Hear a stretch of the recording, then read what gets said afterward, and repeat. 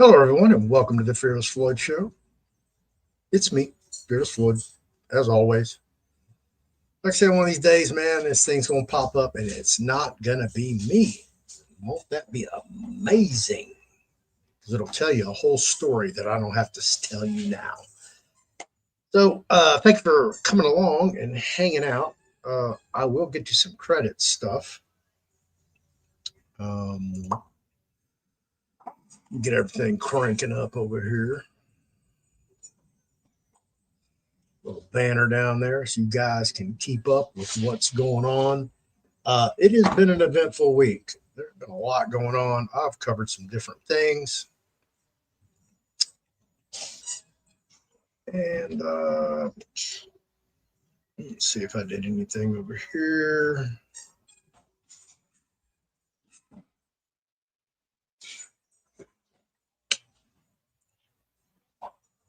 Most of everything I did was live. And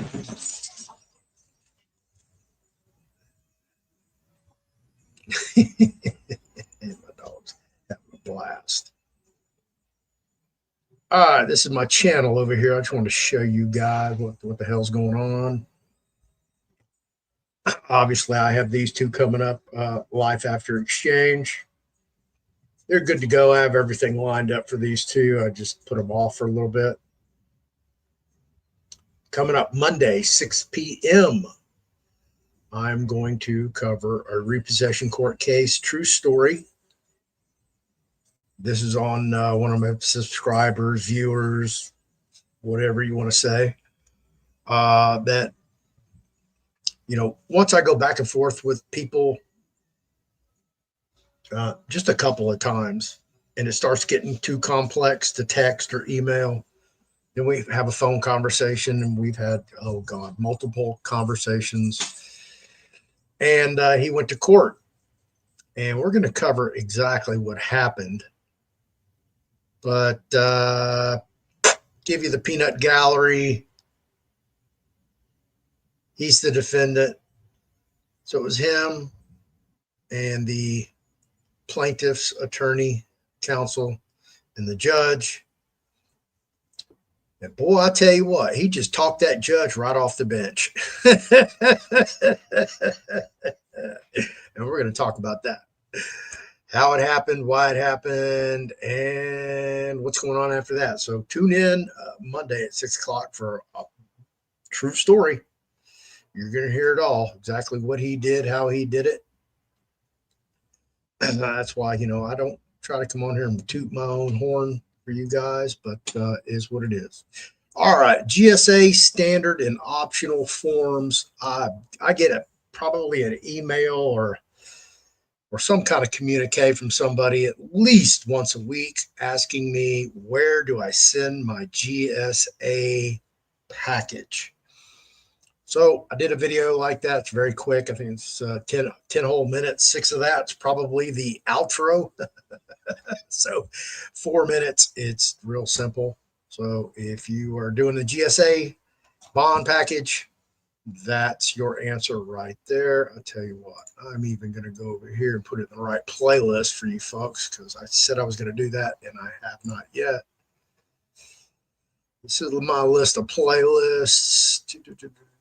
There they are, GSA bonds.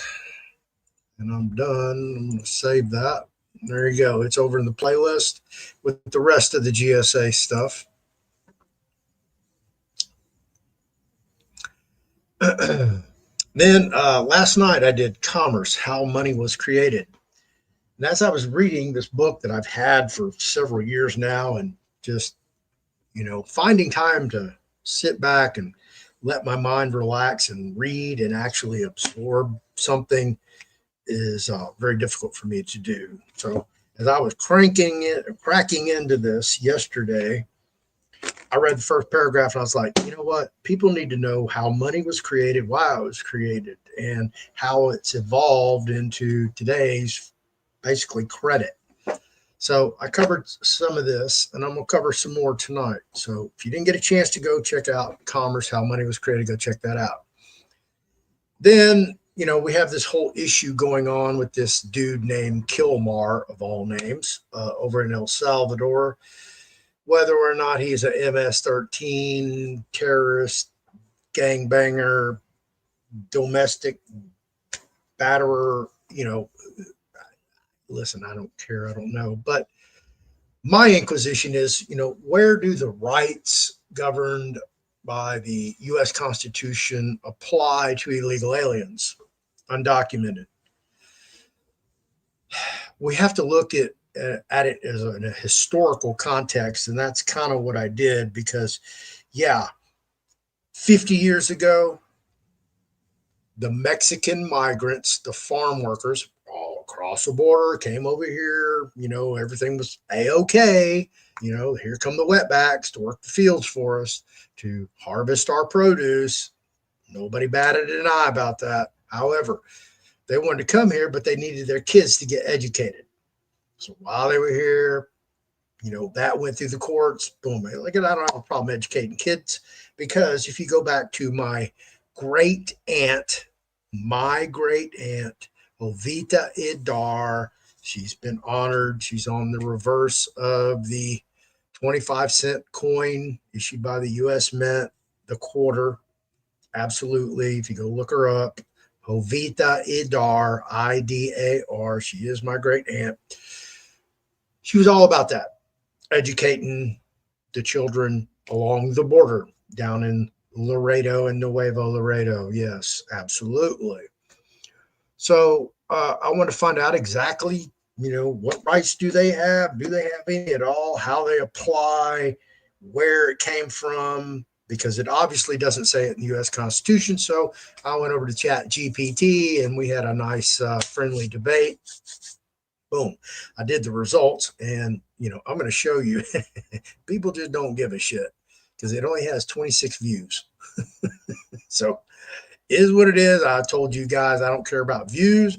I'm going to do what I'm going to do regardless. And I'm going to post it, and I'm going to do it. If you watch, you watch. If you don't, you don't. If you like it, you like it. You don't, you don't. I don't give a damn. I'm going to sit here and do what I do day after day after day. Next, I did girl fights. Now, you would think, I'm sensationalism with the title, and I am. However, this is in regards to Title IX applied at the state school level, as well in college. And this is about boys, biological boys, who are transitioning or transitioned over to something else, a more feminine way of life, because they definitely don't transition into a woman, to keep them out of women's sports. And I'm all for that. And that's why I called it girl fights, because listen,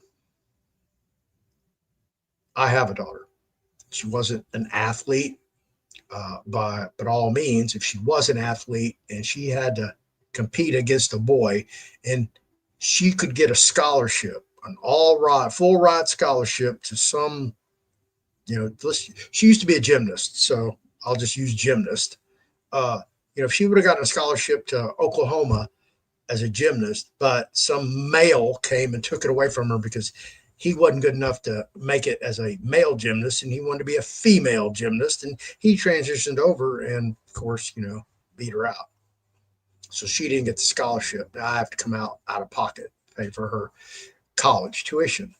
So if this isn't a call for all women across the country, it doesn't matter whether you're a daughter, you're a sister, you're a niece,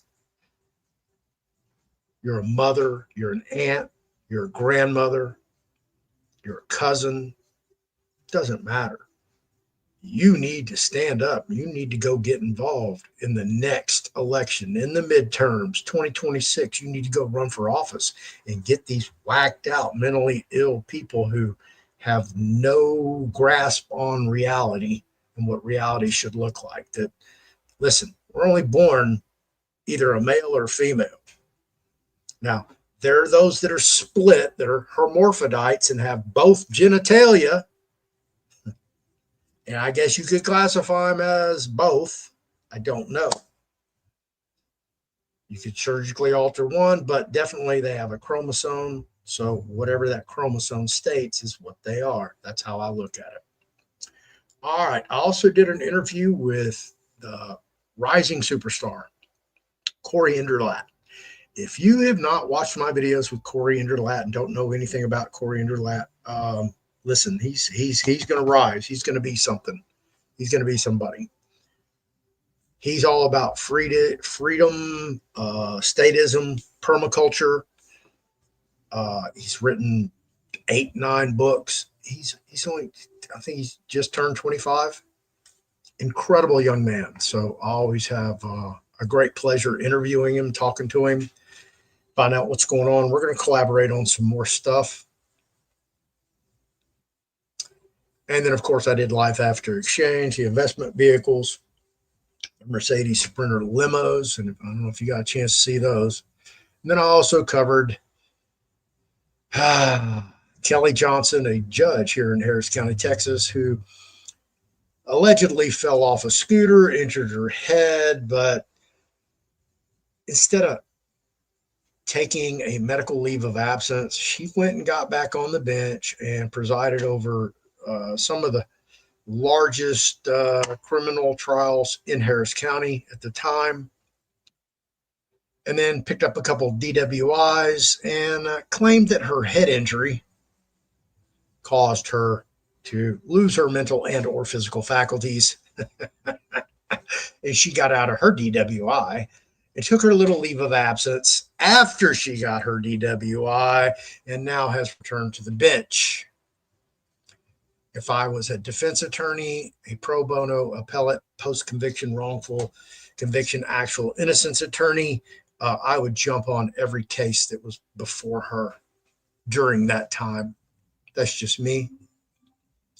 And if you didn't catch it, rent before you buy. So if Aunt Ethel passes away and all of a sudden you've been bequeathed a fortune,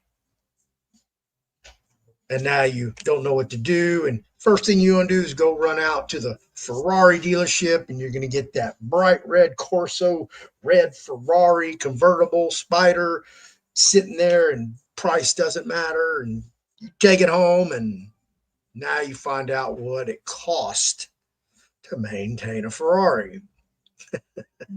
And you might not like the way it handles. You might not like it because it's too powerful for you. So I advise everybody, before you go spend anything beyond $10,000 on something that you can go rent, to test drive it, to test it out, to see if you like it, if it's comfortable, something that you want in your possession for the next year or more, go rent it. That includes a house, a condo, farm. Everything's available now. Boats, yachts, jet skis. It's wide open. So go check that out. On Original Mark Z show this morning, or no, was that last night? I think it was last night. He had Dr. Scott on. Briefly was mentioned towards the end of the show about, cleaning up your footprint. So I'm going to show you a little bit about what that looks like. And basically it's digital DNA. So I did these series, and basically what I did is I did Life After Exchange. And then I did the same videos, and I did them under my how-to platform, put them under my how-to playlist. So if you are trying to do something, go check out my how-to playlist. How to for dummies, how to do this, how to do that, how to file, all that stuff. So in between here, you see who is Al Hodges and CMKX. So I don't have CMKX shares. I'm not a shareholder,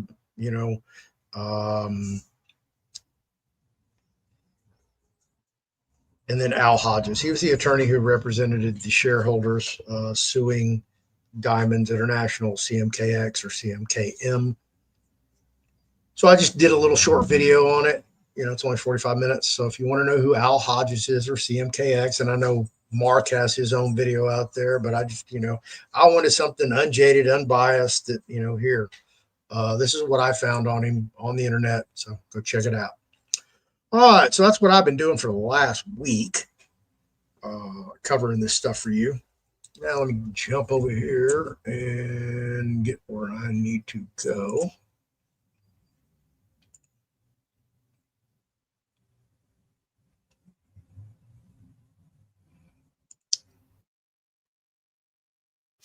Ian.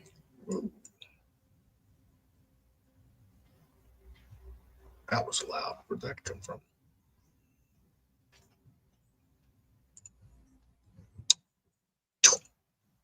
So I ran across this earlier.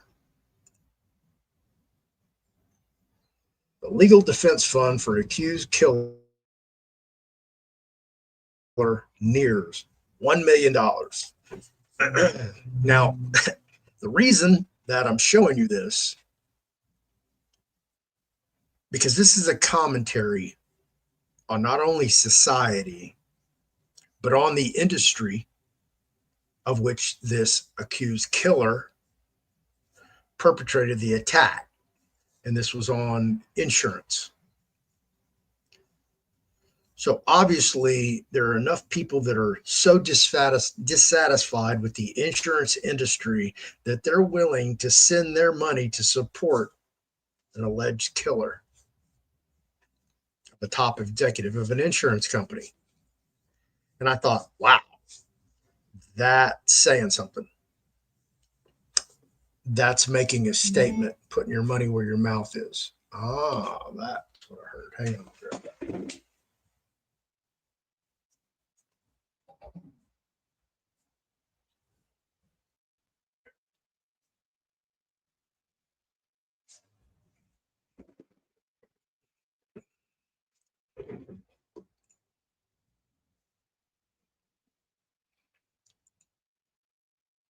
All right, next up, as we were talking about support, this was just recently published by the Epoch Times. What you see in front of you is the stage presence of the performance Shen Yun. And let me go up here. Persecuted in China, young Shen artists find new meaning on the world stage. Stories of persecution and resilience behind the performing arts company that became a global sensation. Now, the reason I even bring this up and I'm showing you this is because I've done a Shen Yun show as a stagehand. And I got to work, okay?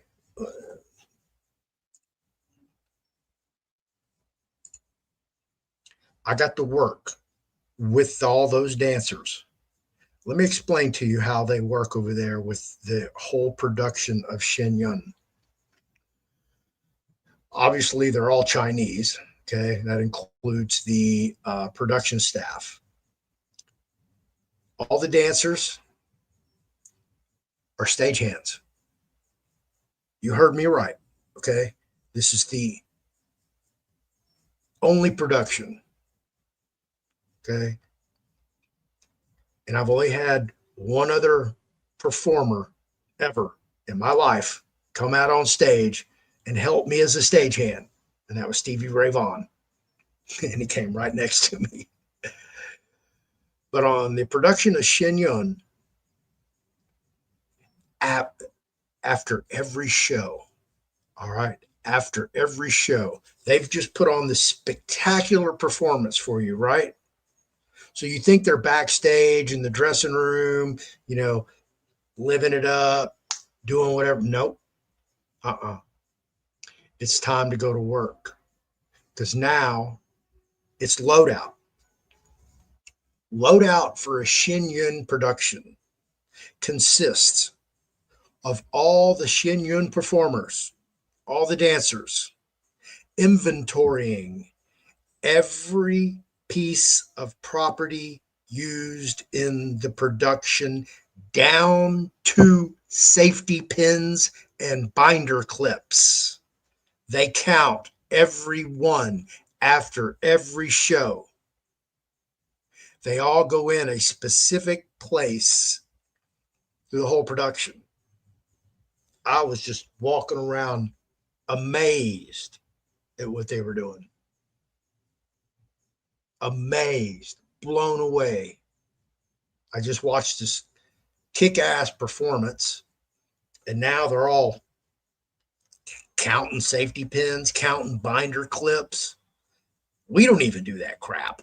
You know, throw that shit away, sweep it up, put it in a dustbin, dump it in the barrel.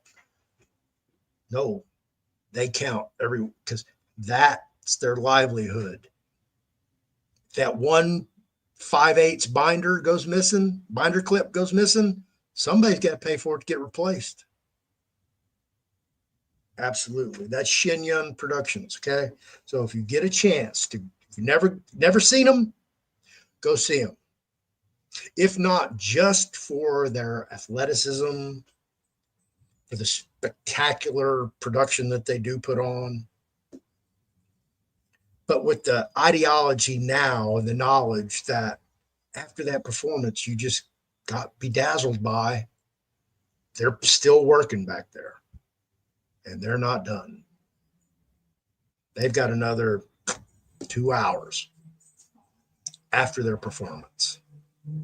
So kudos to them. I applaud them. I can't wait till they come back to Houston.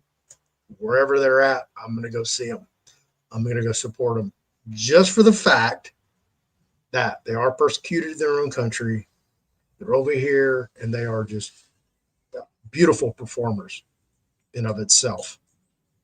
But the fact knowing that they are the production, they are everything for the production, which is unheard of. It just doesn't happen anywhere in the industry. I don't care. Symphonies, plays, operas, ballets, theater, concert, no. And I do them all. Absolutely. So, Shenyun, go check them out.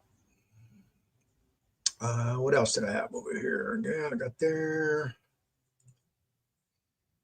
And I did that. Oh, here we go. I know nobody's posted this in the RV community, but do you know what today is? Do you? Does anybody? Let me go look at the comments and see if anybody knows what today is. No? Well, let me go show you.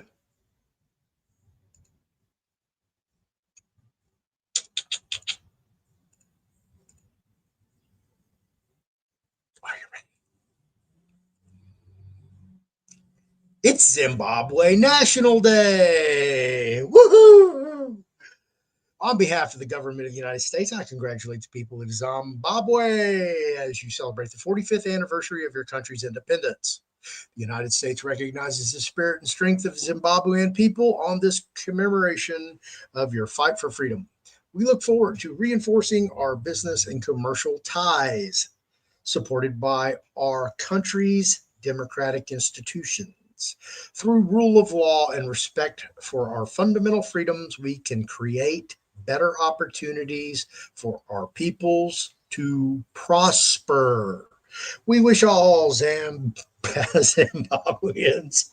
a very happy Independence Day. There you go, folks. It is Zimbabwe National Day. I know you didn't know that, did you?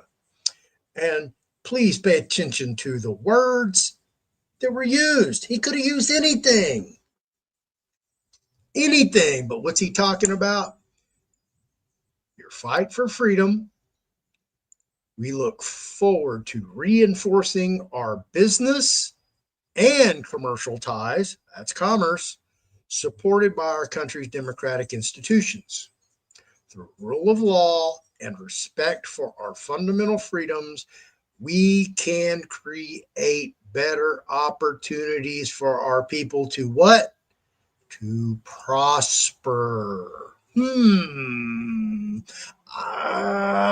Nah, couldn't be related. Nah, there's no coincidences, right?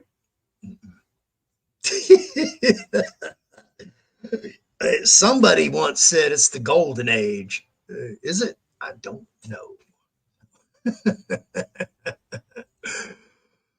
Oh, yeah. Speaking of the golden age,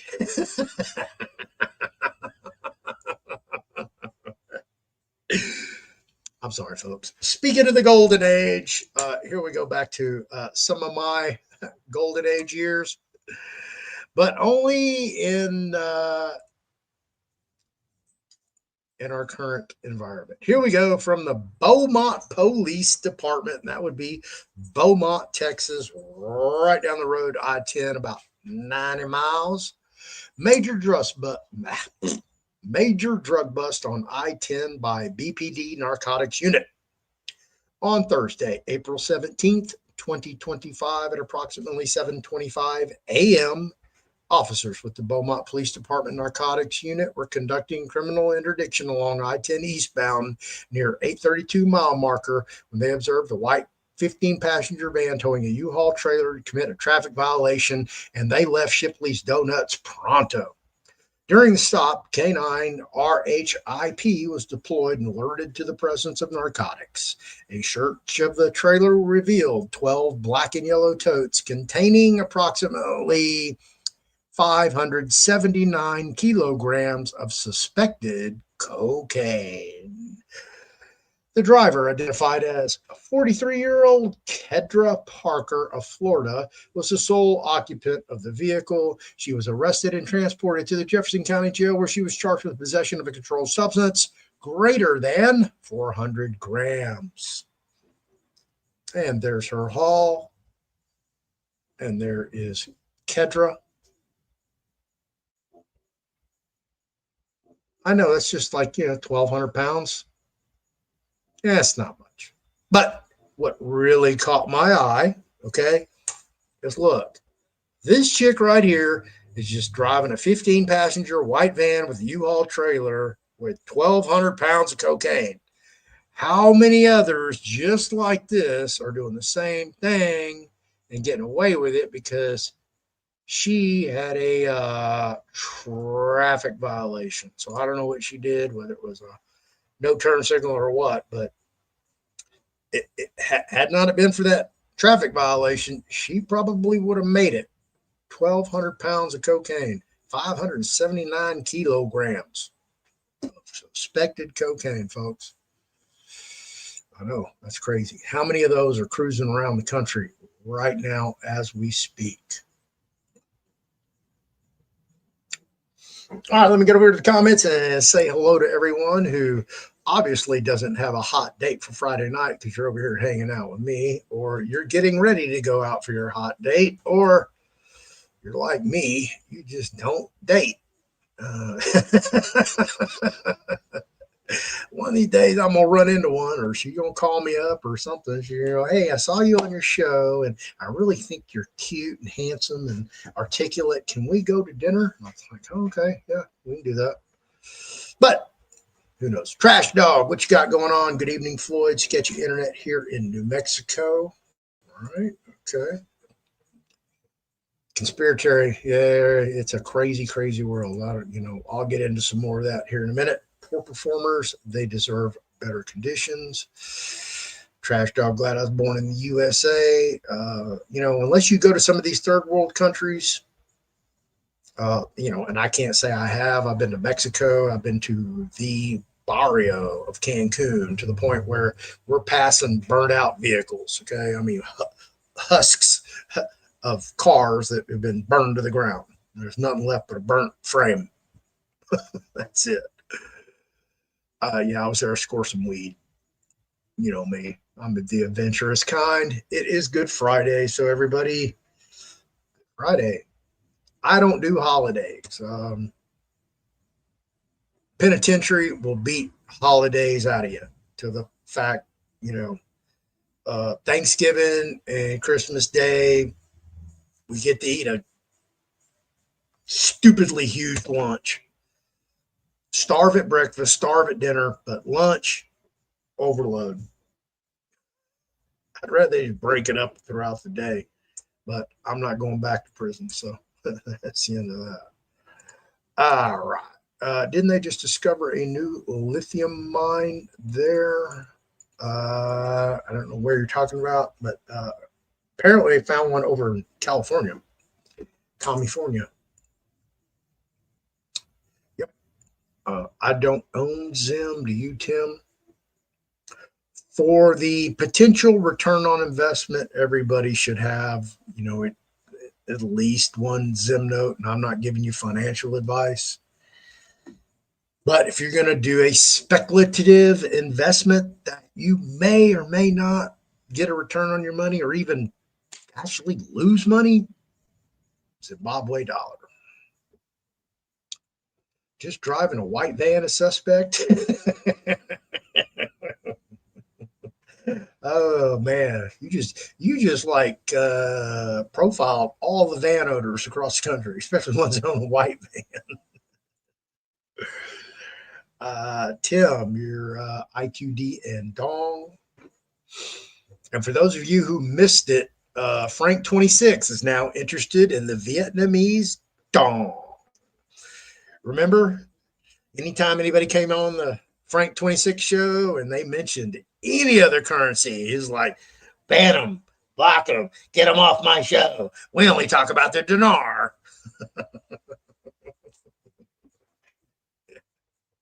Better late than never, huh, Frank? Date? What is a date? Right? I've tried. I really have tried. Um, I even tried taking a year ago. I tried taking out a friend of mine, um, who I thought I could relate to, and I just took her on a date. I bought her some tickets to this rodeo at the Toyota Center, and those were small fortune, but I didn't care about that. I just want to spend some time with her. Hey, how you doing? Boom, is this even functionable? And it was, and she got sick and ignoring everything that I was sending her, and she was posting all over social media, and I'm like, what the fuck? And apparently she got well and blocked me. I'm like, okay, well, I guess I didn't need you in my life anyway. So I just experienced, man, dating sucks. It sucks. It's horrible. Zim seems complicated. And no, Zim's really easy. Just look at it like this. If you have 100 trillion Zim, allegedly, you're going to get on redemption with the Zim dollar in the specific year, 11 million to 50 million, okay, per 100 trillion. And the way it pays out is a little complicated, but the best thing to do is get you a project, humanitarian project. Just go in there and say, hey, look, man, I want to save wild horses, real simple, or I want to help veterans, something very general. And that'll get you all helped out. So maybe we'll do a show just talking about the Zim. Rub it in, Floyd. I don't know what I'm rubbing in, but I'm not trying to rub anything in. Iraq discovered thorium and uranium. Mm-hmm. And I think with more improved and new technologies, and especially the ability to use satellite technology to look down below the surface of the earth, is you're going to see a lot more and more and more and more of this stuff. How you doing, Jeff? Welcome to the show. Tim Brown, Frank flipped out. He's like, "What do you mean? I'm missing an opportunity? God, hey, we need to become a dong reseller. We need to go get registered to do that too, because we're missing money. You know, Frank is an opportunist. I'll say that. He's still like that about our other current. I know. You know, he doesn't want to hear it, but that's fine. You know what they say about a closed mind. Do I like the Filipinos? You talking about their currency? I don't have any, and if I do, I'm not able to identify the language on the bill. I have a bunch of currency. I'm going to just assume it's like Mongolian or something. And then I'm sure I have some from the Eastern Bloc over into Russia that's got, languages that I can't understand. I've tried to look up the bills online, and you get to the point where you're like, okay, I just spent 2 hours of my time looking for these bills, and I'm just going basically nowhere. So, my time's more valuable than wasting it. If I can't just go find it like that, I'll just move on to something else. It's easier to rent women. Okay. Yeah, and they're out there, and I'm always very transparent with you guys about my life. And yeah, I was dating a professional escort unknowingly. Of course, the whole relationship was based on a lie, obviously. I wouldn't knowingly date an escort, especially not a professional escort. So yeah, and listen, I don't care what anybody says about prostitution being illegal. Prostitution is legal. It's wide freaking open. The Houston police knew about her, knew the website that she was on, and they, Vice isn't going to do anything about it. It's prostitution legal. They just look a blind eye when when the neighbors start complaining, they go in and they clean up the mess. That's basically what prostitution is. Like they say, it's the world's oldest profession. How you doing, Mary Jones? I don't have a date either. I haven't dated in 10 years. I'm thinking about getting out of there. Yeah, it sucks. It sucks. Uh, Trash Dog met a lot of mentally ill people out there, and not only mentally ill, but maybe y'all can expound upon this. But to me, and it wasn't just this thing that everybody went and stood in line for for free tickets and free gift cards. Uh, Sometime in the last 5 years, just people just got like dumb, dumb, dumb. And I don't know if it's like I jumped a dimension or the Mandela effect, and I don't know if I'm a chosen one, one of these enlightened beings. I kind of think I am. But I don't know, man. It's just so hard to relate to people on just a normal level because politics always jumps in, and then we got the whole, that thing. Um, because generally, if they did that and they went back and got a bunch of more, we know that they've got issues up here, and we don't want to be around those people, and they're hard to find because now, believe me, people will lie to you. They're going to lie to you about all that. How you doing, Larry? Uh, in your opinion, how will currency holders be notified because no one has my phone number or email? Thanks, brother. I don't know how you obtained your currency, whether you actually went to Iraq and got it there and brought it back home with you in the service or something on vacation.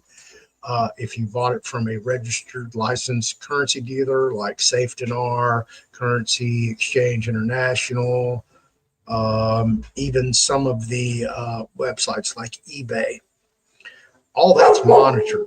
If you don't think that the government's monitoring all the purchases of these currencies on eBay and other sources, they're watching. Um, who was talking about that earlier? We were talking about it. I think they were talking about that on Mark, and Mark was like, you'll know through dinar recaps or one of those different types of entities or groups. And of course, Seeds of Wisdom out there, and that's a cult. Not for a minute. Not know that Seeds of Wisdom is a cult. So if you want to go over there and hang out, listen, you can't say anything against Seeds of Wisdom or any one of their members, or they'll kick you out like that. So if you have a mind, an opinion, a voice, probably not where you want to go hang out. But different sources like that will get you the information. They were talking about that private investigative firms would be hired to locate certain individuals, especially some that are on the prosperity packages, that at the time they were designated as a giftee for that package and have since moved, relocated, changed their information, that private investigators would be hired to locate them. That's a great segue into digital DNA about what that looks like. And I will cover that. And I want to talk about more about digital DNA for you folks, because it's very important what it looks like after the exchange, what your life's going to look like. Because if you still have the same phone number, the same email address, you're still signed into the same social media apps,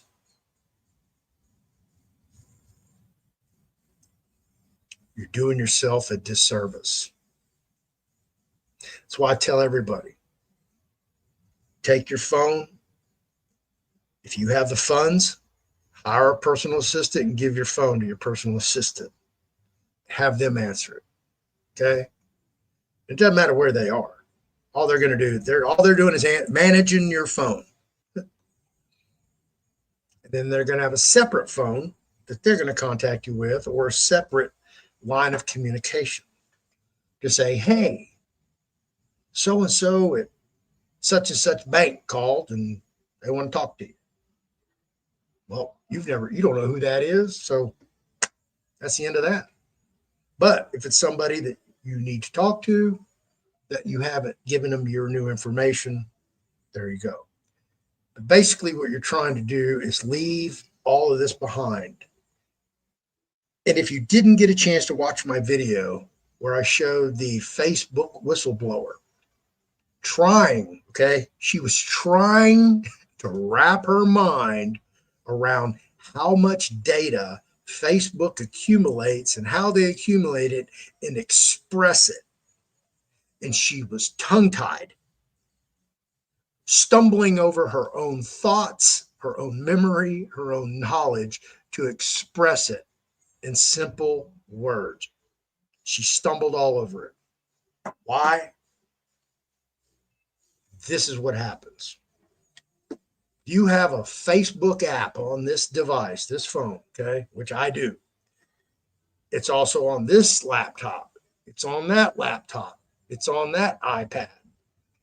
It's on the phone in there in the living room. It's probably been on all my smart TVs as well. What Facebook does, okay, since it's on this is my main driver device, okay, because it's always on, right? Your phone's always on, always listening, always watching. Well, what Facebook does, when you go through all their user agreement bullshit, you give them 365, 24/7, all access to everything on this device. Everything. Everything you do on this device, every photo you take, every conversation you have, it's all triangulated and accumulated, stored by Facebook.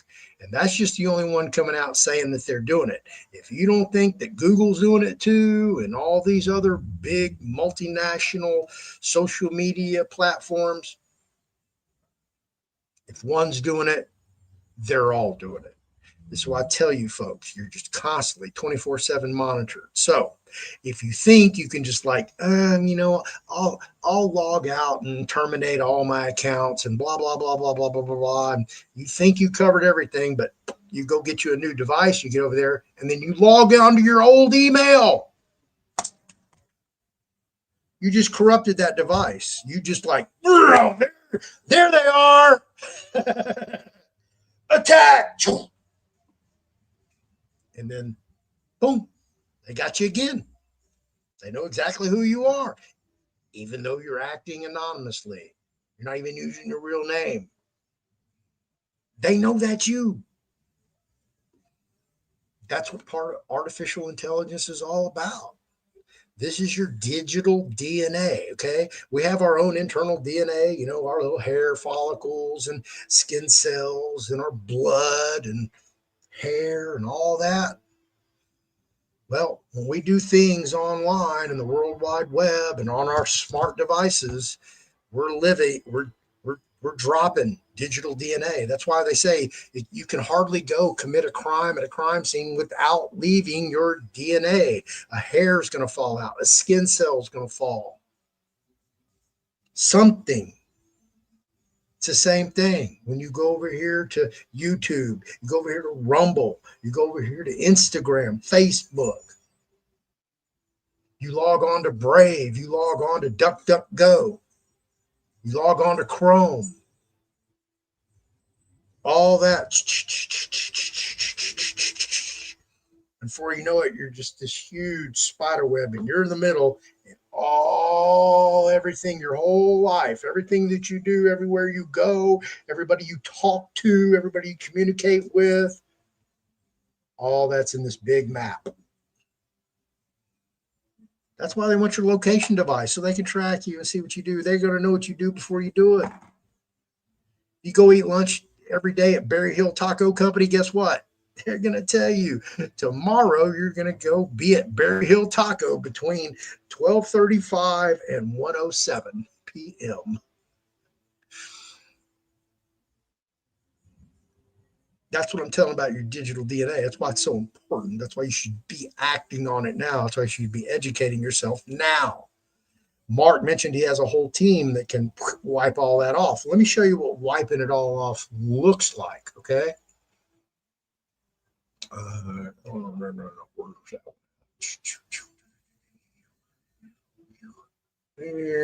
she go? Let's open up a new one.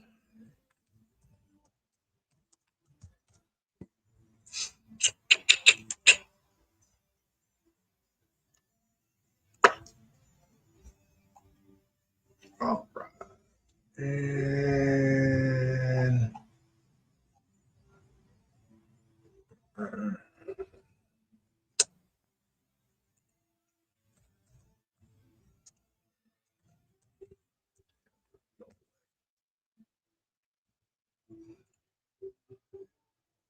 all right.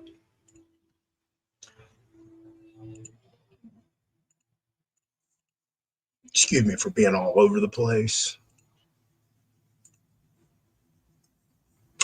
This is Anna Paulson. She's an economist who was the executive vice president and director of research for the Federal Reserve Bank of Chicago. Beginning on July 1st, 2025, she will be the 12th president of the Federal Reserve Bank of Philadelphia. She's a member of the American Economic Association Committee on the Status of Women in the Economic Profession and past board member of the Western Economic Association International. Her research focuses on households and firms cope with risk in incomplete financial markets and how their financial decision making is influenced by economic events. All right, that's her Wikipedia. You don't even see a picture here, okay? When you go Google her name and you search for this woman, guess what she is? She's a freaking ghost. And I'll show you.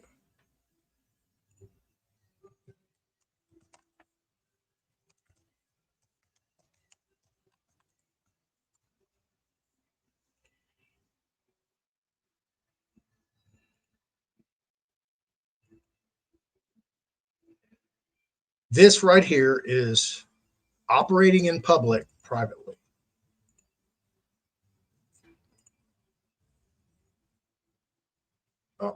she be low?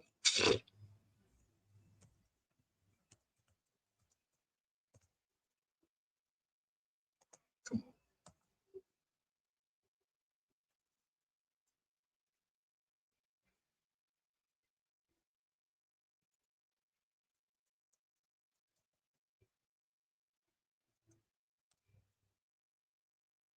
Why is that still doing that?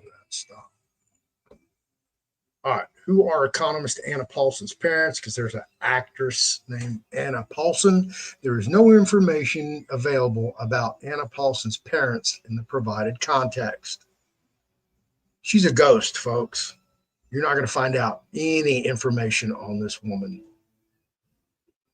if she's an actual woman, but don't know. That's her picture.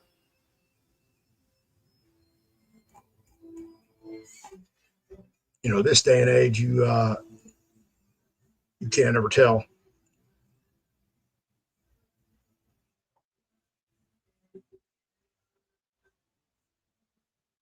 That's a big girl.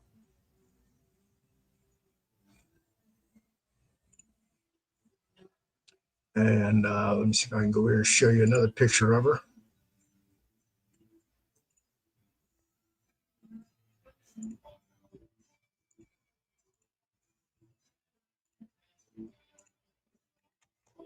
There you go.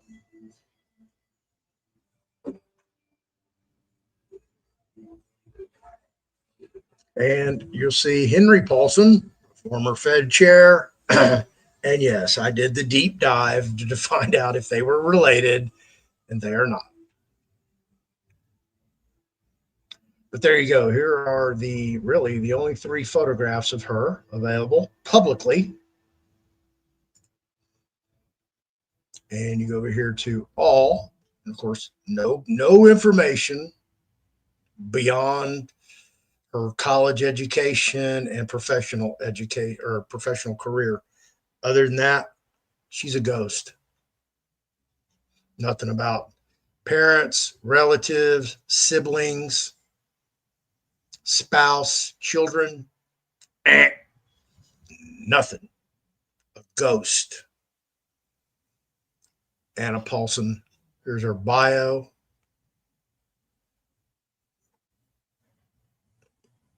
See what I'm saying? That's it. Her college career to present. Nothing about her past. Nothing about where she really came from, who her parents are, where she grew up. Nope.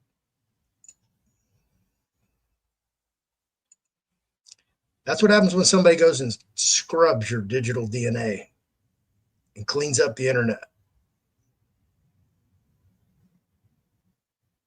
That's what it looks like. And there's a bunch of people out there that are just like that. And they pay professionals to go online. And sometimes, I'm not going to say all of them, but these firms constantly have a vigilance online looking for people posting information about you. And they go scrub it. All right.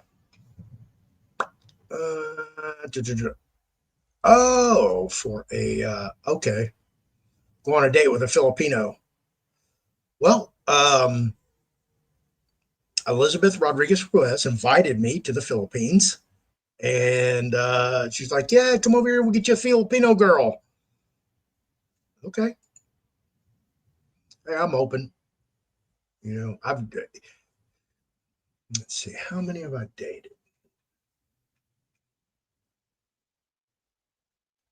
Two. Two that I can remember that I know of. One was from Brazil. Yeah, Brazil. The other one was from Mexico City. Um, especially Hispanic women. They are raised at a different level than American women. Kat, who was Brazilian, but spent her adult life in Mexico. She was an actress on novellas. She was a sportscaster, weather girl. Um, yeah, we dated for a little bit, but yeah, it's completely different. Floyd, do you know the correct years on the dong? I was told anything before 2005 would not be honored. What do I say? I haven't investigated the Vietnamese dong, and all you have to do is go to the central bank of that country and go look at the history of their currency, and they're going to tell you, okay, and I'll use Venezuelan bolivar because I'm very well educated on that. Prior to 2007, they had just the Venezuelan bolivar.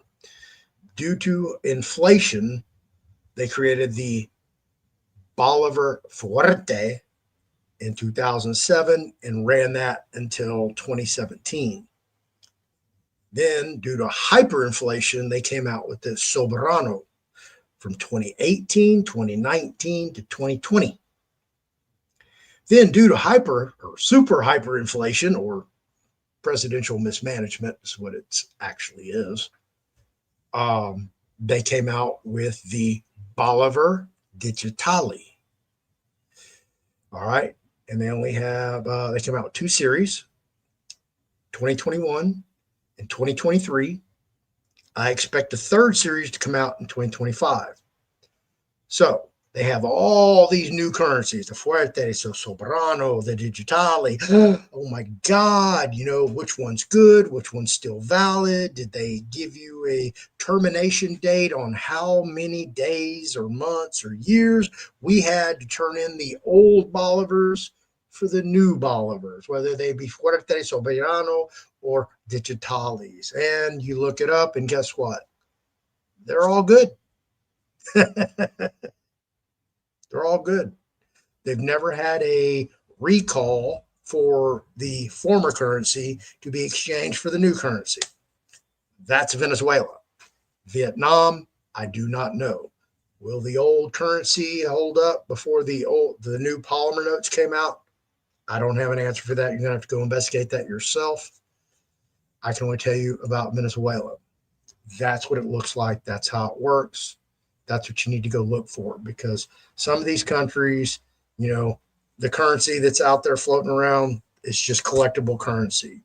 You cannot take it and go redeem it to the central bank for that country and get anything. They're going to tell you, oh, no, you had until January 1st, 1956 to redeem that. What are you doing here now? You're like 75 years too late. That's just collectible. Damn, I paid $1,000 for it online. Well, it's collectible. Hey, Lomo. How you doing? Twilight Zone, right? Such a harsh reality. That's a hell of a handle. I've gotten down to only leaving the house and going out there. People are crazy and my patience is nil. And I'll tell you what, just riding around Houston and the traffic is just suicidal. I have no idea how people live in these suburbs outside of Houston city limits like Cypress, Katy, Sugarland, Woodlands, Tomball, and drive into Houston every day and then drive out every day, Monday through Friday, 5 days a week. Because it's a solid hour on just getting someplace. If you live further out, it's like an hour, hour and a half. So imagine 3 hours of your day just in your car going to and from work. That's insanity. That's not a functionable business plan. That's how I look at it. And people are out there crazy. And I just look back on my own life and go, God, dude, remember all the shit that you were doing back then? Okay, well, now everybody's carrying a gun. Most of them are loaded off their ass on all kind of new drugs, and they just have no empathy for mankind. They're just butt ass crazy. They don't care what the hell they're doing. They do these street takeovers, parking lot takeovers. You know, I can't tell you all the crazy shit happens around me. Not 2 or 3 miles down the road, they had a Tren de Agua Venezuelan 24/7 drug drive-through, major bust. Right down here, 2 lights down, a murder-suicide in the parking lot. Yeah, it's insane. Oops, twice a month, right?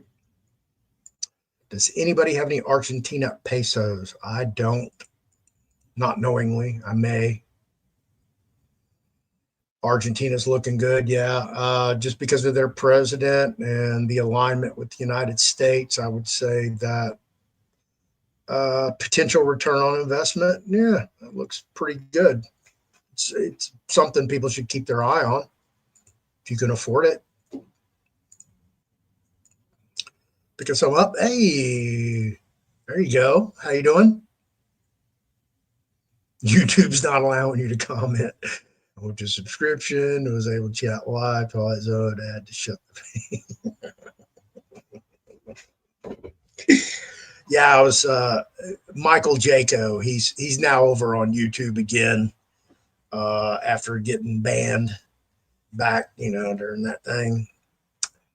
And he was talking about the shadow banning, how he goes and looks at the analytics, and the analytics showing he's getting more subscribers, but his actual viewership's going down. I was like, yeah, they cut off the notifications to your subscribers. They unsubscribe people. They delete comments without, I get people hit me up. Why'd you delete my comment? And I'm like, what comment? I have no idea what you're talking about, on the video. And I'm like, oh God, I've only done over 1,000. What are you talking about? And these are emails or Telegram texts going back and forth. And this is what I go through sometimes. And it just gets very frustrating. That's why, I'm very cool with having my little small audience that I have now, because I don't know how people like Mark and all those other guys, especially Mark, because Mark, he's a one-man show. He doesn't have anybody else helping him. Like somebody like David Nino Rodriguez, he's got a machine behind him, an actual machine. He pays and they do everything behind the scenes. He's got a little secondhand guy now, Alex, assisting him, but yeah, they do all his advertise. They go get his advertisers. They help get him his guests. There's a lot to that. All right. You're solid with IQD. This is the way I look at it. Sure bet IQD. Sure bet. They're openly talking about it in public. It's not like, hey, there's some conspiracy that, on the down low, so-and-so has a connection with the Iraq Central Bank, and they're saying that. No. Their politicians are talking about it. Their central bank's talking about it. It's a thing. Next, we go over here to the dong. So you've obviously heard Donald Trump repeatedly say that their currency is undervalued, it's manipulated, like the Chinese yuan, and he would like it to see revalued. Well, Vietnam wants to go play on the international stage now with the big boys. They want to become made in Vietnam, not made in China.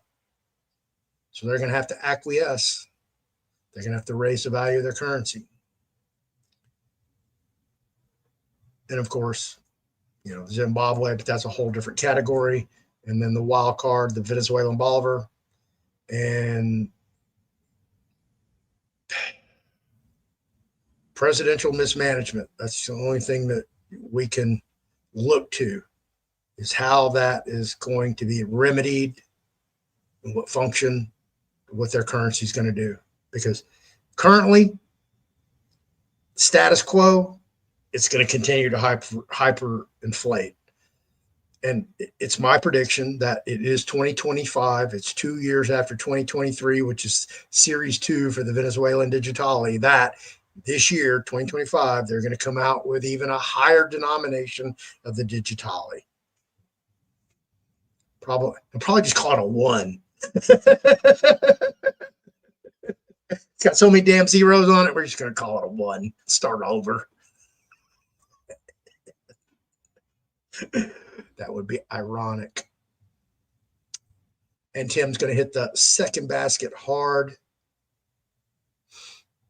You know, I don't know how much you have, and I don't want to know, and I definitely don't want you posting it on here, you know, but after a while, how much is enough, folks? I mean, you know, if you're not going to make your money work for you, then, you know, you're going to blow it. You're going to have enough money to make it work for you, to provide you and everybody around you with a very happy, substantial life. And if you're not setting yourself up that way, I promise you, you're going to blow it. In 5 years, you're going to be flat broke. Going, where did it all go? How come I don't have anything left? Did you know people who did that thing are automatically connected to the internet? Bluetooth videos were out a couple of years ago. Yeah, I just had a conversation with somebody about that. And they asked me if I had experienced that. And I was like, nope. And I've never seen it in person.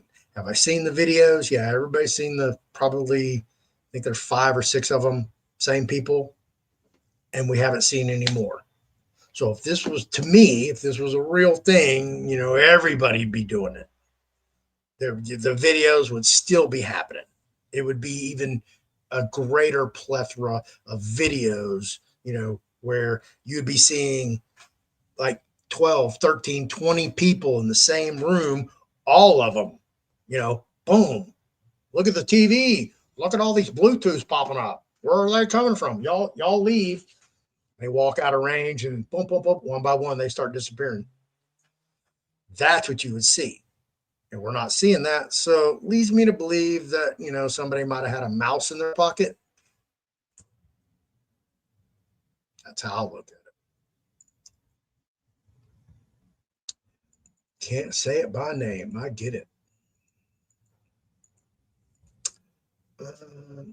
Does anybody have any rupiah or Korean won? I don't.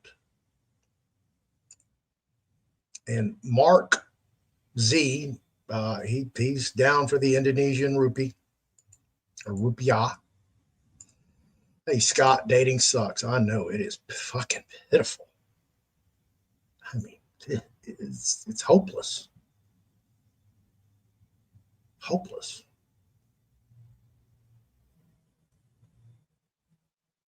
I'm hopeful.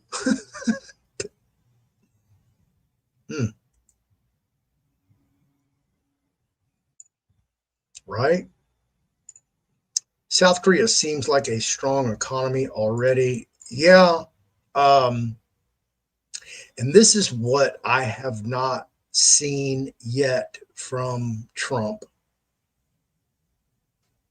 is his reconnection with Kim Jong-un in North Korea. I mean, there's been nothing from North Korea, nothing from the Trump administration about this elephant in the room nobody wants to talk about or address. So we'll see. South Korea does have a strong economy. They do make a lot of appliances, electronics, and vehicles. Agro check. I don't have any of those. I missed the yellow dragon bonds. I missed all the bonds. And I missed the agro checks. That was just a little bit before I got into this. And when I did get into it, there was the beginning of the proliferation of counterfeits, especially from China. So I opted, because of my greenhornedness, where I just really wasn't educated, I opted not to purchase anything that I wasn't extremely familiar with or had some type of guidance, somebody that I could lean on and say, hey, what about this? And they would tell me. Whose creation? I don't know. I'm not keeping up, so I'm a little behind. There's a possibility of things going for Easter.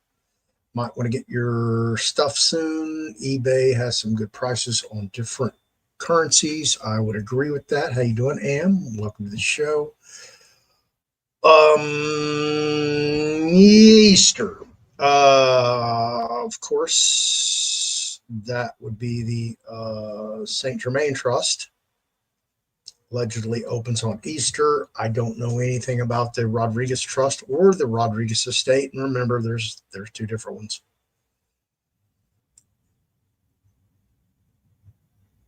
You know, I keep hearing 420. You know, we were supposed to go on lockdown on the 14th. Last Monday, we were supposed to get the EAB or EAS, Emergency Alert System, or Emergency Alert Broadcast. You know, everybody says EBS, Emergency Broadcast System, but it's no longer labeled EBS.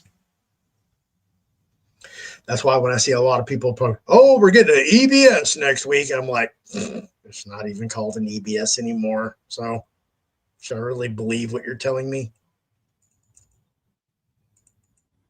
Tim, they love you long time. Yeah, I noticed that about Asian women. They seem very loyal to their men. My best friend, 20 years, rent a woman cheaper by the dozen.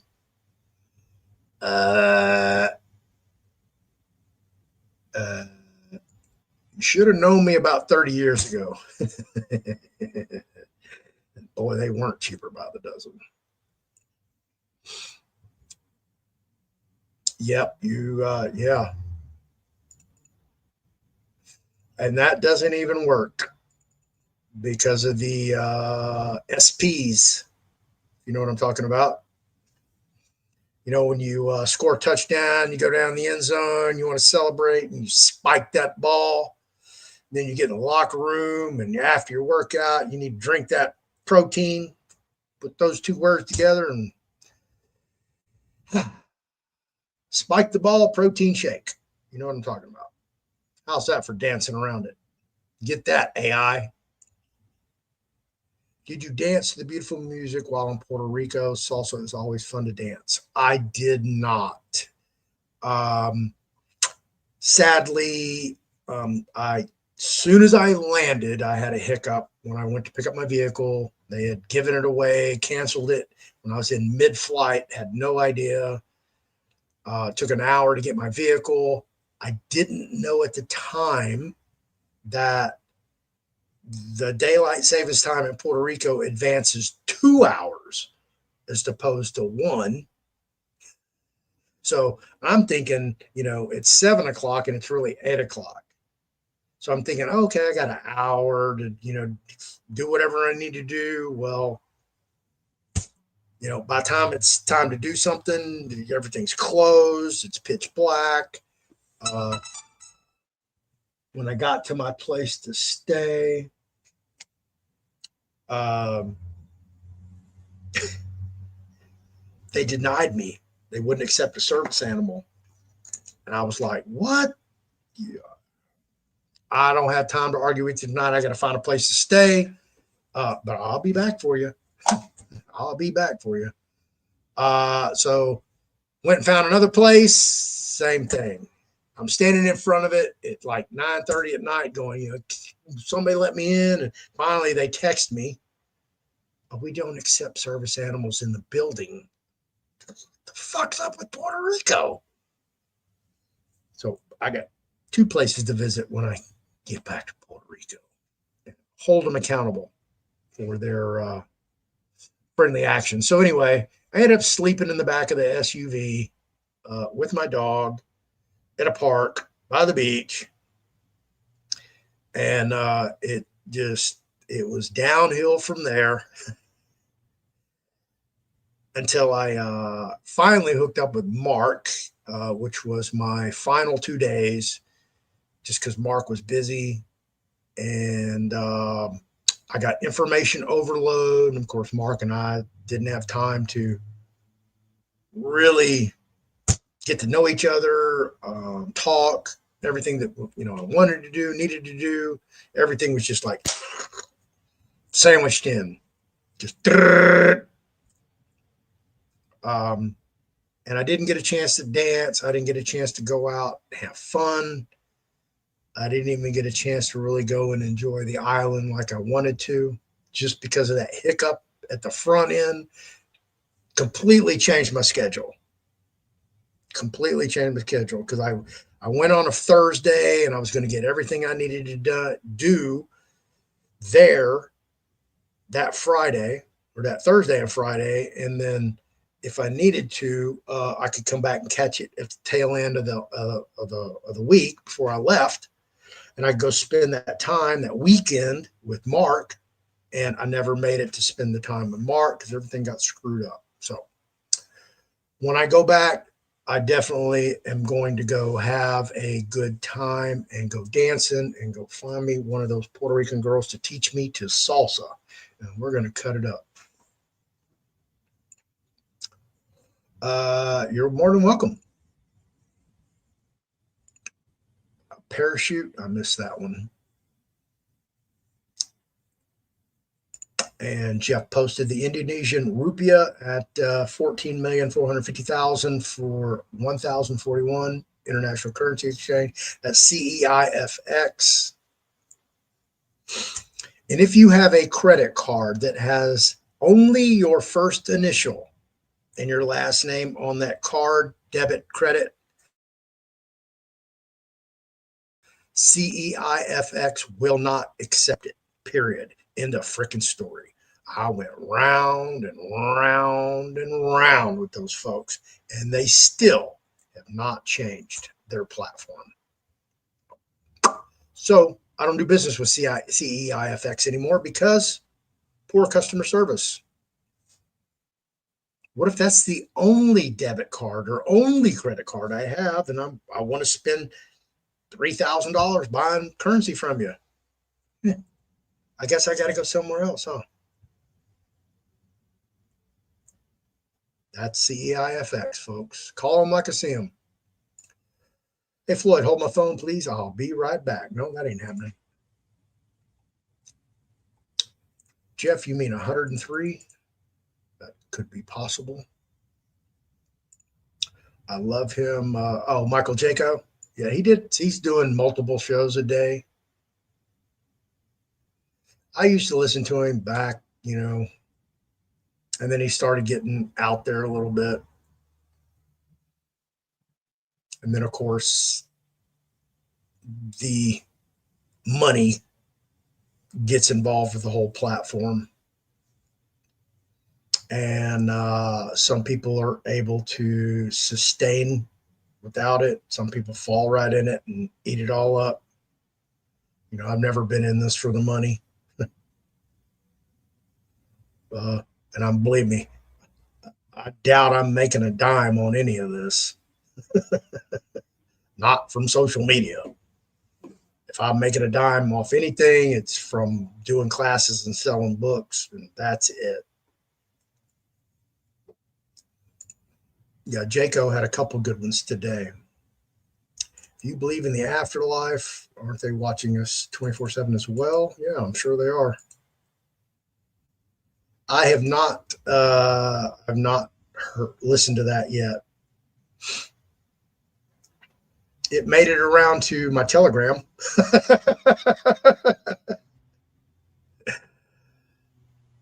And Jeff cleaned that up. 850,000 Argentine pesos for $1,003.68.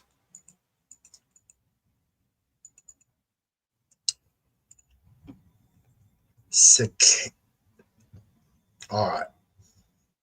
Sekei Aku. I hope I pronounced that correctly.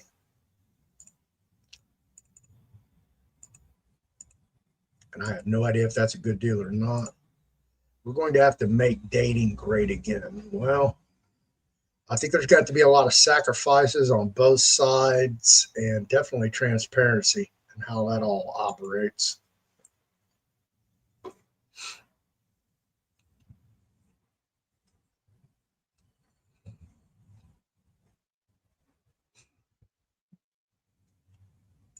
Trash dog.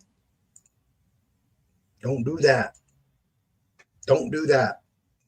Don't do that. Don't do that. Quit posting stuff like that online, social media. Okay. Just say you bought some. Don't tell us you bought a large amount. There's people that do nothing but troll this chat, this comments, looking for people. And then they go find you elsewhere, some other social media platform, and they want to buddy up with you and find out everything about you. And they're just setting you up for the kill.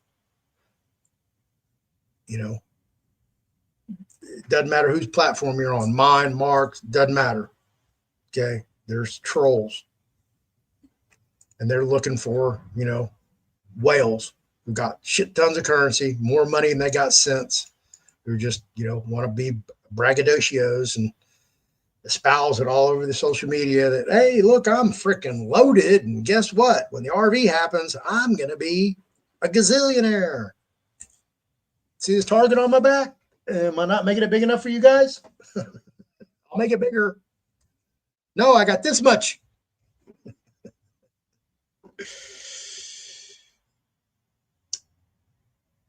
I'm trying to follow along as fast as I can. Y'all just like got a whole conversation going on over here without me. Jim Willie claims the U.S. has 350 million tons. 350 million tons of gold? 350 million tons? Sure, that's not ounces. I'll go for ounces. I'm not going for tons. That's in 300. I don't know what a ton of gold looks like, but that's a massive amount. I'm just going to say a full pallet would probably be a ton of gold. 350 million tons? Where would you store 350 million tons of gold? That's ounces. Got to be ounces. Banknote World has 100K Indonesian rupiah for $14. This is what I like to tell people. There are some very trustworthy sellers on eBay, and I'm not an endorsement. I always have to qualify that. And Banknote World's one of them that's on there, but there are some independent sellers that you can probably get a better deal on some of these currencies than Banknote World, 100 Trillions, those companies. 420 is Hitler's birthday. Yeah. 420 actually was created by students at Berkeley. And that's what time they decided, hey, meet us over side of the building at 420. And that's how that evolved into stoner nomenclature. If you don't get the minimum 1,000 purchase, there's a $17 shipping charge. That must be CEIFX. Yeah. Yeah. Told you, I've been there many, many times. We went round and round and round and round. Yeah. Cheapest rupiah, 90 for 1 million.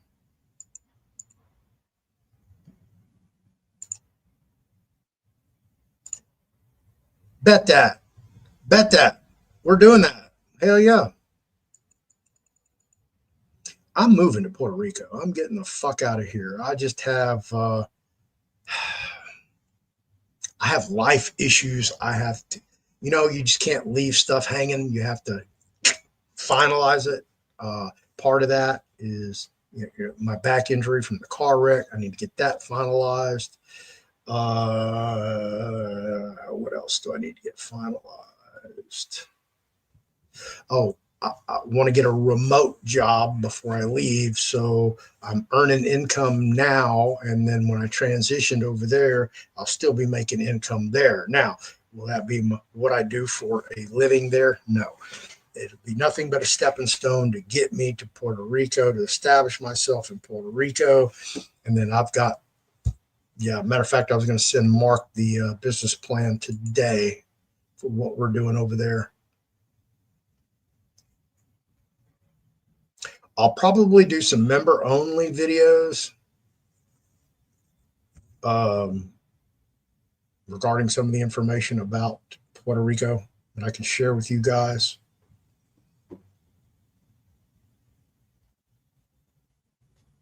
And you have to be a survivor. You have to be strong to live on Puerto Rico because of the hurricanes, and of course they just went through 2 days of blackouts intermittently. You have to be able to live in a concrete house and live on island time. Nobody over there is in a hurry. They're all on island time. It's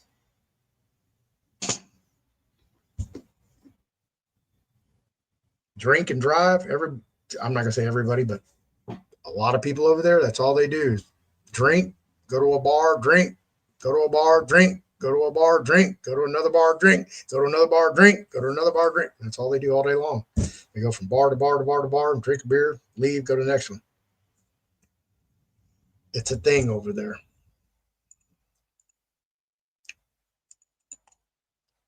All right. Trash dog's a female. Wow. I would have never have guessed that. That's quite a handle for a female trash dog. All right. I'll have to remember that.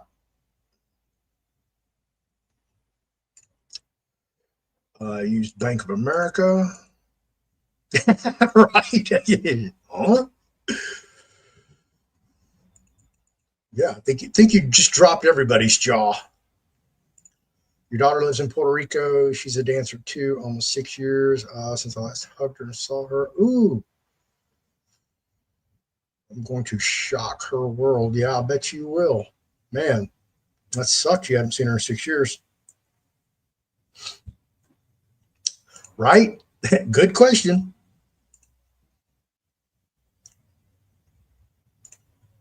I built a cement wall out of tires and trash, and it looks like a dog. All right. I don't know if that would consider you a sculptor, but all right. Well, you're artistic and creative, that's for sure. That explains it. Of course, we knew all along, man. Everybody guessed that, right?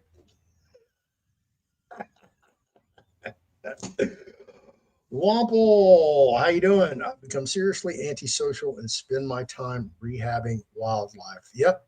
And I did a video on this because I stumbled across this other guy, my age range, who kind of felt the same way that as we age, we alienate ourselves from more and more people, especially from society. We shed more friends and we isolate ourselves simply because of everything that we've been discussing here. And I played that video because I was like, God, man, this guy's got my sentiments in his heart and soul. We're like the same person, same reality. Yeah, I've and let's just dive into the whole dating thing here real quick.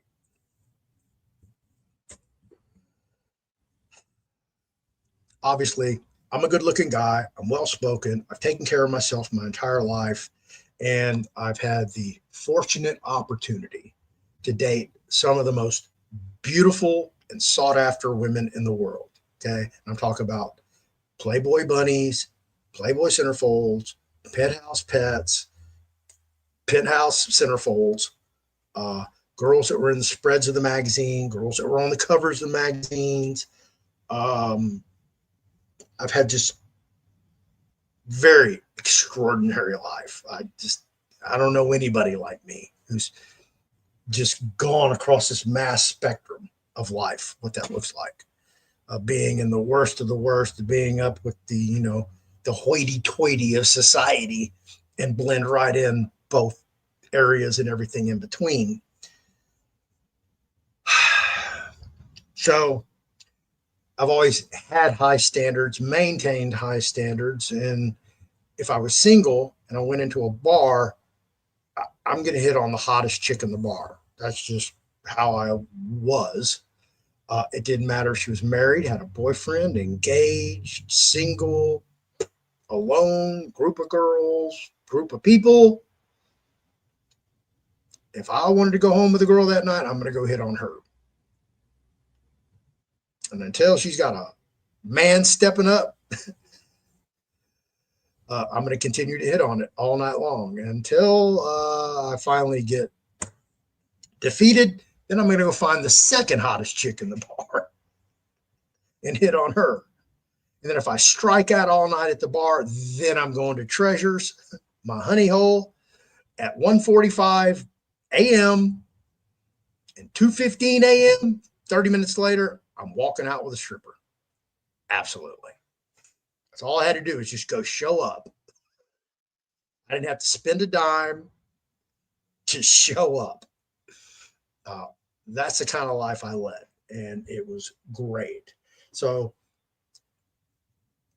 once I decided to step out of that egomania that I had and just lower myself, down myself to no ego, especially when I got out of prison, I was like, you're not that guy anymore. So don't even go out there and try to be that guy anymore. Just go, be this new sober person you are, which I'm 9 years old now. That's how I look at it. So I got out of prison April 15th, 2016. Oh, shit, just had an anniversary. 2016. So I consider myself 9 years old because that was the day I got out of prison and I was able to walk to a liquor store and buy gallons of booze and get drunk as a skunk and probably end up in jail. But every second of every day, I've had that opportunity for the last 9 years. And not once have I succumbed to drinking alcohol. And it's to the point where I don't even really like the smell, especially of bourbon. Because I hang around people who drink, and some of them are professional drinkers. And they're, old fashions, and they want the best whiskey or, whatever. So I lowered my standards. I married a girl that I probably would have never married just to settle me down because I was so freaking buck wild. I needed something to stabilize myself. And that's what I tried to do. And obviously it didn't work. The only thing that stabilized me was going to prison, getting out, and realizing that the guy I used to be with the drug and alcohol addiction was the craziest motherfucker I've ever encountered. And I've lived with serial killers, murderers, rapists, burglars, the worst of the fucking worst in the state of Texas. Okay. I was in fucking sane. That's the only way I can look at it, because people tell me stories about myself that I just find unbelievable. Like, that's impossible. There's no way that could happen. There's no way I had a law enforcement encounter with a firearm on me and I did not go back to jail. Somehow the cops just let me go and didn't take me to jail, and I had a gun on me? No. But they swear by these stories. I'm like, me? But when everybody you run into from 30, 40 years ago has one of those stories or more, and they all tell them to you, you're like, what the fuck? I don't even remember half this stuff. So if I can't remember this stuff, imagine the stuff that I did that, I still don't know about. And the stuff that I do know about, I should be dead. I don't have an answer for you. I was just thinking earlier, I still really don't know what the hell I really want to do with my life. I just have all these different passions, but I've been unable to focus that passion on one specific thing, become really good at one thing. I keep spreading myself too thin. I'm too smart for my own good. But back to the dating. So I tried to date. First girl I dated when I got out, beautiful, gorgeous girl. She committed suicide about 2 years ago, sadly. Had a great time. When she was drunk, when she was sober, She was a prudish bitch. When she was drunk, oh man, it was a great relationship. Problem was, I couldn't be around that anymore and had to end the relationship. Then the next one I dated, I had no idea she drank a half a gallon of vodka every day. She had to have vodka to function. And she hid it. She hid it from her parents. She hid it from me. She hid it from everybody. And I eventually had to come clean with her parents to tell them, hey, look, she's trying to get me to work with her to hide her alcoholism from you so you'll keep supporting her. And I was like, no, I'm out of this. So I'm like, damn, man, I got to find one that doesn't drink. So I found one that doesn't drink. And then she lied to me, told me that she was a massage therapist and a legal secretary. And really, she was a professional escort. And you can imagine how that ended. And that was 4.5 years ago. And I've been on one, maybe 2 dates since then. And even when you find one to date, just connecting to actually talk is difficult. So I'm just like, what the fuck? I give up. She'll find me somewhere. I don't know where. I don't know when. Don't know how. Don't know why. But yeah.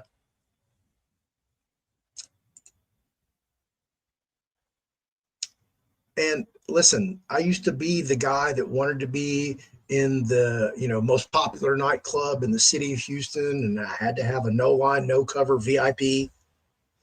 I was that guy. To all of them, then all the strip bars had VIPs everywhere. I used to have when my VIP would expire, the club would close for good. I had to pick big Lone Star. It's my age here, okay? I had a Lone Star gimme that went in bars that the proprietor owner put all their bar licenses. And in that, I would put all my VIPs to all the clubs. I lost all that stuff and I lost everything. But yeah, dating sucks. And I wish it was a lot different. Everyone should not be using real names on social media. Oh, let me go back over here. Your opinions, thoughts on med beds. So much verbiage. I have been assured by many, many, many people about the med beds. They're a real thing. They exist. It's Tesla technology. Military's in charge of it. But and use your own logic and reason. The way I look at it, damn, you're right outside. I guess they finally caught up with me. Sirens, I hear them all day, every day where I live.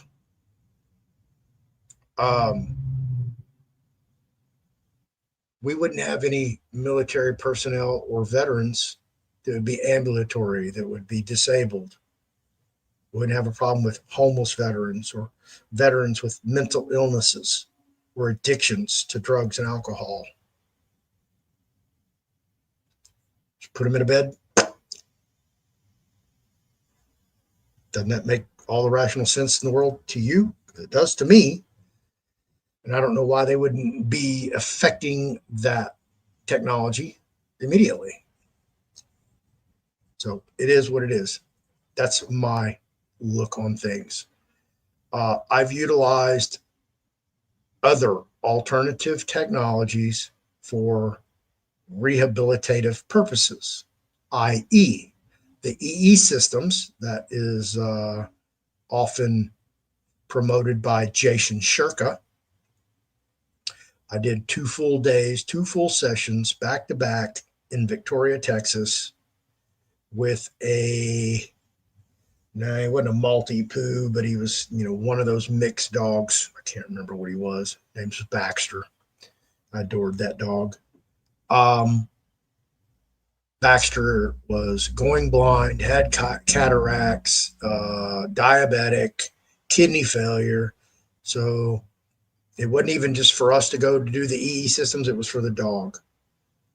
The dog passed away 2 months later, had to be put down due to ailments. So neither one of us noticed any perceptible difference by utilizing the EE systems. I asked my buddy Ed Group, said, "Hey, I've done that and nothing. What's up with that?" He's like, "Well, it's um, how you go into it, what your thoughts are. It's all about what your intentions in there." Well, I was like, "Well, my whole intention was to fix my back. That's what I was there for. Fix my back. Please fix my back." And nothing. I recently went to Katy, Texas, and utilized the biocharger, which is also Tesla technology. And again, one session, I think it was 20, 30 minutes, no perceptible difference. That's my own personal experience utilizing those two alternative technologies. And I've used some other ones as well. I've slept on grounding sheets. There's these other things with these wands, with these coils on them. I've done different technologies. So far, everything out there, I have found, my own opinion, um, doesn't work. So everybody has their own thoughts, their own encounters, and their own experiences utilizing these different things. Yeah.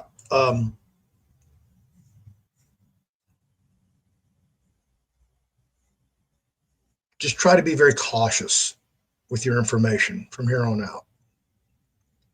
What you possess, where you're at. A lot of times, I'll say I'm doing something, or I'm going to do something, or I'm going to do a show at this time. And then, man, Floyd didn't do it. Well, I can't tell you all the time where I'm going to be, what I'm going to be doing, because just things that I really can't say on this platform. Remember, we do get death threats and all kind of crazy ass shit, and it's goes with the territory. Yeah, you're welcome on Currency Exchange International. Right? You know nothing. Everyone thinks you're a guy. Well, if you changed it, no offense, don't take this wrong. But if you put trash bitch, we probably all would think you were a girl. I'm sorry. I don't know why. It's just everybody has a masculine connection to trash dog. Yeah, yeah. Please don't take any offense to what we're saying, what we're doing. We're all saying it in good jest, tongue in cheek, good humor, put a smile on somebody's face. We're not trying to belittle anybody by any stretch of the imagination. If anything, we want to lift you up with positivity. BMW is good, but usually charge too much. BMW, I missed that one. I don't know what the BMW is. BNW, okay. Oh, you think it's hilarious too? Okay, I bet.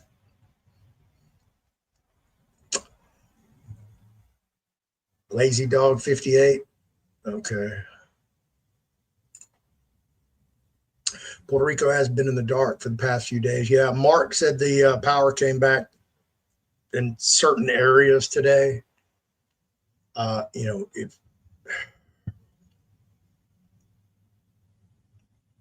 Puerto Rico is so beautiful, but the infrastructure is so decayed and dilapidated. And they've been through so much corruption because of the former government. They did the good old boy thing and hired their buddies to come in and, rebuild the utility system. And they, basically took the money and ran.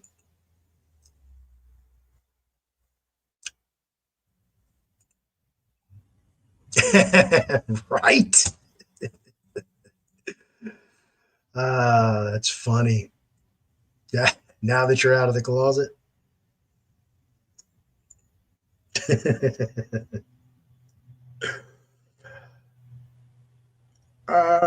Kiwi 76. How you doing?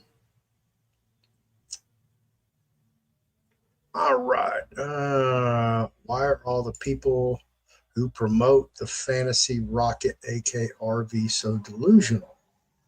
I don't know. I don't know what their delusions are. I mean, I'm not in their head.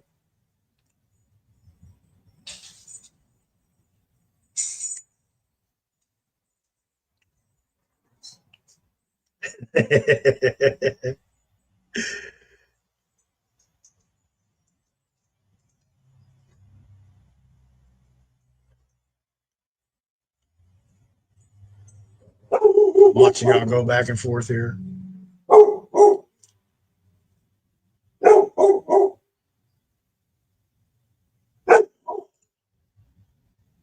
Okay. Now, hold on. Before y'all get out of hand over here in the comments, let's break this down. Okay. First, Kiwi 76, I want you to give us your definition of what the RV is in your mind, in your beliefs, in your knowledge, in your research. Just tell us what it is, real simple. This is my definition of the RV. It is somebody will go to a redemption center and exchange dinar for dollars at a specific rate, or, fantasy, whatever you want to call it. That's your beliefs. Okay.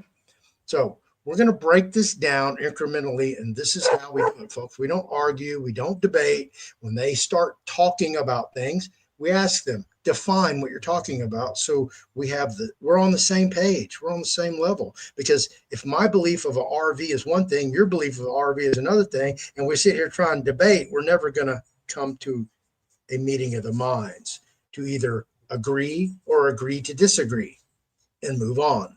So if you can give us your definition of what an RV is in your mind, Kiwi 76, we can move on from there. Are you telling me Jeff Rom isn't a lunatic? Um, you know, Jeff is not crazy. I can tell you that from having very long, extensive conversations with. He's not a lunatic by any stretch of the imagination. Now, does he have a lot of hopium? Absolutely. Does he express himself utilizing other people's information as genuine? Yes. Okay. Has he said things on my show and possibly other ones that have been completely untrue, that when you heard it, you knew it was untrue, but yet you listened to it anyway? Does he believe that? I don't know. Okay. He said on my show that reptilians were going to be in the streets killing and eating people. Absolutely. He said that. And don't think for 1 second, okay, not 1 second, did I ask him what he's going to talk about before the show, because usually he spilled his guts before the show. And then when he would tell me exactly what that, I would say, bro, are you really going to come on the show and say that? Oh, yeah, absolutely, Floyd. You just don't understand what's going on. And I'm like, God, I hope I don't. But all right, if you want to say that, it's your reputation, not mine. But Jeff, I don't believe any of that. And I would tell him that. Yet he would go on and do it. That's Jeff. That's not me. So is he crazy? No. Does he like to parrot other information that he gets from Benjamin Fulford, BeForce News, Real Raw News, those sites, just like Judy Byington? Absolutely. And God bless Jeff.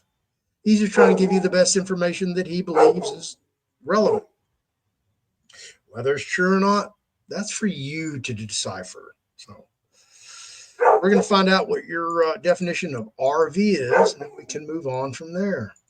I mean, listen, Kiwi76, if you're over here only to create animosity and negativity, I'm going to have to bump you, bro, or chick, whatever you are. That dude who claims he was approached by a man who used to be his gay lover in another life. He was a young boy and his lover was an old man. Funny, he doesn't speak about that much now. I have no idea what you're talking about.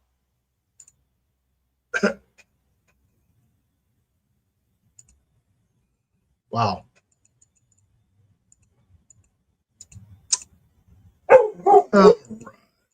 Royal Rife is worth Googling. Yep, done all that. Hey, Corey. I'm a legend in my own mind. It's hilarious that someone who proclaims we're lunatics and yet continues to watch the show tells me who's really. I know you just can't make this stuff up. What people do to themselves. But that's all you have to do. Just provide us what your definition of the RV is, and we can move on from there. And once we understand what your understanding of the RV is, because we don't know. For all we know, it's, you're going to take Venezuelan Bolivar and you're going to go redeem it and you're going to get 1 for 1. Okay. That may be your belief of the RV. We don't know. And if that's your belief of the RV, oh, yeah, that would be lunacy. I'll agree with that 100%. You would be absolutely out of your mind and insane if you believe you're going to take a 1 mil 2020 Bolivar Soberano and redeem it 1 for 1 Bolivar Soberanos for US dollars. There's not enough oil in Venezuela to cover that. Okay.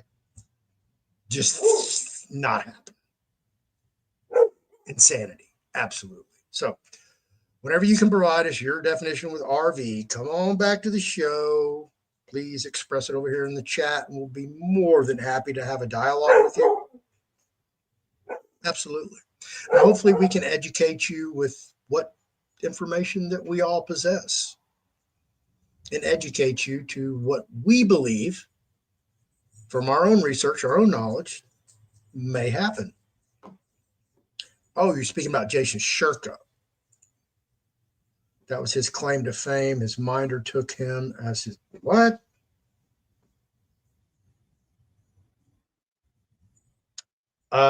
Yeah, I don't know anything about all that with Jason Shirka. And this is how I evaluate all the talking heads. And I did this with Mark Z. I did this with Frank 26. I did this with Christopher Allen Hauser. I've done it with everybody that I profile. David Lester Straight, any one of the grifter scammers, anybody out there. I go look at where they came from. Why do they have 1 million subscribers on YouTube? Where do they get all their knowledge? How do they have all these sponsors, all this money, this elaborate production behind their videos? Even to have somebody edit your videos. Corey will sit here and tell you it's so time consuming to edit videos. You're going to spend a third of your day or your time or your work hours editing a damn video. And if you don't have a computer that's built to edit videos, it's going to take you forever. It's going to be slow and tedious, time consuming. That's why I don't edit my videos. And Corey and I are looking for somebody to edit our videos. And I was going to get with you earlier, Corey, about putting together. It's something that I've always wanted to do. And I tried to do it with when I did Live to 5 and how I had that structured where at a block of time. I came on at noon. So generally the first hour from noon to 1 would be me doing my little spiel. And then from 1 to 2, like on Mondays, I would have, I believe, Erica, America's Mom. She would come on. She would do her hour. And then the next hour, I'd have another guest come on and they would do their hour. Sometimes I interacted with them. Sometimes it was just their show. But I did this from noon to 5, Monday through Friday. And I got burnt out doing it all by myself, albeit I had 2 assistants, and I use that term very loosely, who half the time I had to go back and, redo it or just double check because a viewer was saying, "Oh, this isn't working, Floyd." And I'd have to go back and like, "Why isn't it working?" "Oh, this is why. They didn't do this or they didn't finish it." So anyway, but I'd like to do a 24/7, 365, a network.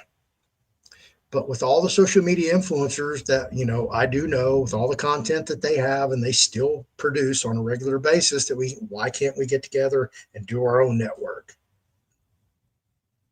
where we can run the material 24/7? People can tune in, so-and-so is going to have that primetime slot at 7 o'clock, Monday through Friday. Somebody's going to get that weekend slot, 7 o'clock, Saturday and Sunday. And it's something that's always been ever since I created this show and I started doing it, and I started, reaching out to more and more influencers, people who were smarter than me, people who had a bigger audience than me, people that have more knowledge than me. It's like, why aren't we doing this? Why can't we have our own little deal over here? And, Mike Lindell has done that. He has his own little TV thing. Mike Adams has his thing with Brighteon. So there are platforms out there, they are available, but again, people try to segregate themselves from everybody else, and that's not what I'm looking for. I want a wide open platform. I would love it if, Elon Musk would, get MSNBC or CNN and turn it into nothing but alternative social media hosts. That's it. Nobody from mainstream media.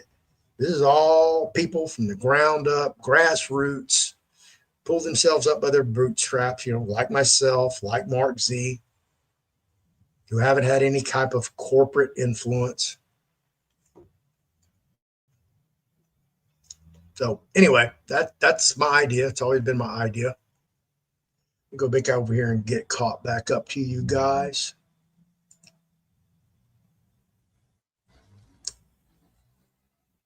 Let me back up to this. Yes, free speech here is allowed as long as you're not talking down to other people in the chat. You're not ridiculing me, not creating animosity.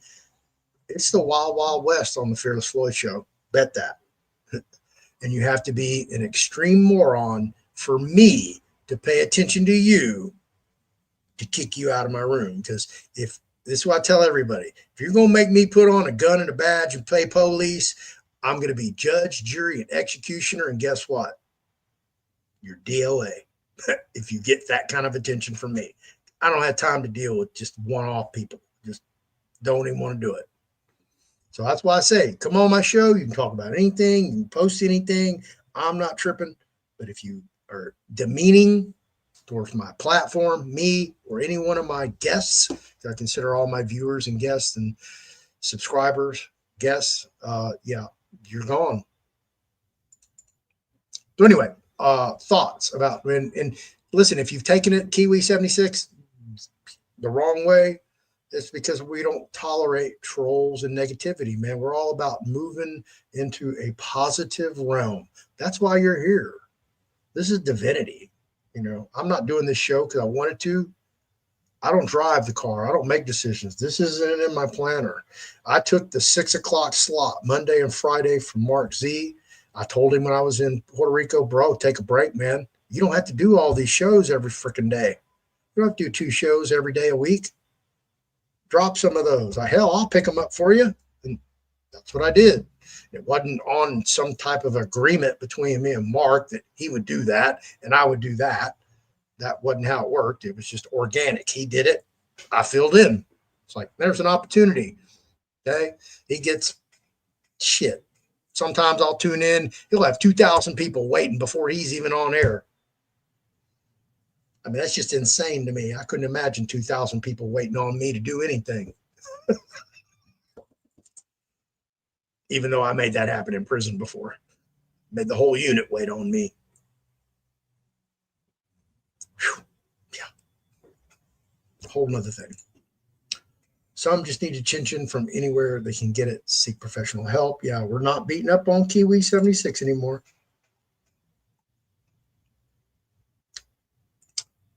Absolutely. Governor of Mississippi is getting rid of income tax, state income tax in Mississippi. Mississippi is one of the poor states in the union, right there with Alabama. And then Louisiana's not far behind. I don't think I have enough space here to define RV. Okay.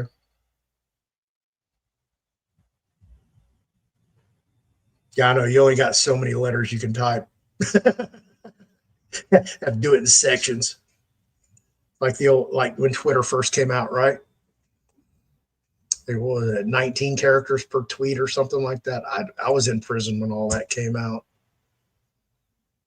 I'm still not Twitter effective or TikTok effective. I just really don't understand those platforms. Trump is saying that tariffs will be paying what our taxes have been doing. Right. No. That's truth. When I had this book printed, I contacted a company in New Mexico to have this book printed. Well, little did I know that was just a storefront for a publishing company in Australia. So I'm talking to their artificial intelligence secretary, which was very convincing, and had no idea I was dealing with Australia until it was too late. I had to pay a tariff. Okay, it came through Federal Express. They're still trying to bill me like for $40. That's the tariff on buying books and importing them into the United States. So I had to pay another tax, a tariff tax. And that's what it's doing. It's eliminating that cost that we're having to pay. And that's what a lot of people don't understand what tariffs are. Well, all these other countries have been applying tariffs on the United States forever. Not forever, but, in the modern age.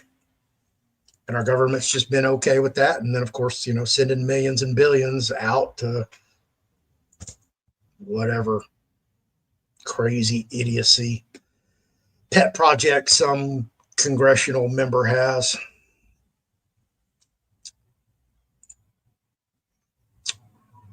Seems to be happening. Let's just say that an RV promoted by the likes of Mark Z and company is an economic, geopolitical, mathematical impossibility. Ever wondered why none of his so-called sources have never been right?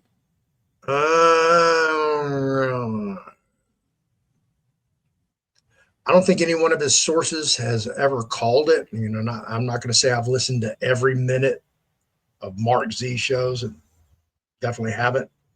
But I talked to Mark. We talked to him behind the scenes. We don't have the same sources. I know some of the same sources that he has.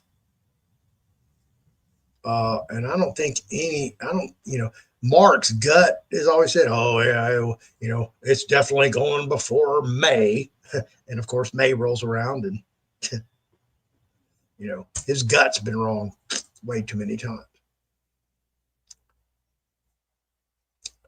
Is it a mathematical improbability?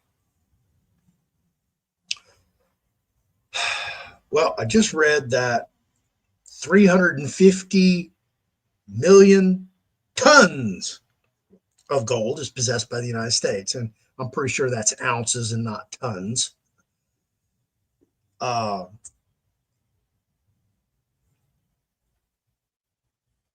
I bring that up because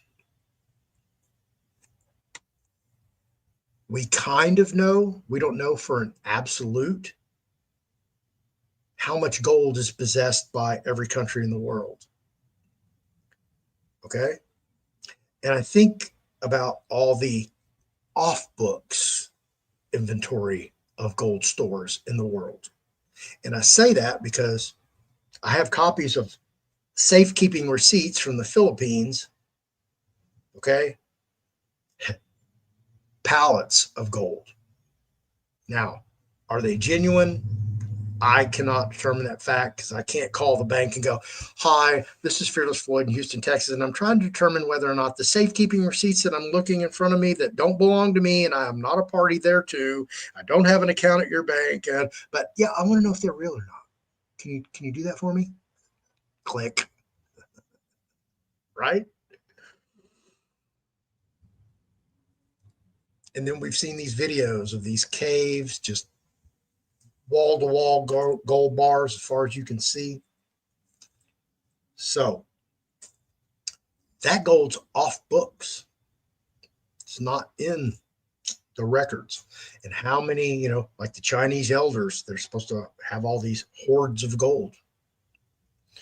St. Germain Trust, the Rodriguez Estate, the Rodriguez Trust. How many of the other ones out there? The Omega Prosperity Package. There's just tons of them out there. A lot of them, nobody can substantiate whether or not that they possess funds. They actually have gold. I can tell you what I've been told.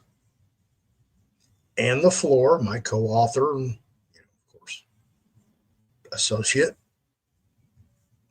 she is director of humanitarian projects for the entire South Pacific for her humanitarian entity. She told me the name of it. It's a one-word name. And she goes, don't even go look it up, Floyd, because you're not going to find it because it's been washed from the internet. Where have I heard that before? So last year, about this time, seems like it might have been March. They had a meeting. They got a tranche of their humanitarian funds from their paymaster deposited into their account. However, the funds had a freeze on them. And said there were so many zeros, Floyd, I couldn't even count them. I said, really? It's just unbelievable. Okay, Ann, you saw this for yourself with your own eyes. She goes, yep, they showed us the account with the funds in it. Okay. So I don't know. We can only go by history, what has happened, what has occurred in the past. Fiat currency is, has a life expectancy of about 80 to 160 years. And then it's going to fizzle out on itself. It's going to eat itself up. And then everything has to reset. Every country in the world is on fiat currency, save the Russian ruble, which you can get, 5 grains of gold per ruble or something like that. Still not a fully asset-backed currency. We have the ZiG in Zimbabwe. But for the most part, everybody's running on the fiat currency. Obviously, Kuwait, a very small country, minuscule amounts of oil reserves, next door to Iraq, revalued their currency, became the strongest valued currency in the world. Next door to Iraq. Look at the big picture of Iraq. For those of you who have not gone and watched my video about Iraq and the United Arab Emirates, I encourage you to go watch it. Why? Because you're going to go see the United Arab Emirates 50 years ago. 50 years ago is basically, okay, a tent on a river with some livestock. Literally. 50 years later, what's it look like? Dubai. Really. 50 years, they turned basically a sandlot into Dubai. So, what's Iraq been through since the 80s? What was going on in the 80s? Oh, the Iran-Iraq War. Well, they went through that for about a decade, and then what happened after that? Saddam wanted to go invade Kuwait, and then what happened? Oh, God. George Bush went in there and killed him and his entire family. And Iraq's been on sanctions ever since. Devalued their currency, robbed them blind.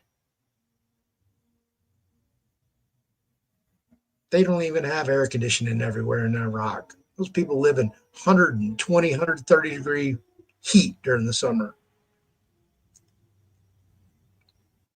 Do you think Iraq wants to continue to live like the redheaded stepchild of the Middle East? The cradle of civilization? Home of Babylon?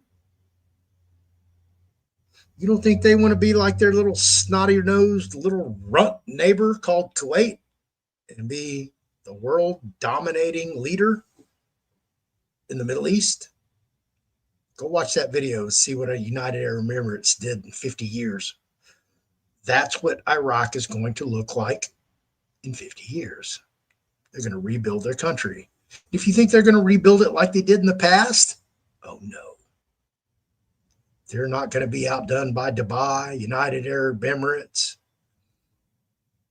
all those other Middle Eastern countries. No, no, no, no, no.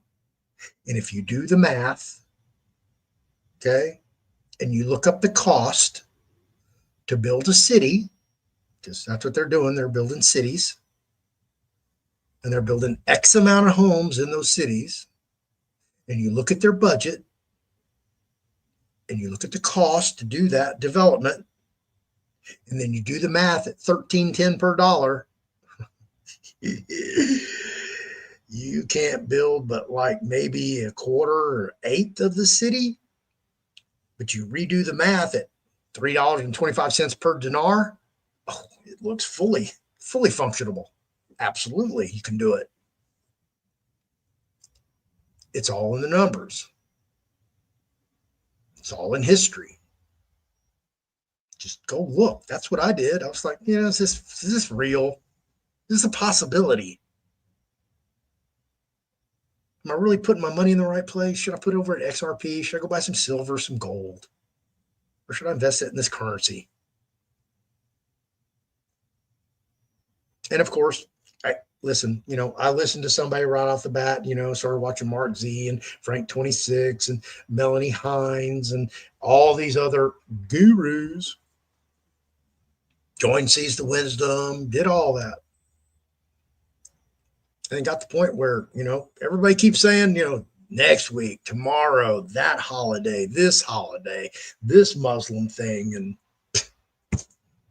after a while, it's like, God damn, when's this fucking bull stop? Come on, stop. And everybody keeps going on this goddamn ride. So I was like, yeah, man, fuck that. I want to go find out if this thing's really real. So I went and did my own investigation. That's pretty much what I found. I did the same thing with the Venezuelan Bolivar. It's like, what's going on in Venezuela? Why is this the wild card? Why is everybody talking about Bolivar? Well, 350 billion barrels of proven oil reserves. That's why, Floyd. Oh, okay. All the gold and silver and all those mountains in Venezuela. Okay. And I even knew about Venezuela before while I was in prison when we all decided we were going to get out with the redemption manual. And then we were going to flee to a country that had no ties, no extradition treaties with the United States. And we were going to go live off the grid, be self sufficient, and start our own little community.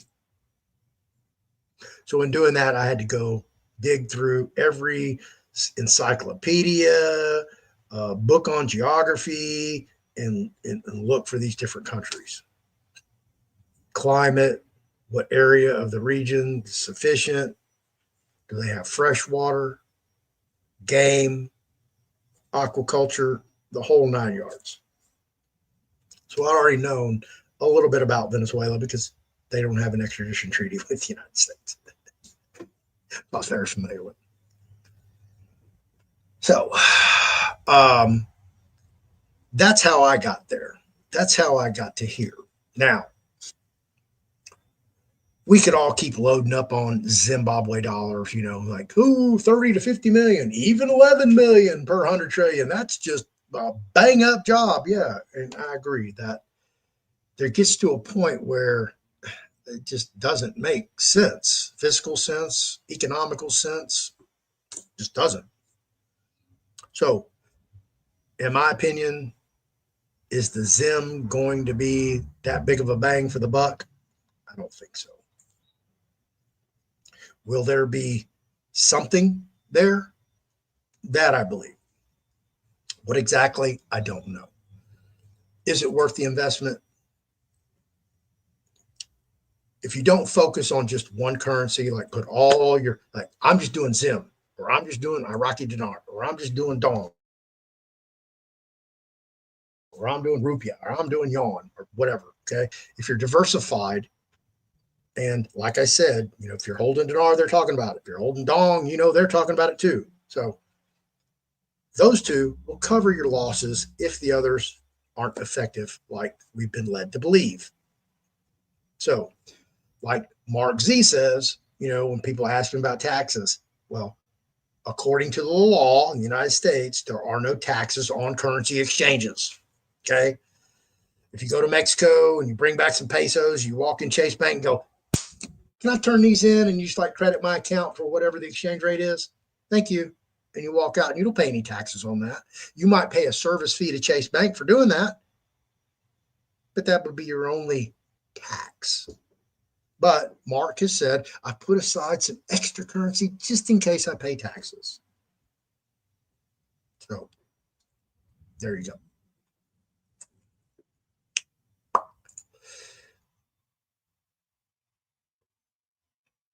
And I'm not privy to the sources of some of this information. That's why, I just showed you at the very beginning of this. I went back and, who's Al Hodges? What is CMKX? And if you go watch my video that I did on that, and, other people believe differently, but there's no, okay, hear me out. There is no court order ordering CMKX shareholders, okay, to pay up all this money.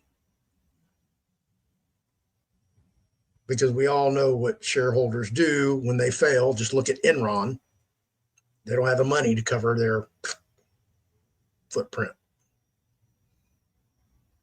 So everything that I've read, I don't know if there are any funds in CMKX, because everything that I've read, and listen, it could be washed, could be sanitized. I don't know.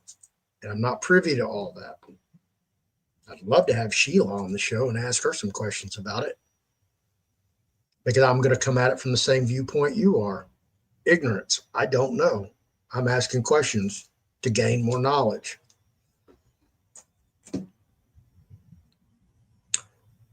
All right. Kiwi, are you a researcher? What can you tell us about the secrets of the universe that Tesla mentioned? Oh, God, you're getting way deep now. Not being negative, just spitting facts. Y'all don't get over there and getting a verbal altercation.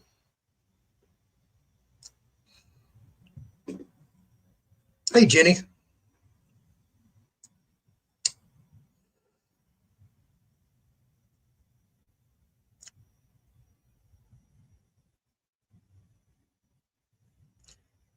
Hey, listen, everybody's more than welcome to believe what they want to believe. And you know,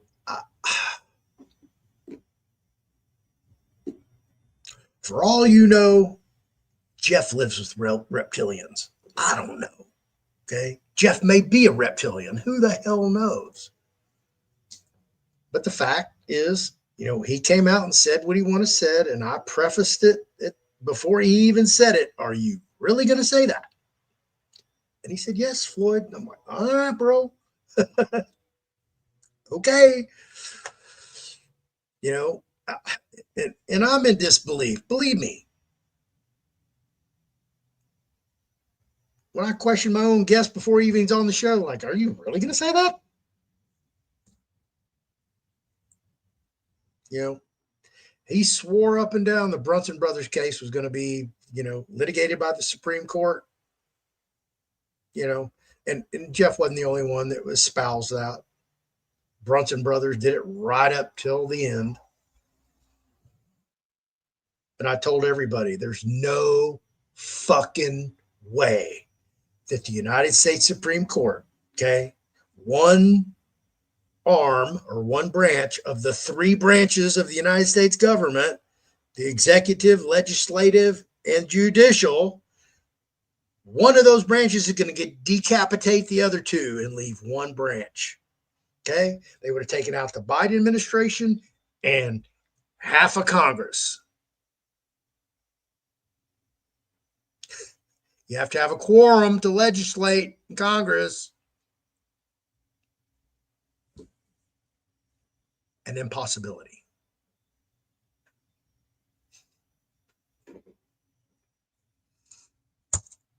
Logic and reason, folks.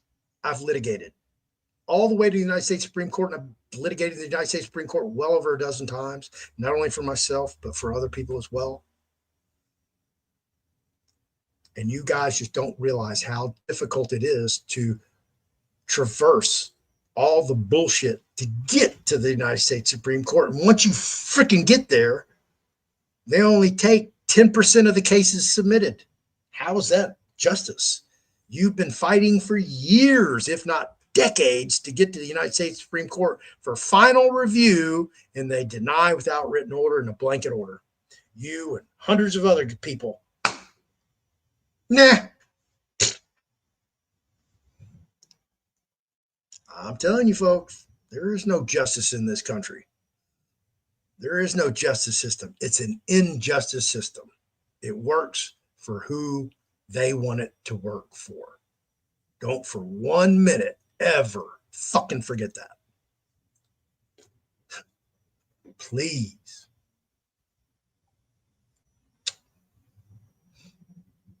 All right. Hey, Savvy. How you doing? Please Scout Chicken Shirka used to, yeah. As I've addressed, when people come out of nowhere and boom, they also all of a sudden have an audience, a platform, and big production, because people who do this by themselves, we can see what a big production is, what it costs money to do that stuff.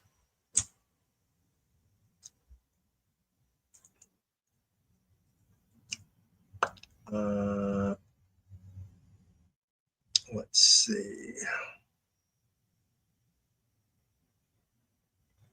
Use reverse image search, Floyd. Okay. Y'all have to check that out.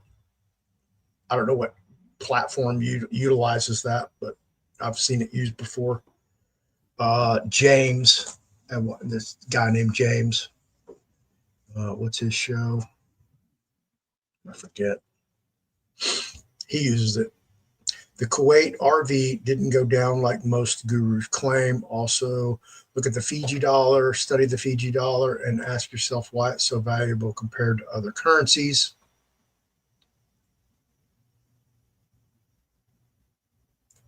We'll put that up there for you guys. And the answer is simple, and we'll give you the underlying reason why the RV, the IQD, is an impossibility.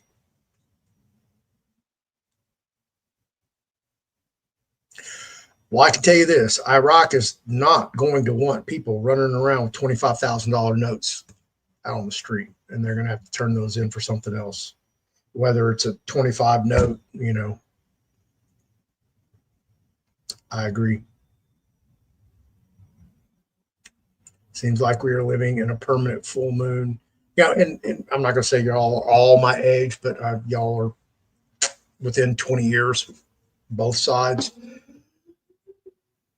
When I was growing up, I don't remember all these blood moons, pink moons, blue moons, worm moons, monkey moons. All that's new shit. Where did all that come from? Where did all these colored moons come from? I mean, are they telling us something without telling us something? They're showing us something without showing us something? I don't know.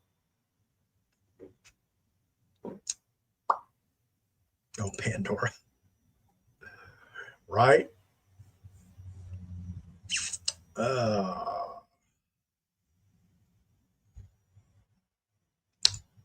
right? I get it.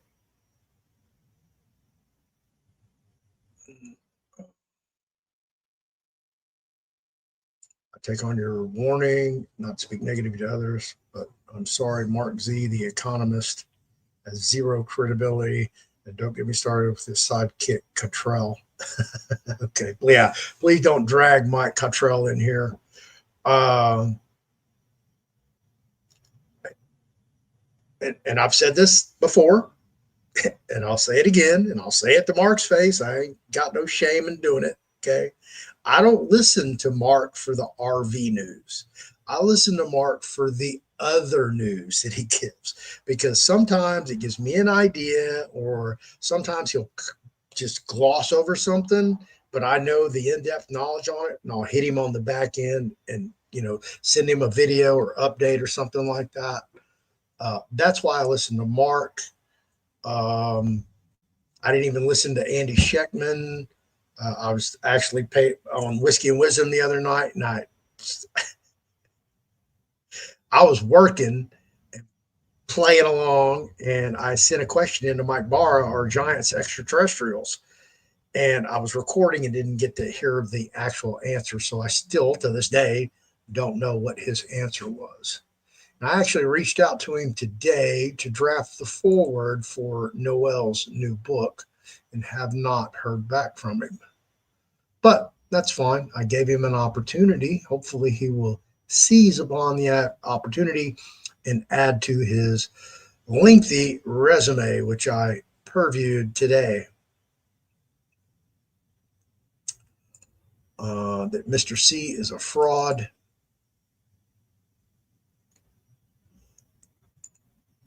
Let me see. So if you don't mind, let her rip on Mr. C.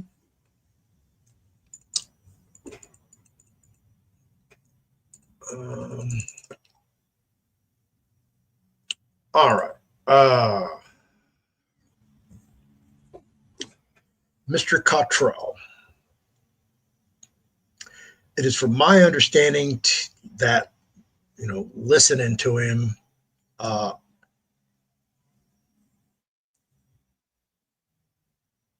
when he's on Mark's show, I've listened to him for a couple times, and now it's just, kind of the same thing over and over. Just kind of a drone tone is what I call it.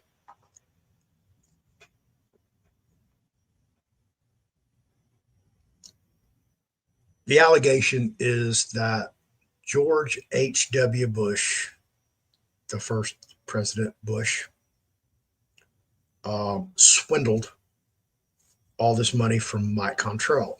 Whether that's true or not, I have no idea. Was George H.W. Bush capable of pulling off that type of scheme? Oh, absolutely. For those of you who've not done a deep dive on the Bush family, okay, and this goes back before Prescott Bush, okay, the Bushes,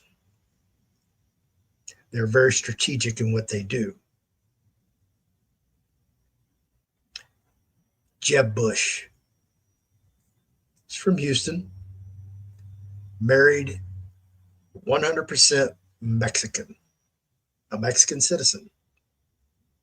They have two children,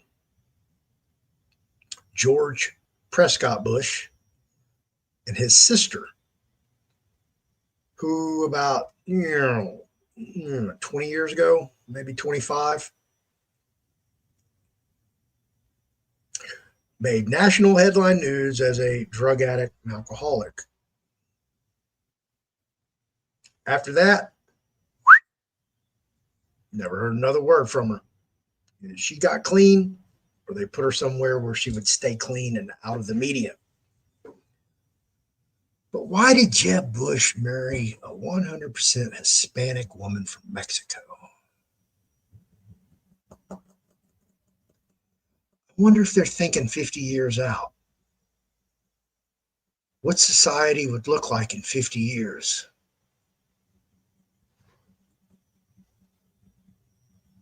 Would we just like open the border and allow all these Hispanics to come in from South America, Central America, and Mexico and change the voter bloc to Hispanics that predominantly spoke Spanish? And then here comes George P. Bush, this good-looking young man who speaks fluent Spanish and would be talking directly to those. I used to call them the dreamers, but, who would have ever guessed that we'd have a president that would just like pull open the southern border and say, hey, y'all come on in. Oh, y'all get out of here. We don't need no border patrol. It's wide fucking open. Come on. I said, come on. And come on, they did.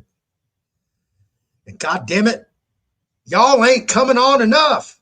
Hey, y'all get those planes ready. We're going to start flying them in by the 747 bus load. And that's what they did. They couldn't get enough to come across the border on foot, so they started flying them in.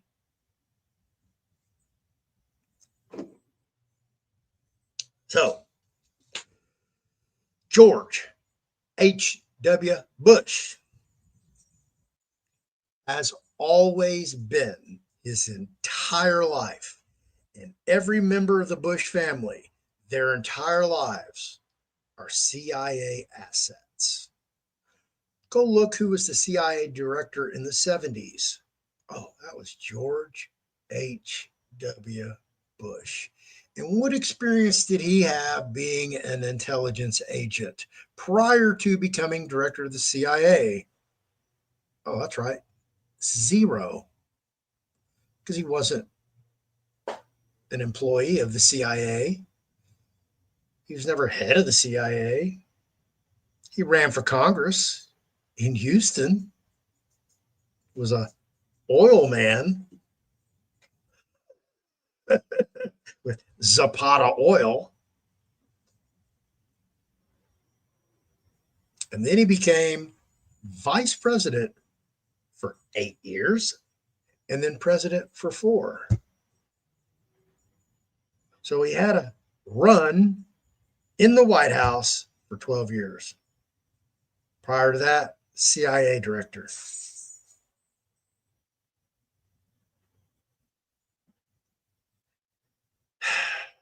Then we had Bill Clinton. And then we got George W. Bush. So we got some more Bush. Do you know about Barry Seal, Mena, Arkansas, and the governor's office or the governor's mansion in Arkansas during the 70s and 80s? Who was governor of Arkansas? Oh, the Rhodes Scholar from Hope, Arkansas, your one and only William Jefferson Clinton, Billy Boy, whose brother clearly had a cocaine addiction.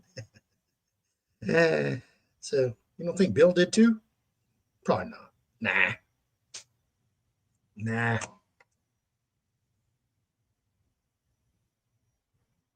And obviously you haven't watched my video because Guess whose plane ended up in the Texas Air Force, owned by the state of Texas? That's right. The number one Iran-Contra pilot for the Medellin drug cartel, namely Pablo Escobar. And over there to the Contra rebels in Nicaragua, back to Mena, Arkansas, to his airport, allegedly built by the CIA, run by Oliver North, through the vice presidency of the Reagan administration. That airplane, owned by Barry Seal, that Beechcraft, somehow, after he was assassinated, Barry Seal, his airplane ended up in the Texas Air Force. And guess whose favorite plane in the Texas Air Force was when he was governor of the state of Texas? George W. Bush. Are you fucking kidding me, Floyd? Nope. Did a whole video on it. So when Barry Seal got pulled over in his vehicle in Louisiana by the Louisiana State Troopers, they searched his car. They found a duffel bag in the back with a phone number on it. They called the phone number. Guess who answered the phone? No, not George W. George H.W. Oh, yeah. So Oliver North, good old Ollie, fell on the sword for George H.W. Bush in the Reagan administration. That's what's going on. So, is George H.W. Bush capable and potentially culpable in robbing Mike Cottrell blind? Possibility exists. Capability, absolutely. However, the funds, obviously, are what? Oh, fiat currency, hypothecated currency. Okay, you often hear Mark mention that every now and then. So basically, it's just another financial house of cards, like everything else. Will he recoup his funds? I don't know. I'm not paying however much he wants, 70 something bucks, I think, to get his transcript. If he would send it to me for free, I'd be more than happy to read it, review it, and give you my opinion, but I doubt that'll happen. So that's my thing on Cottrell. All I say is Cottrell is openly admits to mental illness and is a common denominator within his family. Okay, that's no problem. I can tell you the same thing about my family. The male side of my family has a history of suicides. My father committed suicide. I have several great uncles that committed suicide. Is it hereditary? I don't know. I do have PTSD and bipolar depression. I'm clinically diagnosed with it. Went 43 years undiagnosed. But that's what drugs and alcohol addiction will do to you. It will suppress all of that and remedy it until you get sober and go, oh, shit, what the hell's wrong with me?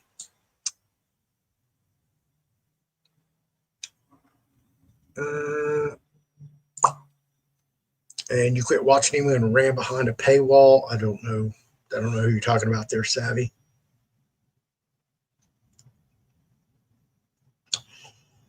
So let's see if anything else I wanted to cover in here tonight for you. Oh yeah. I have a friend. Got a bunch of them. But she hit me up and needed some graphic design work done. And she was like, hey, I want to sell coffee cups and I want to put this design on it. Can you help me fix this design? And of course I fixed it for her. And before you know it, she had a coffee cup for every day of the week. And it took me, 10 minutes maybe to foo-foo that up for her. So I had this little burst of creativity. And once I get onto something, I'll run with it for a while till I kind of get a little burnt out. And, then I'll go find something else to get involved with and never quite complete the task. But let's see, where's it at? I thought I had those pulled up. Don't see them. Here we go. All right. Tell me over here in the chat what you guys think of these designs. They are all copyrighted as well. So if you're thinking about stealing my shit, don't do it. Get down here and find out. I got some new comments.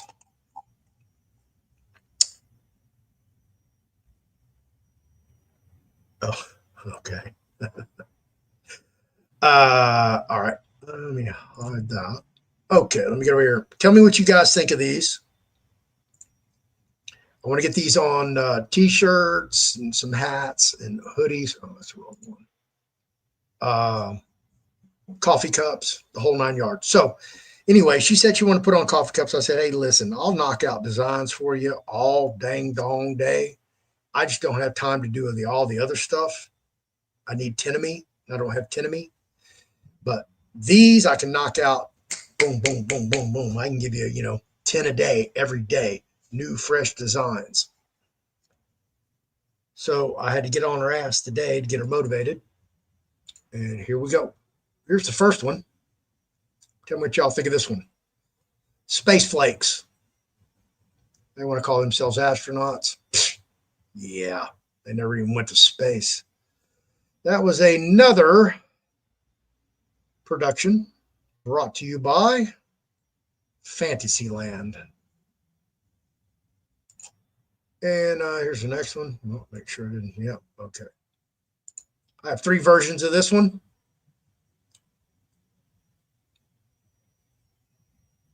I bring you this because I have a little dog in this fight. I have a little bone to pick.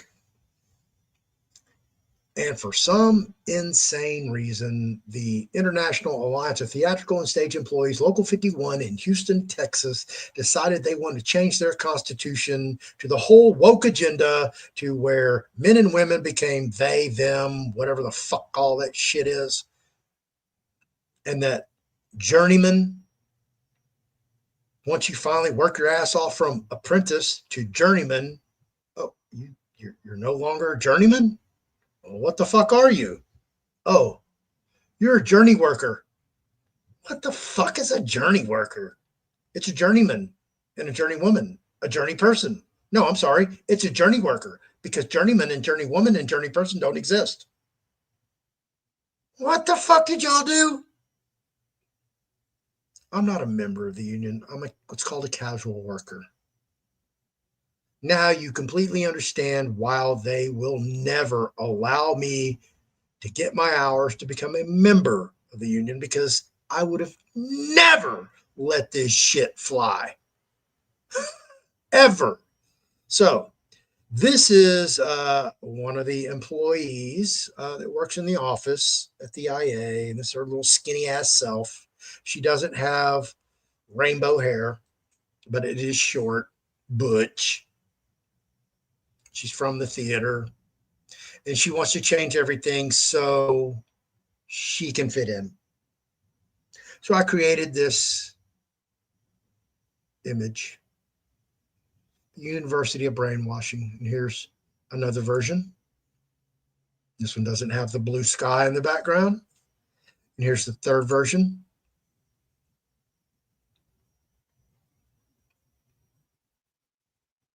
And next we have feel like I just walked into a 1970s porno movie. Let's go fuck this dude up, right? Oh yeah, I'm doing them all. I'm going down the list, folks.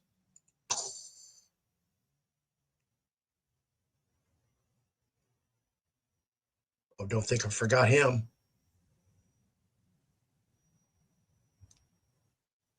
Definitely not this one. I think that's where I'm at. Oh, of course, can't forget old Chucky Poo, the grill meister who puts cheese on his raw hamburger before he even puts it on the grill. I don't know, explain that one, Chuck. But that's where I'm at. I've knocked out all of these today. I will knock out some more. And of course, you'll see your favorite politician in here. If not, celebrity. And pay attention to the words here because they may not all say treason. They may say crimes against humanity. They may say pedophilia. You never know. Because as we know, Dwayne Wade, NBA Hall of Famer, world champion, just came out. Oh, hey, by the way, yeah, I grew my child to be a girl from a boy. And oh, by the way, I'm bi.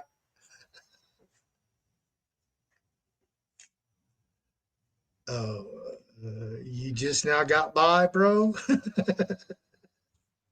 You sure you ain't been over there with LeBron and all those other freakazoids at a P. Diddy party freaking off with your little old bi self? Nah, that never happened.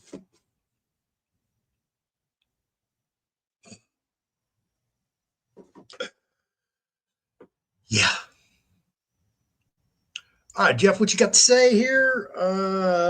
Facts. They may be about Mr. Shirka's past, but how about giving us some facts about the technology Mr. Shirka is representing with unified healing instead of facts about his personal past? And listen, I don't care about anybody's personal past. That's the past is the past. You can't change the past. You can either hide from it, run from it, accept it, move on. That's what I did.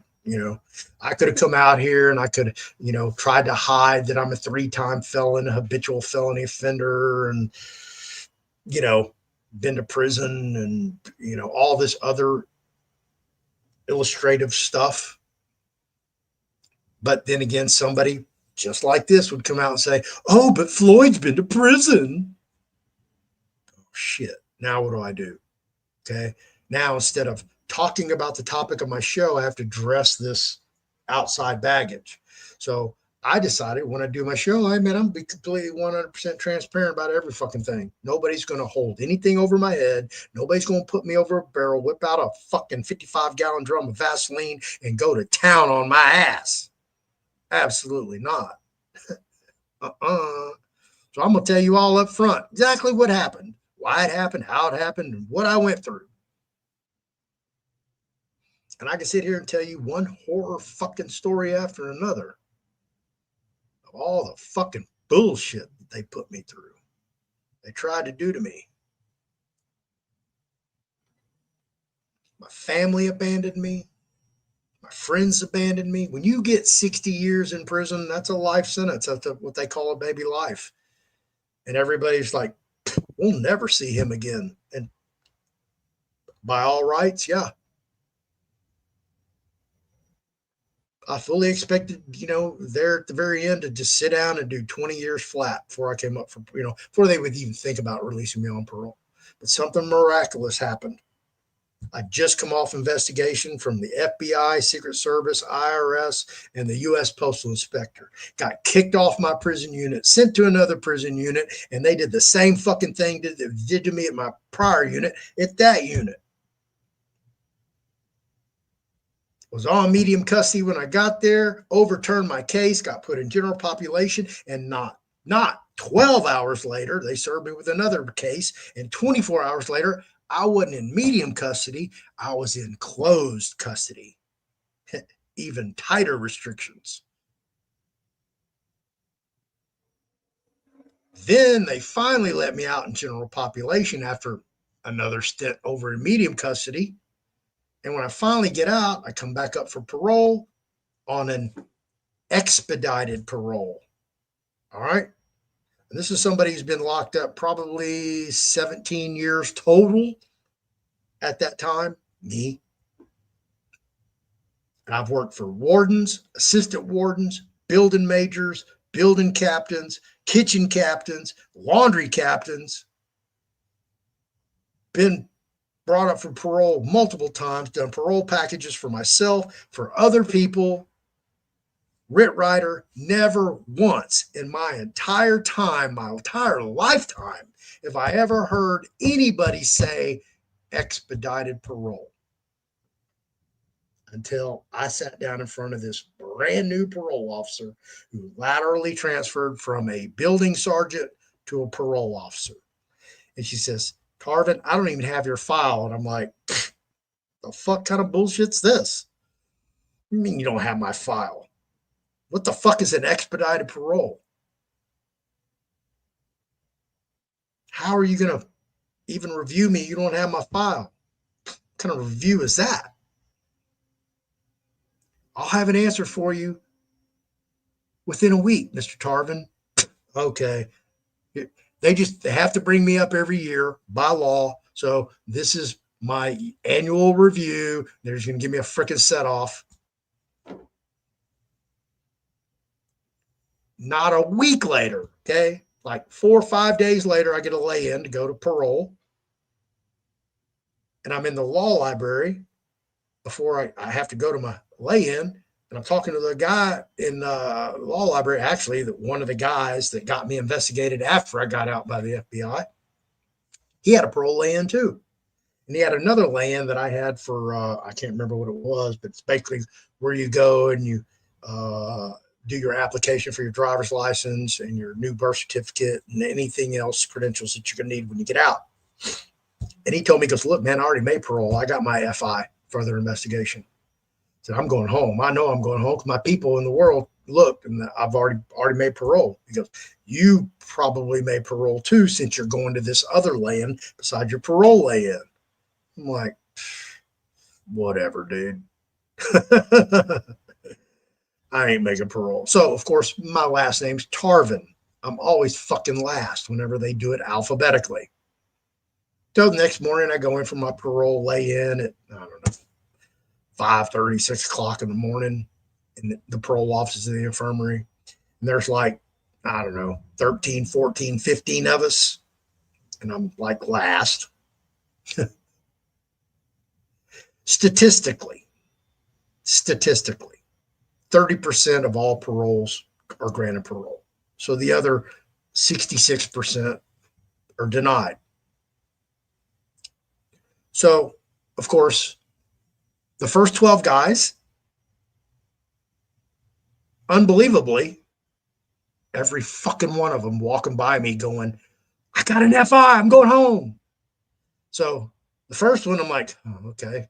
Well, statistics are getting slimmer for me. The next one, parole. What? Next one, parole. Next one, parole. Next one, parole. I'm like, these motherfuckers. All these dudes are going to get parole, and I'm going to be the one to get a set off. And I swear to God, last one, she handed my paper. She goes, there you go, Mr. Tarvin. I told you to have it in less than a week. Just turned around, walked off. And I read it, and it said FI6. Means further investigation. You're in a 6-month program. And I went, what? And I had to read it 3 fucking times. And everybody's waiting on me to say something in the whole infirmary because they're all waiting to go see the doctor and the nurse and all that bullshit. And they know everybody just got their fucking parole. And they all know all the bullshit. I just come off closed custody, and they all know I'm fixing to get a set off. Well, I'm fucking made parole. Thank you. She goes, I told you, Mr. Tarvin. I looked around. I went, fucking these. They gave me fucking parole. And everybody's just astonished as I am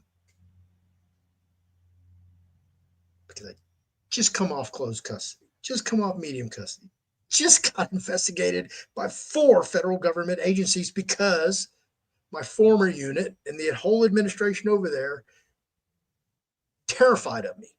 They wanted me to go to federal prison. They wanted a federal sentence stacked on top of that 60 years where I would never, ever get out of prison. Because when you have a state sentence and federal sentence, you do one, then you go do the other. If you know anything about doing double sentences like that, if you're in the feds first, you got to do 90% of your time, then you're going to go do your state time. If you're in state, once you make parole, boom, then you go do your federal time. I know it doesn't make any sense, but that's how it works. It's stacked. It's consecutive. It's not concurrent. They don't run together.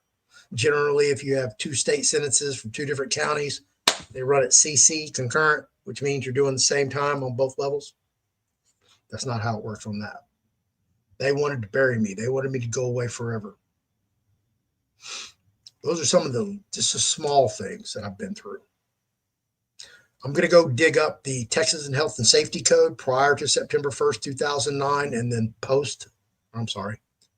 which would be August 31st, because they changed the law September 1st, 2009 behind me. So I want to go show you what it was before and then it was after. So I'll probably have to go to the Texas Legislative Library and get that because they pretty much washed it off the internet. Why? I would have opened the door for over 80,000 convicted felons in Texas prison to be able to file a writ of habeas corpus for emergency protection custody for chemical dependency treatment in their county and get sent back to their county and get chemical dependency treatment by their county.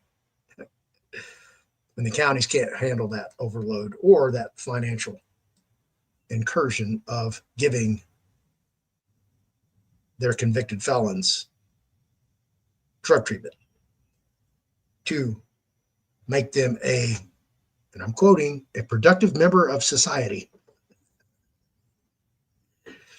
Well, they love me in prison. All right. Where are y'all over here?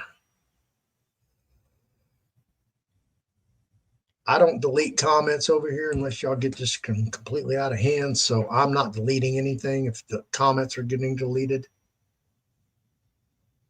Okay.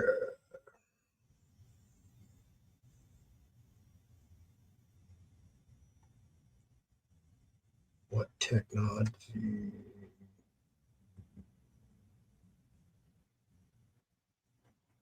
Actually, I was going to reach out to John Dowling today and interview him. I haven't, if you noticed, I haven't really been interviewing anybody. I had Corey on my show the other day, and Corey's always welcome on my show. Anytime. He can interrupt the show. That's how highly I think of him. But I was going to start reaching out, of course, for some reason, everybody wants to start celebrating Easter on Tuesday.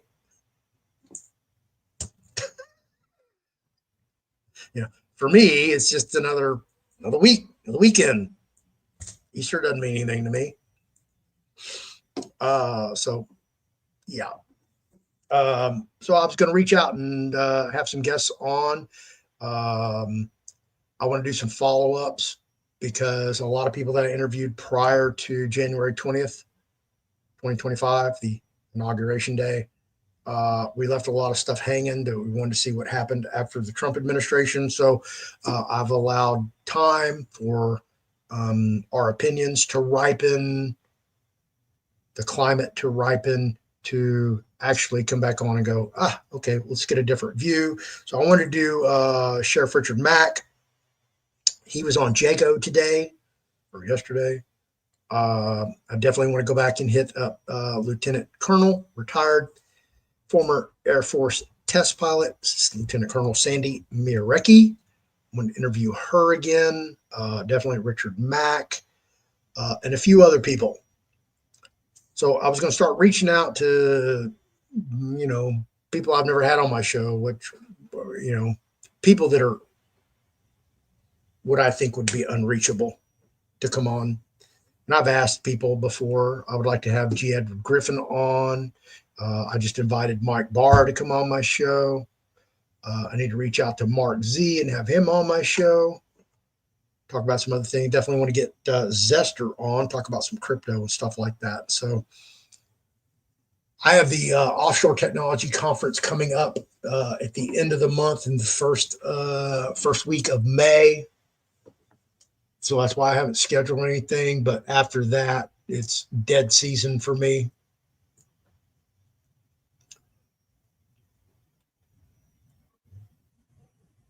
So I'll probably be scheduling guests probably mid-May, just so I know that I have time.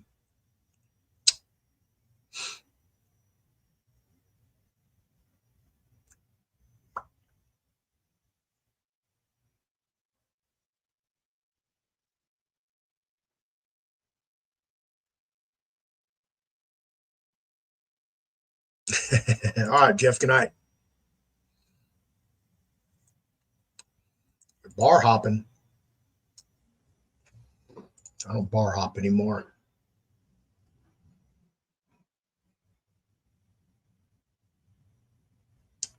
Um,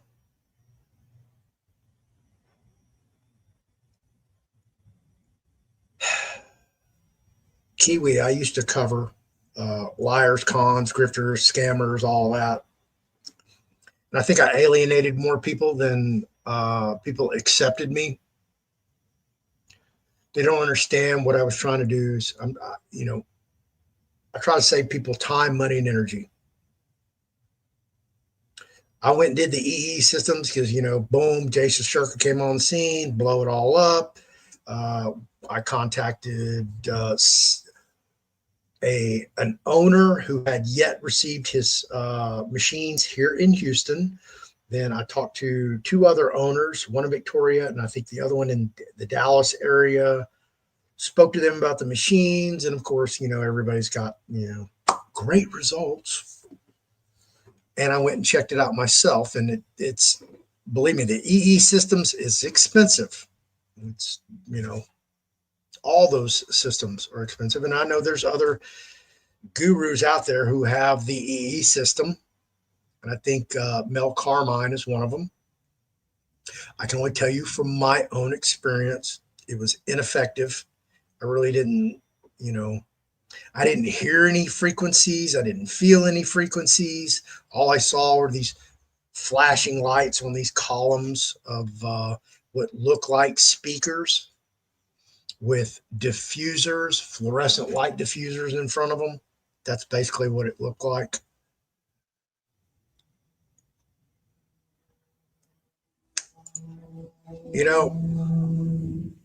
And y'all heard me earlier mention Christopher Allen Hauser and how I vet these gurus. I go back to the very beginning of them. And I did the same thing with Christopher Allen Hauser when he jumped on the scene and said you could buy cars and houses and all this other shit with a 1099A form, and here's how to do it. And I was like, well, I did that last year, and bro, you want to talk about a fucking nightmare? What are you doing? And then he put out this list on his Telegram room of all these car dealerships across the country that took the 1099A. They didn't take the 1099A, and I don't know where he created this list from, but all those dealerships, oh man, I can't even imagine the time, money, and energy just totally wasted on this fruitless endeavor. People were doing videos of going into dealerships and picking out, 3 Bentleys trying to do this 1099A, and they were hitting dealership after dealership after dealership. They would like produce 3 or 4 videos a day, and I'm like, man, this is nuts. So when the Telegram room started, Chris pontificated that it would take 45 days for your 1099A to go through. So I waited 45 days in the Telegram room. Nobody's posting a success. 90 days. Nope. 120 days. Nope. 160, nope. 180, nope. 200, nope. I read every fucking post in his Telegram that had, oh God, tens of thousands of members, probably 50, 60,000 people in there. Read every fucking post for 4 months, all the way down to the very beginning. And not one post ever said, I filed it and here's what I got. Here's my brand new car. Here's my brand new house. Nope. And then once I did that, I started posting days. 181. Next day, 182. Next day, 183. Next day, 184.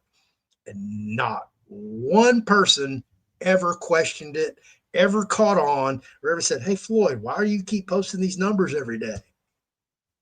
Not one person. Why? Because they're all greedy, stupid, idiotic motherfuckers who would just grasp at straws, believe anything thrown at them. And all those people hate my fucking guts. I shamed every one of them. I ridiculed them. I belittled them. Because I told them over and over and over, look, this guy's lying to you. Here are his lies. Here's his video saying this. Here's his trial record showing that was never said. Never once. Lie after lie after lie. People still didn't believe me, ridiculed me, trashed me, called me douchebags, douches, pieces of shit, all that. And I'm cool with that. I've been called a lot worse, been put through way a lot more than some keyboard warrior in mommy's basement beat me up with his fucking words. But that's what I did with Christopher Allen Hauser. Broke him down, compartmentalized him, investigated him from the outside in. When he first jumped on the scene, guess what I did? What does Floyd like to do? He likes to find people and call them up and talk to them. And that's what I did. And had a, 2, 3 hour, 4 hour conversation with him. And of course, we're both from the penitentiary. He's Tennessee. I'm from Texas. Similar language and slang. So, we throw out those prison words and, oh yeah, he's been to prison. No doubt.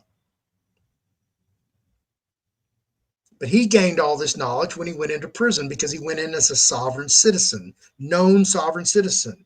It was in the USA Today that he was a sovereign citizen. It was in the Knoxville paper, whatever it is. He's a sovereign citizen. How is he a sovereign citizen, Floyd? Well, he used it as a defense strategy. Okay.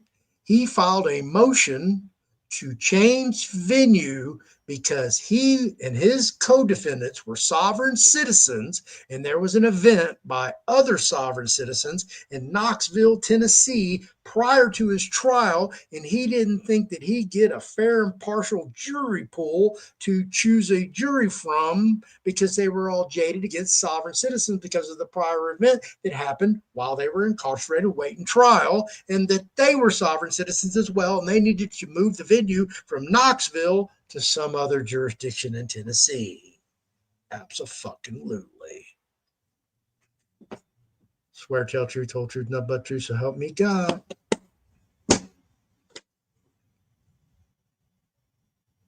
And nobody believed me. And I've done that with every other grifter, liar, con person out there.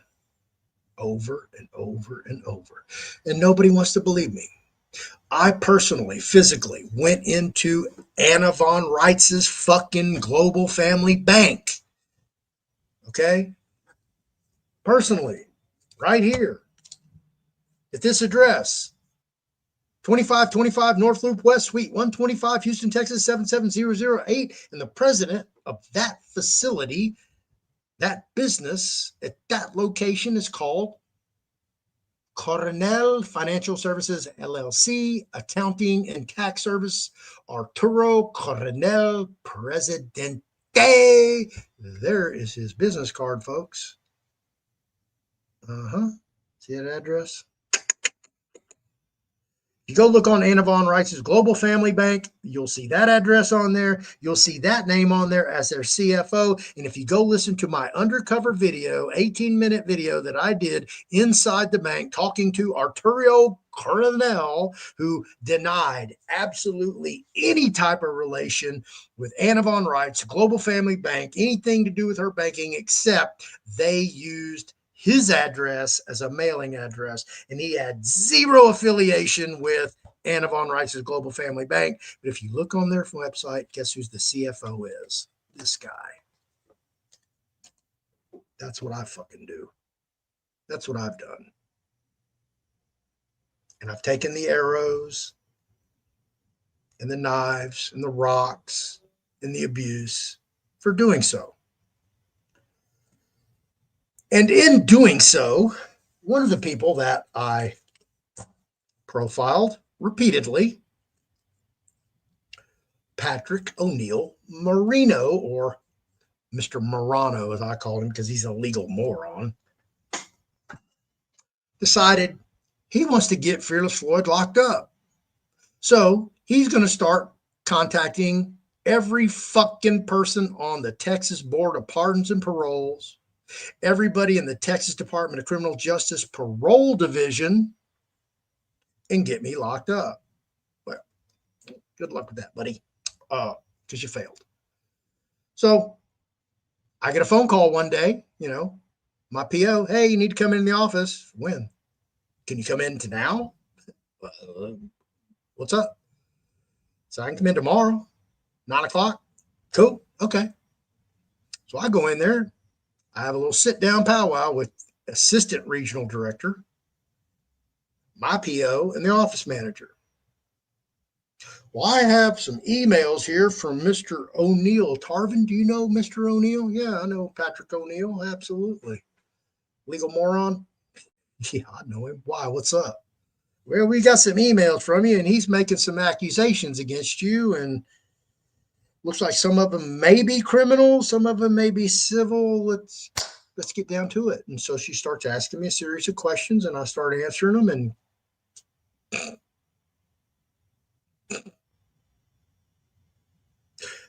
well, Mr. Tarvin, I don't see any problems here. And, mostly all this has nothing to do with us. We don't see any criminal activity here. If there's any civil liability, well, that's between you and Mr. Marino. If there's any tax issues, that's between you and the IRS. We're good. Thank you. Tell Miss Pena, the assistant or the regional director, tell her Floyd said hello. Absolutely. That's what I go through. Little fucking pussy ass peons like Patrick fucking O'Neill Morano hiding out in Colorado in his little RV, who doesn't have the balls or the temerity to fucking have a face-to-face discussion about anything. I've got absolute 110% fucking absolute proof he was a fraud, a con man. Charged people hundreds and thousands of dollars for his trust class, and in 9 fucking months, a once-a-week class for 9 fucking months, he never once taught anybody about a fucking trust.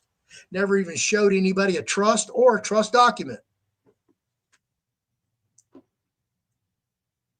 So I decided, after going through that bullshit, that, listen, I don't need all this extracurricular activity bullshit. And listen, if I tell you not to fucking trust somebody and you don't listen to me by now, fuck you. You deserve to go get fucked. And I hope you lose everything. That's how I look at it. So I decided to change my platform. And I wasn't going to address the cons, grifters, liars, scammers out there anymore, because I wasn't going to take the baggage. I wasn't going to take the abuse for trying to protect people I don't even know. I'm trying to help these people who I don't know. So I did these videos and I profiled it, showed it, just, one lie after another lie, after another lie, after another lie, one grift after another grift, after another grift. And this is where it's gotten me. So I decided I didn't want to do negative profiles on people. I wanted to do lift my channel. I want to be positive. I'm going into a new realm. Okay. We're supposed to be getting this RV. So let's go help humanity. So I don't want to profile the negativity. I want to profile the positivity. That's why you see I'm trying to educate as many of you can, as much as I can, about what's coming. Okay. If it's coming, be prepared. You better hang on to your marbles when you get them, because if you don't, somebody's going to come take them away from you. They're going to be much slicker, smarter, intelligent, handsomer, more beautiful, sweeter. They're just going to talk you right out of it.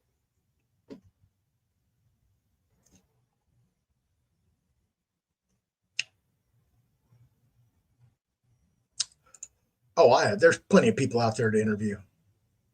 Plenty of people. I don't listen. I was doing this show before I even knew about the RV.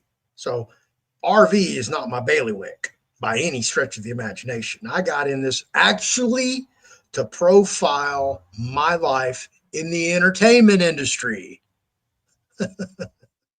because I know people that are in professional bands like the Trans-Siberian Orchestra, the original founding drummer for Slaughter, Blas Gomez, went to Scarborough High School with me. And Bobby Rock is the one who taught him how to play drums. Bobby Rock was the original drummer for Vinnie Vincent's Invasion. Then he went with the band Nelson and toured the world with the Nelson Twins. Now he's the drummer for Lita Ford. Well, who the fuck did he replace with the Lita Ford band? Oh, really?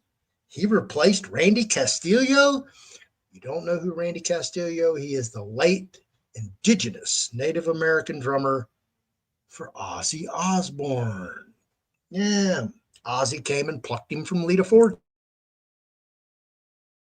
band. And Lita was like, damn, I need a drummer. Bobby Rock, baby.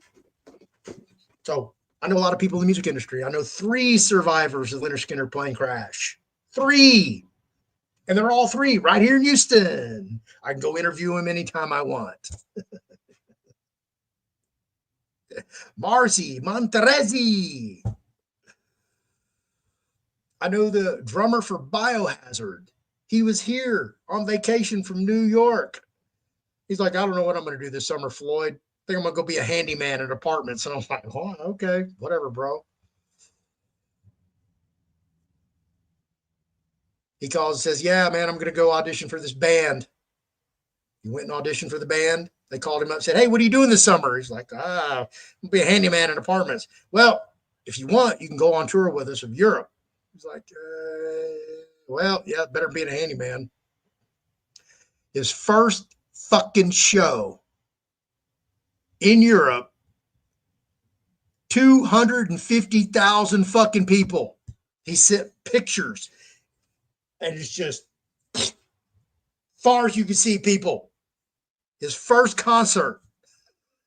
So I know people in the music industry. I worked, and I've met Simone Biles, Michael Phelps, gold medalists, my sponsor's best friend, baseball Major League Hall of Famer, another NBA Hall of Famer, leads meetings every Saturday morning that he's available at my AA club. Another gold medal Olympian also goes there. So, I've got the contacts. If I want to do a show, I've got plenty of material to utilize. Okay. So I'm not in this just for the RV, and that's not, just my sole audience.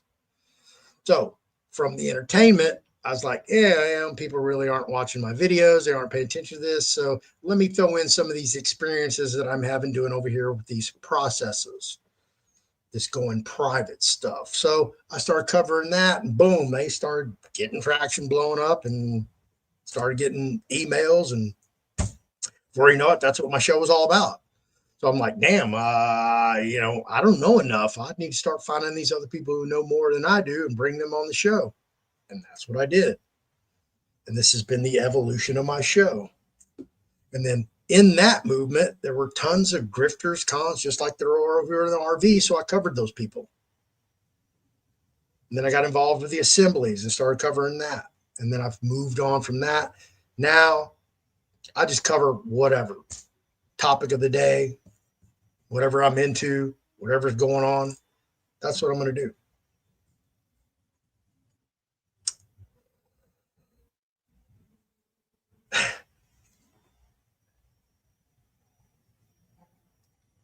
And how you doing, Nancy?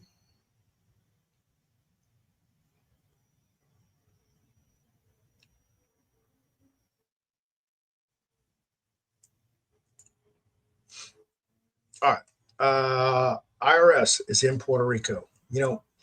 I've heard that. I've been to Puerto Rico. I've been all over San Juan. I've looked at all their governmental buildings. I don't see no IRS in Puerto Rico. Not no the IRS. I just don't see it. I have no idea why the IRS would be in Puerto Rico in a U.S. territory, especially with their susceptibility to blackouts, hurricanes. That's just never registered with me. And I know that's all in the redemption manuals. And I fell for the same thing.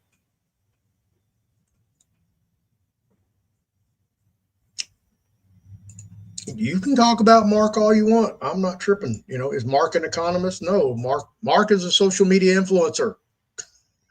That's what he is. That's his job.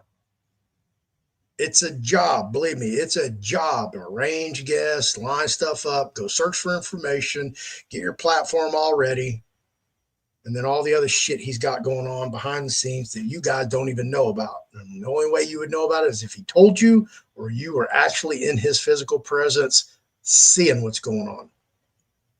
So, the show's not about Mark. It's not about anybody else. Not even about talking about anybody else. And I don't even really, I'm not here to beat up on the RV gurus. Everybody's entitled to their own opinion, and that's what it is, their own opinion. The reason that they espouse, the information that they espouse is from their own heart and soul. I can't tell you why they do it. Just like Frank 26, if you talked about dong on his show, you were blocked, you were banned. He wasn't going to hear it. You're there to talk about one thing only is dinar. Now he's like, oh, I got to change of heart. What's up with the dong? Seems like everybody's like, maybe the dong might revalue too. So let's find out about the dong. Will somebody go research the dong for me and give me all the information? Because apparently I'm too lazy to do it myself. And I'm paraphrasing, but that's pretty much what he said.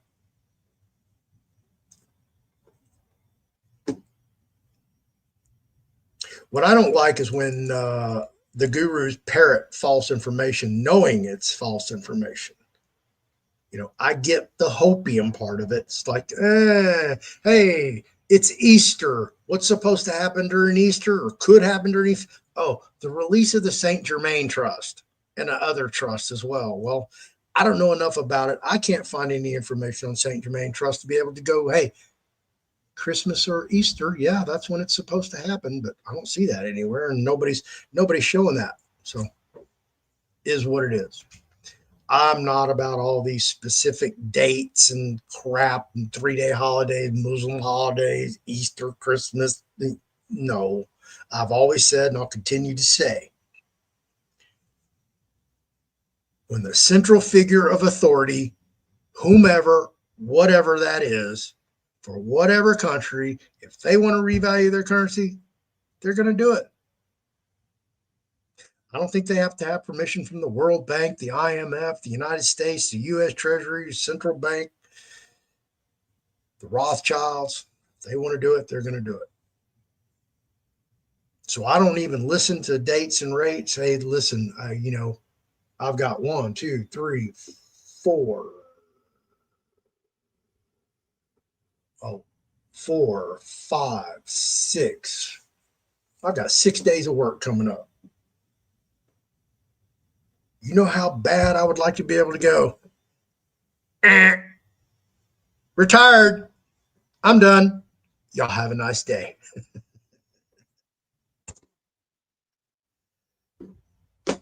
but I have to live life normally, just like there is no RV.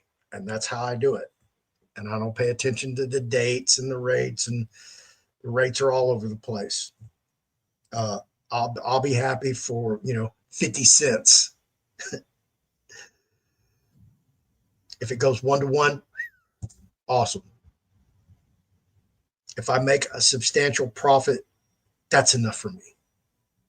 If it's enough where I can go buy some land, substantial amount of land, have some retirement money, boom, I can go make it on that.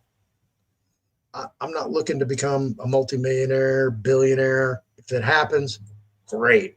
If I get a couple $100,000 out of the deal, that's fantastic. I'll accept that and move on and be happy about it. I'm not going to be disappointed. Mm-mm.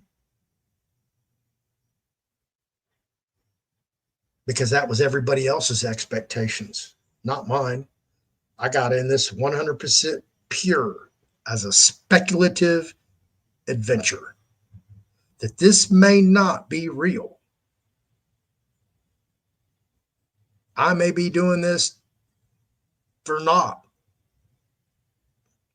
It may just be another CMKX. But is the reward so great, so substantial, so life-changing that you almost have to do it? That's how I look at it. Some people, this is their life endeavor. They put all their eggs in this one RV basket. And that's their big payoff, their big payday. They have no retirement, no 401k, no life plan, no goals, no nothing except the R fucking V. That's it. Every day they live up riding the roller coasters. Today, my day. Tomorrow, the day. Next 3-day weekend, the day. Do I got to wait for another holiday? That's a tough way to live.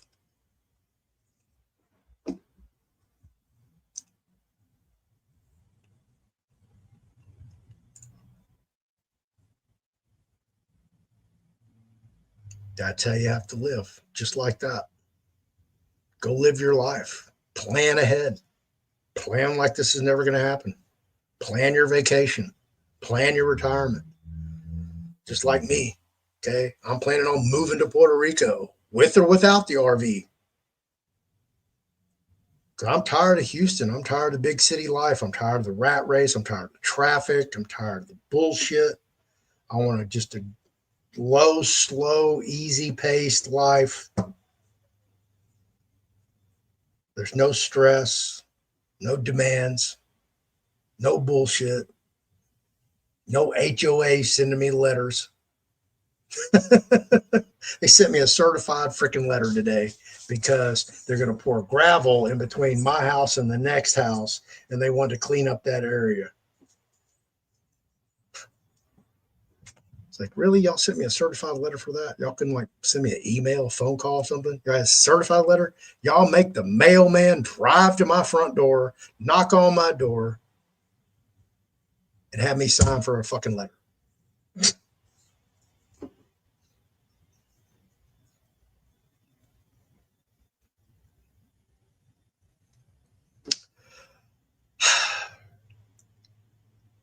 I have to ask, okay? And I'm going to ask, why do you have so much animosity against these RV gurus, okay? They're doing their thing. You don't have to pay attention to them. You don't have to follow the RV. I don't know if you're invested in any type of currency or what, but believe me, okay? Because you're doing the same thing that I used to do. Talk about these people, talk down about these people, hey, they're not affecting your life. Let them go do what the fuck they want to do. You're not going to change probably anyone's mind in these chats doing your posts. You might pique their curiosity to where they go, let me go investigate what that guy Kiwi 76 was talking about with Jason Shirka. or maybe not. So I found, I can sit here and bump, and I can do 14 fucking videos on Christopher Hauser. 14 fucking videos. And to this day, people still don't believe me over all the fucking lies. So I got to the point where, how many fucking videos can I do? How much time can I invest to save somebody else from their own stupidity? I don't want to do that anymore. So what made you get to the point where you're at right now, where you just believe that every RV guru out there has ill intention? They're snake oil salesmen. They have nothing good for anybody in the RV community. Tell me that. Because the reason I did it, okay, and I've said this before in my videos, and which video I can't tell you. Remember, I used to do live at 5 Monday through Friday, so I've done hundreds of thousands of hours of on-air time.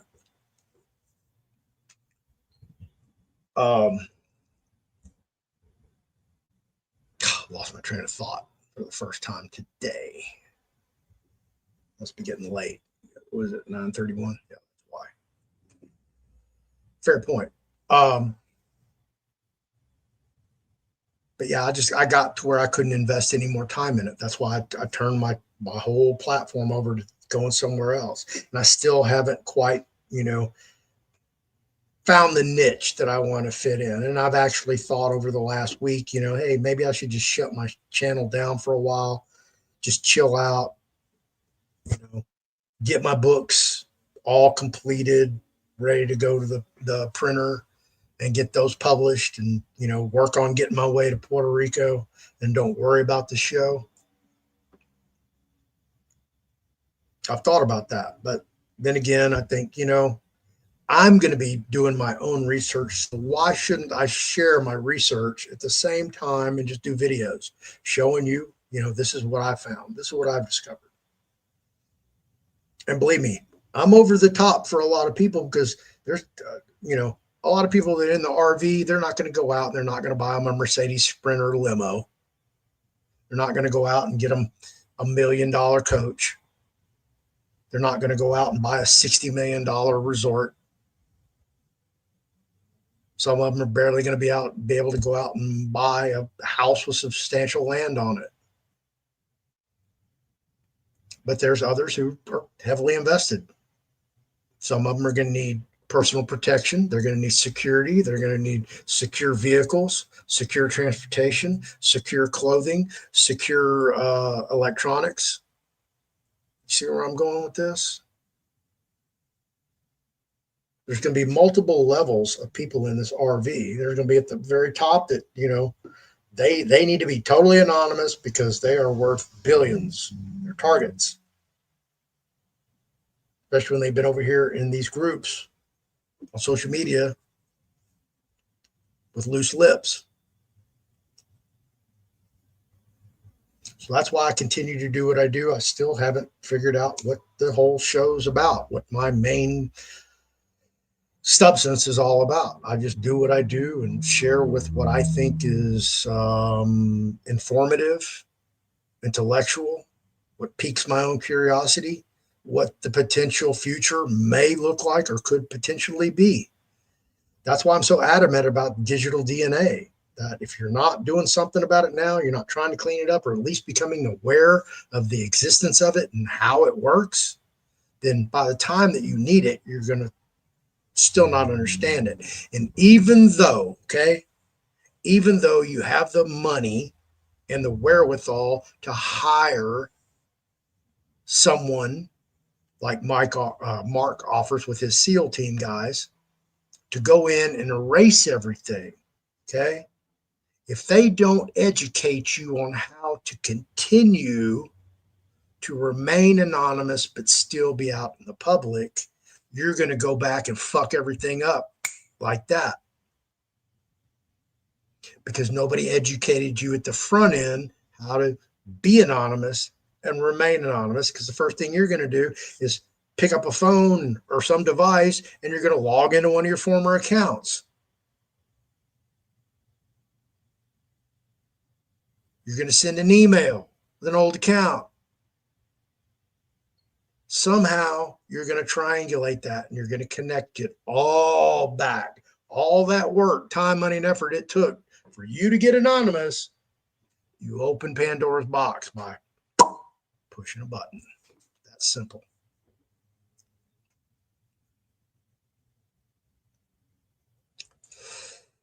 I don't believe I know, laughing out loud, I know for a fact it's BS, but I also like highlighting the BS to others on the off chance they see the light. Nothing more, nothing less. Well, trust me from experience, that's not going to help, because a lot of these people idolize their guru. Okay. It's like with Mark, he has an audience. Almost the same people every day watch him religiously all over the world. And you may not know this, but his shows get translated by other people in these other countries to their local language. And it's astounding.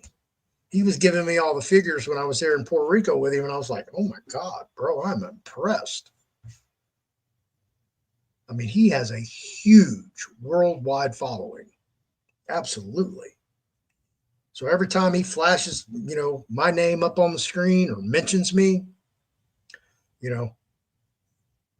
great. I'll look at that's worldwide advertising. Maybe that might pull somebody in. They start watching some videos and learn something. But that's where I'm at.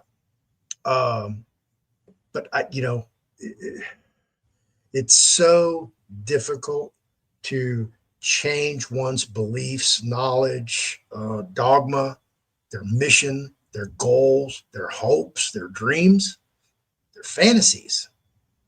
And here you come, you want to shit all over that, piss all over that, puke all over that. And that's not what they're there for. They don't want to hear that. And I don't blame them. Because you got to remember, some of these folks are living in their car and this is their last hope, their last dream. And here you come along, fucking all that up for them. They have nothing else to live for except the fucking RV. And you're telling them everybody's lying to them. It's all a bunch of bullshit. There is no hope in that hunt. So quit hunting. You can't do that to people. You're shattering their psyche. So you have to think about what you're doing and how you do it. That's why I tell everybody, look, you're more than welcome to believe. And listen, when you buy foreign currency, it is a speculative investment. It's just like buying a stock, a bond, crypto, or any other asset that fluctuates in price. Today, it could be very valuable. Tomorrow, it could be not valuable. It's all speculative. So unless you have some inside information to some government, some financial institution, you don't know any more than anybody else. So if you want to believe in the tooth fairy, knock yourself out. If you want to believe in Santa Claus, knock yourself out. If you want to believe you can walk into any strip bar and yank a stripper out of there, knock yourself out. Who am I to ruin your dreams?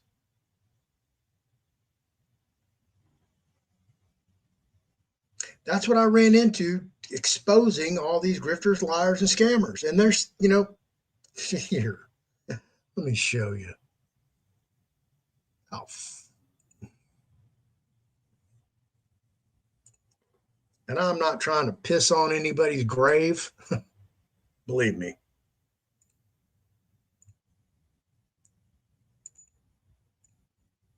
And why I keep getting emails, I have no idea. This is how idiotic these people are.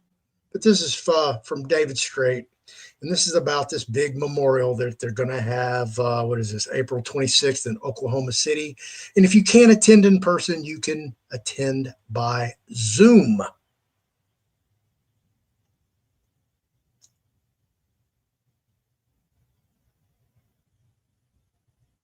This is the guy who has put his wife, his loved one, his ace coon boon, his boo, put her in fucking prison.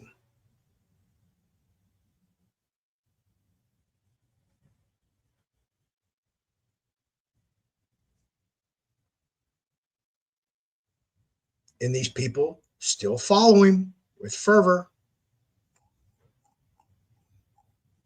And all they have to do is either go watch my videos that I did on a multi-part series on Bonnie Thomas Strait, where I break down her legal records of her divorce case before she met David Strait, all the way through almost at the end of her 5 years probation, when clearly she met David Lester Strait, because all her paperwork in her court case completely changed from regular bar legal vehicles that you would normally see in any other court case to all the sovereign citizen paperwork. 45 days later, roughly, she would have been off probation, free and clear. Go do whatever the fuck you want. Nope. She listened to David Lester Strait, got her probation revoked, and got sentenced to 5 years in prison. Went and did a year flat.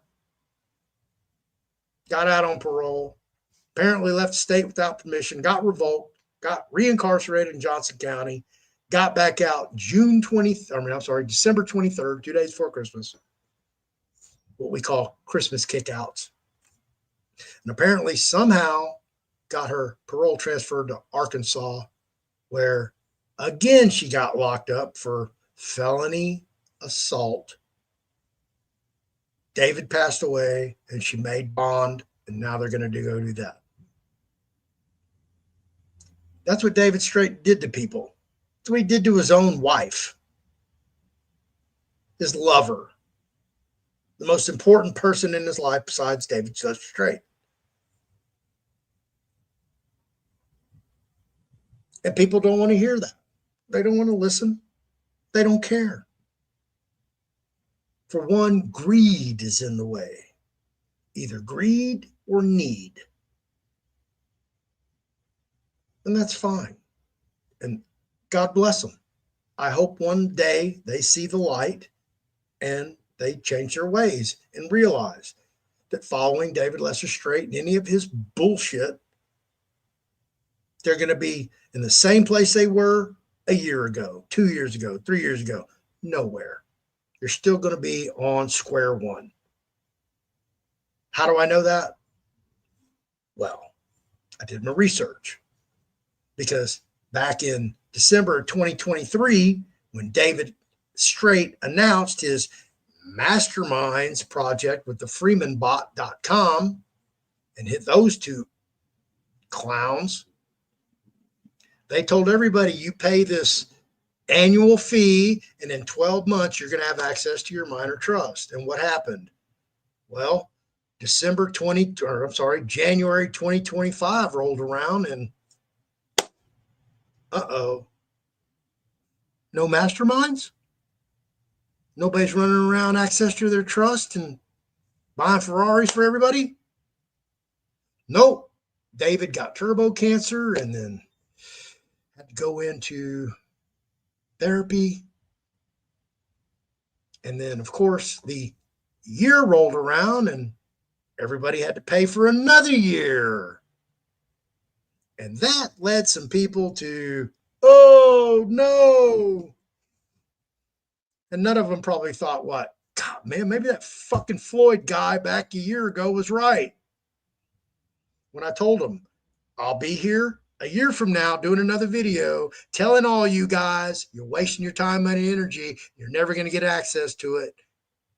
And you're going to be spinning your wheels. And What did I do in January? I did that video.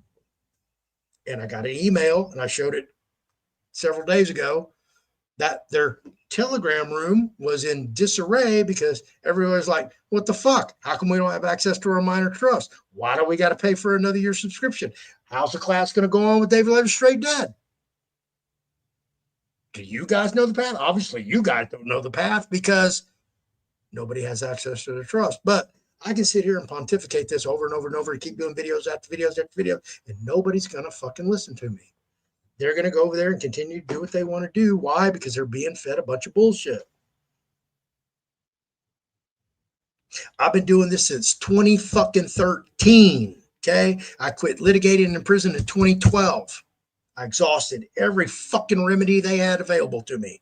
Actual innocence claim, wrongful innocence claim, writ of certiorari of the United States Supreme Court, writ of habeas corpus in the federal level, writ of habeas corpus on the state level, petition discretionary review, and appeal. And I've thrown everything else at them since I've been out.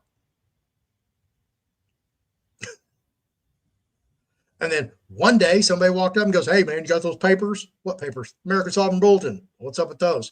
Well, you're going to laugh, Floyd. Well, humor me. Your birth certificate's worth $100 million.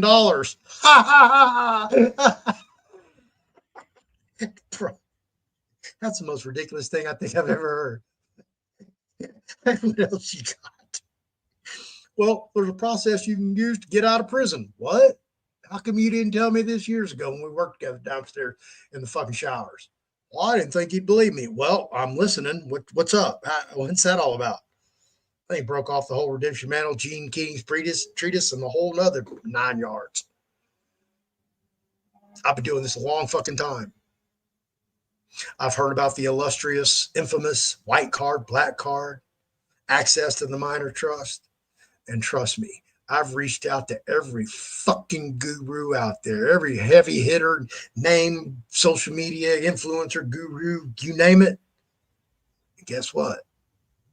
They're still out there pushing their shit. Why? None of them have access to their minor trust. Not one person. I don't know anybody who's got a white card, black card with unlimited wealth that they never had to pay that debt. Nope. Nope. So guess what I'll be doing January 2026? I'll be doing another video about Anna and David and Anna's fake ass bank. So I'm going to just do an annual and do a review on all of them. But people still are involved in Anna Von Reitz and her fucking stupid ass assemblies that are going absolutely fucking nowhere. In 5 years, not one fucking state has stood up on its own and become a de jure government. Not fucking one. Fucking ludicrous. The insanity. And I can sit here and argue with those people all fucking day long, and I'm not going to do it anymore.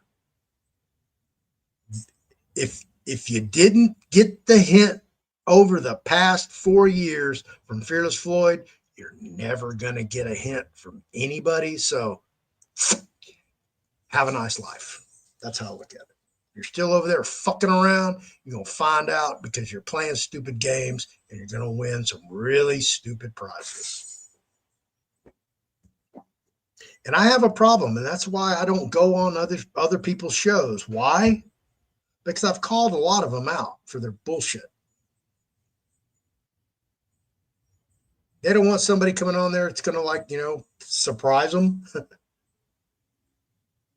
And there's a lot of people out there who are grifters, liars, and con men who are probably good people, but associate themselves with known liars, scammers, and grifters. And I don't really want to associate with anybody who even associates with those people. And I've brought it up to people that I associate with who do associate with those people. And for some reason, they want to overlook that. And that fucks with me. You know these fucking people are losing their life savings. They went and cashed out fucking everything and invested in this dumbass scam. And they got.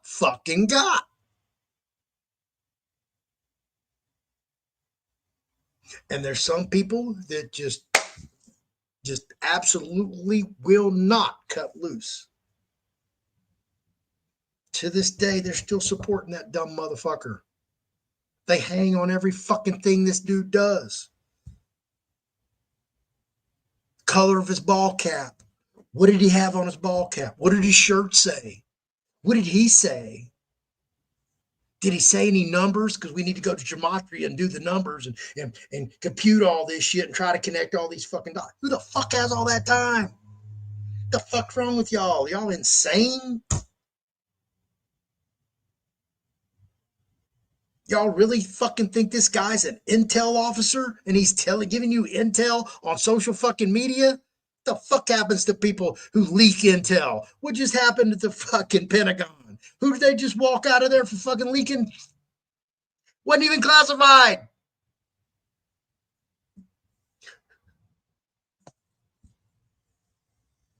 And, you know, I can't wrap my head around any of that.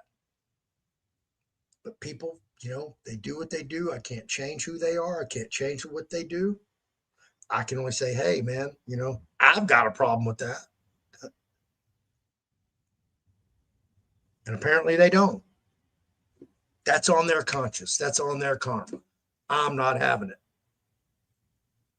And the reason I do what I do and I did what I did is because once upon a time, I said, and I've always said this, I was the craziest motherfucker that I've ever met. And I did a lot of bad things. A lot. And in that life trajectory, once upon a time, I worked in telemarketing rooms. Yeah, I was one of those people. But not only was I one of those people, obviously you're watching my show. I'm pretty sure that you kind of get the gist that I'm a little bit intelligent, a little bit smart. Not only was I a little bit smart, but I had my own creation of a telemarketing scam that I ran. And I ran it extremely effectively and made ridiculous amounts of money. And while I sat in prison for 14 years and 2 fucking months, don't think that that didn't run through my mind countless fucking times. You're here, you're doing all this because of everything you fucking did. It all caught up with you. Even though you didn't get caught, you got. And here you are. So suffer the consequences, suck it up, and fucking do your goddamn time. And that's how I had to look at it. I'm not here for my fucking pussy ass DWI that I got for speeding down Westheimer at 1:53 a.m. Nope. I was there for everything I did that I didn't get caught. And 60 years wasn't enough for all that. I'm going to tell you that. That's why April 15th, 2016, when I walked out into the free world after 14 years and 2 months behind bars, I had an epiphany. You cannot go back out on the streets and be who you were. If you do, you're going to do that 60 on fucking layaway like Bonnie Thomas Straight is doing with her little nickel in and out of prison. Fuck that. So I made the decision that I was going to change my life. I didn't even know how, what the fuck I was going to do. I was homeless, broke, penniless, jobless, carless, clothesless. I didn't even own the clothes on my back when I walked out of prison. I didn't even own my shoes. All that was given to me by the state. When I was at my outpatient therapeutic treatment program for 90 days,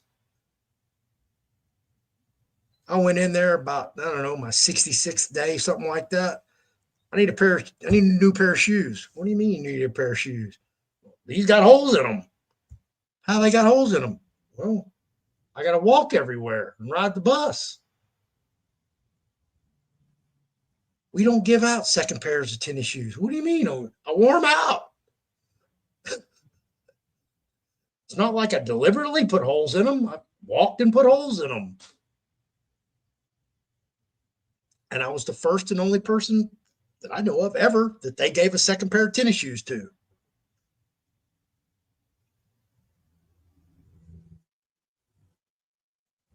And I got out and had nothing.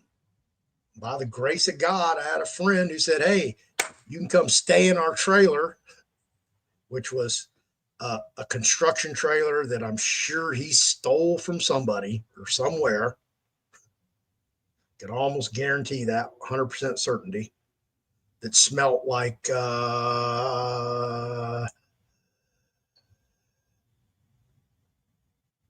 AA group in the 70s where everybody's chain smoking. That's what this motherfucker smelled like. So that's where I lived for 3 years. And I was cool with that. I was like, damn, I got my own fucking cell. I got my own refrigerator, my own stove, my own oven, my own sink, my own toilet, my own shower. I was happy as a lark, living in a piece of shit trailer.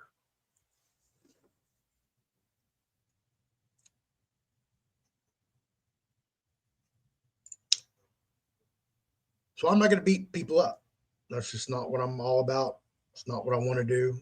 I want to be positive. Sorry that this is taking a little change in venue and topics. But I always try to be transparent as possible with you folks and let you know that, this is a real deal, man. I'm telling you people from experiences. I've had everything a fucking man could want. 4-bedroom, 2.5 bath, 2.5 bath, 2-car garage house, fully paid off. Mine. Shoebox, $100 bills underneath the bed. Trophy stripper fiance. Mercedes convertible hardtop roadster in the garage. 2 BMWs parked in the driveway. Everything paid off. A wardrobe from fucking hell.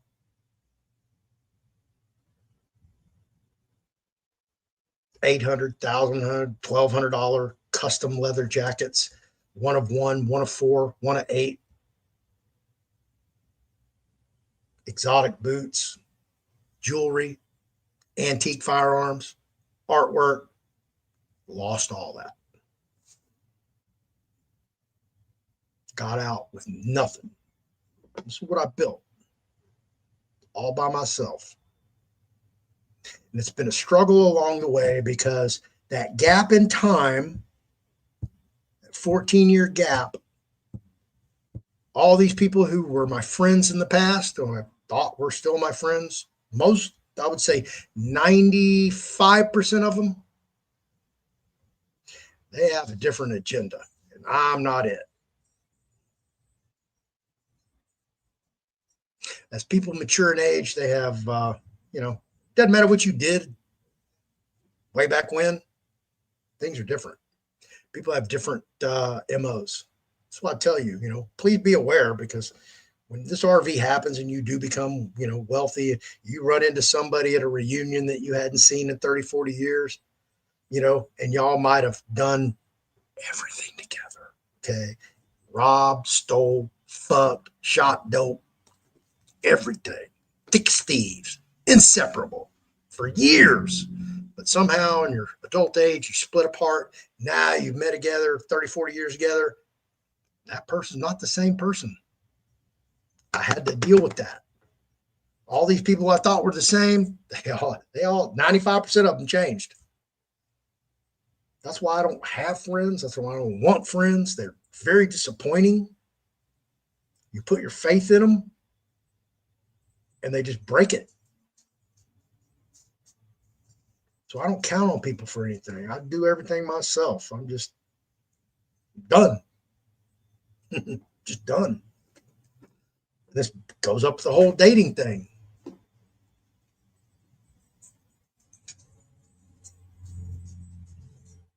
It's crazy. Sometimes I can't wrap my head around the whole enormity of everything. I mean, it's like we have a U.S. senator from Maryland going to El Salvador trying to rescue some fucking El Salvadorian who's illegally in this country. Okay, I got one question. Is his family that he lives with or any of those illegals? Is anybody even looking into them? And why are we spending tax dollars on that? Why is it even in the news?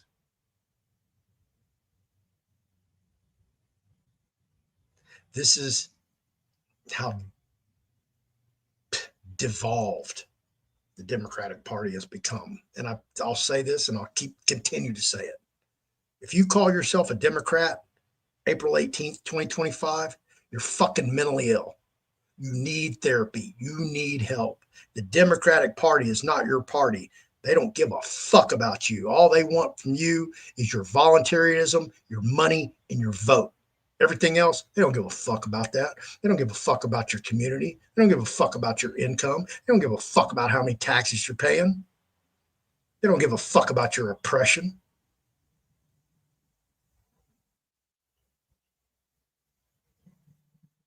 But yet they're still out there, still believing the fucking stupid hype on MSNBC and CNN and all these other mainstream fucking media outlets that want to do nothing but lie.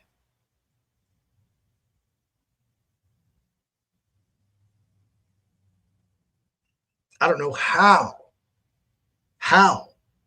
some of these mainstream media hosts are still fucking on TV. How the fuck is Joe Scarborough still on TV? Who the fuck would watch that idiot after all the shit he said and that is proven that he was fucking lying? Joe Biden sharp as a fucking tack. Oh no, I'm sorry, he was not. He's not sharp. Oh shit, he had a bad day. Rachel Maddow, how the fuck is she still on TV? All those fucking wicked witches over on The View, how are they still on TV? Obviously, there's a narrative that they want to push and they want to shove down the throats of all Americans and worldwide audiences. See what happened in China with Snow White? They're like, get that shit out of here. You don't fuck with that shit in China. And if you know anything about China and Hollywood, you know why you never see a movie anymore where China's the bad guy? It's because every script submitted for production in Hollywood has to be vetted by the CCP prior to production. Absolutely.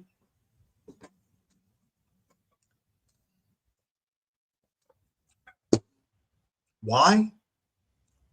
So they can go get that billion,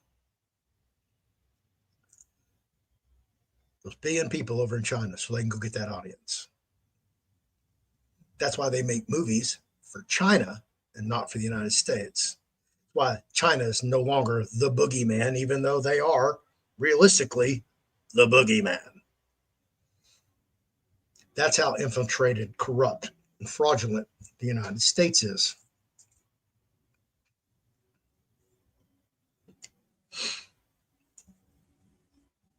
Blind Owl, hello. Yep.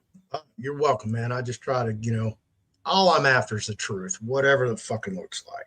Good, bad, ugly, indifferent, unsociable, horrible, terrible, superlative, whatever it looks like. I really don't care. And when I tell you guys, I got out of the whole private thing, I still regularly, on a daily basis, speak to people who are still over there poking and prodding, trying to get movement and access to be able to discharge debts pay off credit cards, pay off utilities, pay off mortgages, cars, etc., etc. So don't think that I just completely surrendered all that and gave up. No, I still have people over here. I still provide guidance to those folks, not advice, guidance, in my opinion, to give them direction. Some of them are close, some of them aren't. They're always believing that it's just around the corner, like everything else.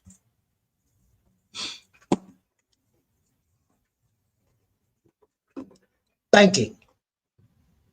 In our system of banking, there are at least three types of institutions distinguishable: the savings bank, the investment bank, and the commercial bank. The organization of savings banks is along entirely different lines from either the investment banks or the commercial banks, and is easily distinguishable from them. They usually encourage savings on the part of the people, endeavor to collect such savings otherwise hoarded by the populace, and, after acquiring them in sufficiently large numbers and amounts, use them in loans on such security as real estate and buy investments in government bonds, high grade railroad bonds, and other such securities as are designated legal investments for trust funds by the state wherein the savings bank is located. They no longer have savings banks in Texas. Well, that would be Neil Bush, another Bush. Yeah.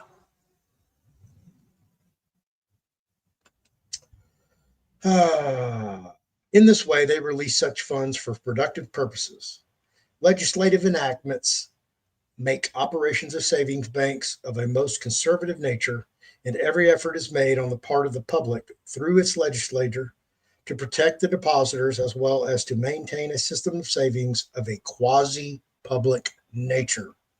The funds of saving banks are usually tied up for a long period of time, and the security on which loans are made by them is often of a character that cannot be marketable to the full advantage, except at an opportune time.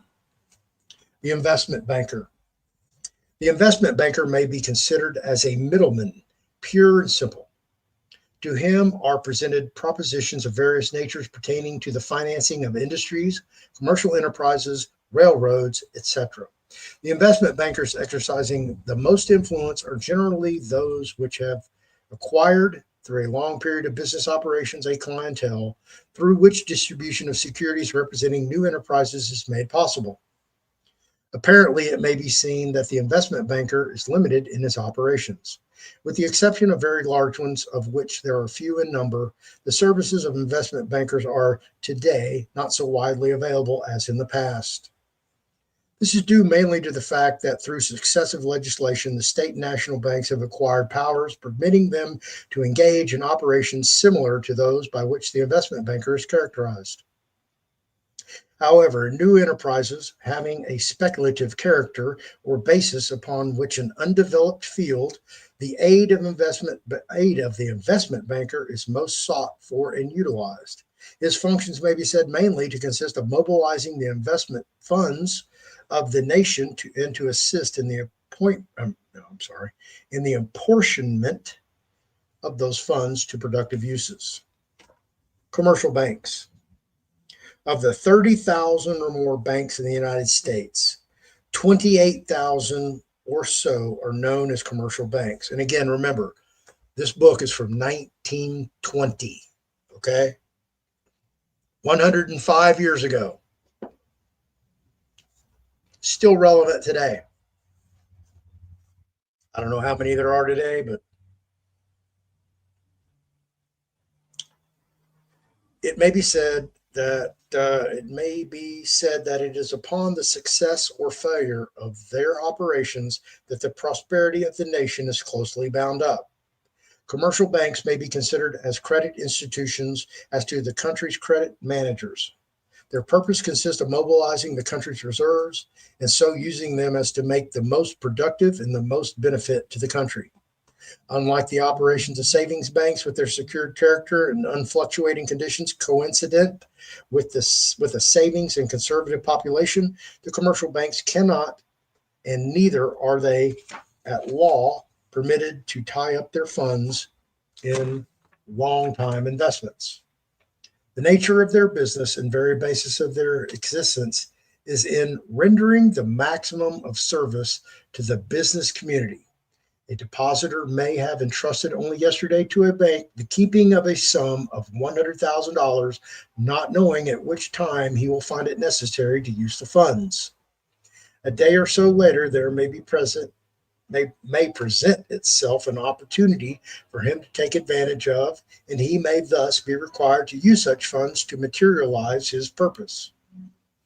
This may necessitate the withdrawal of a large part of his deposit amount, which may be the case with 1,001 depositors of the same bank. It is therefore apparent that even in its regular course of business, the operations of the commercial bank are far different from the investment bank. It must be enabled at any time to convert its assets in whatever form into ready funds. Liquidity of assets as an important in a commercial bank's operations as security of assets.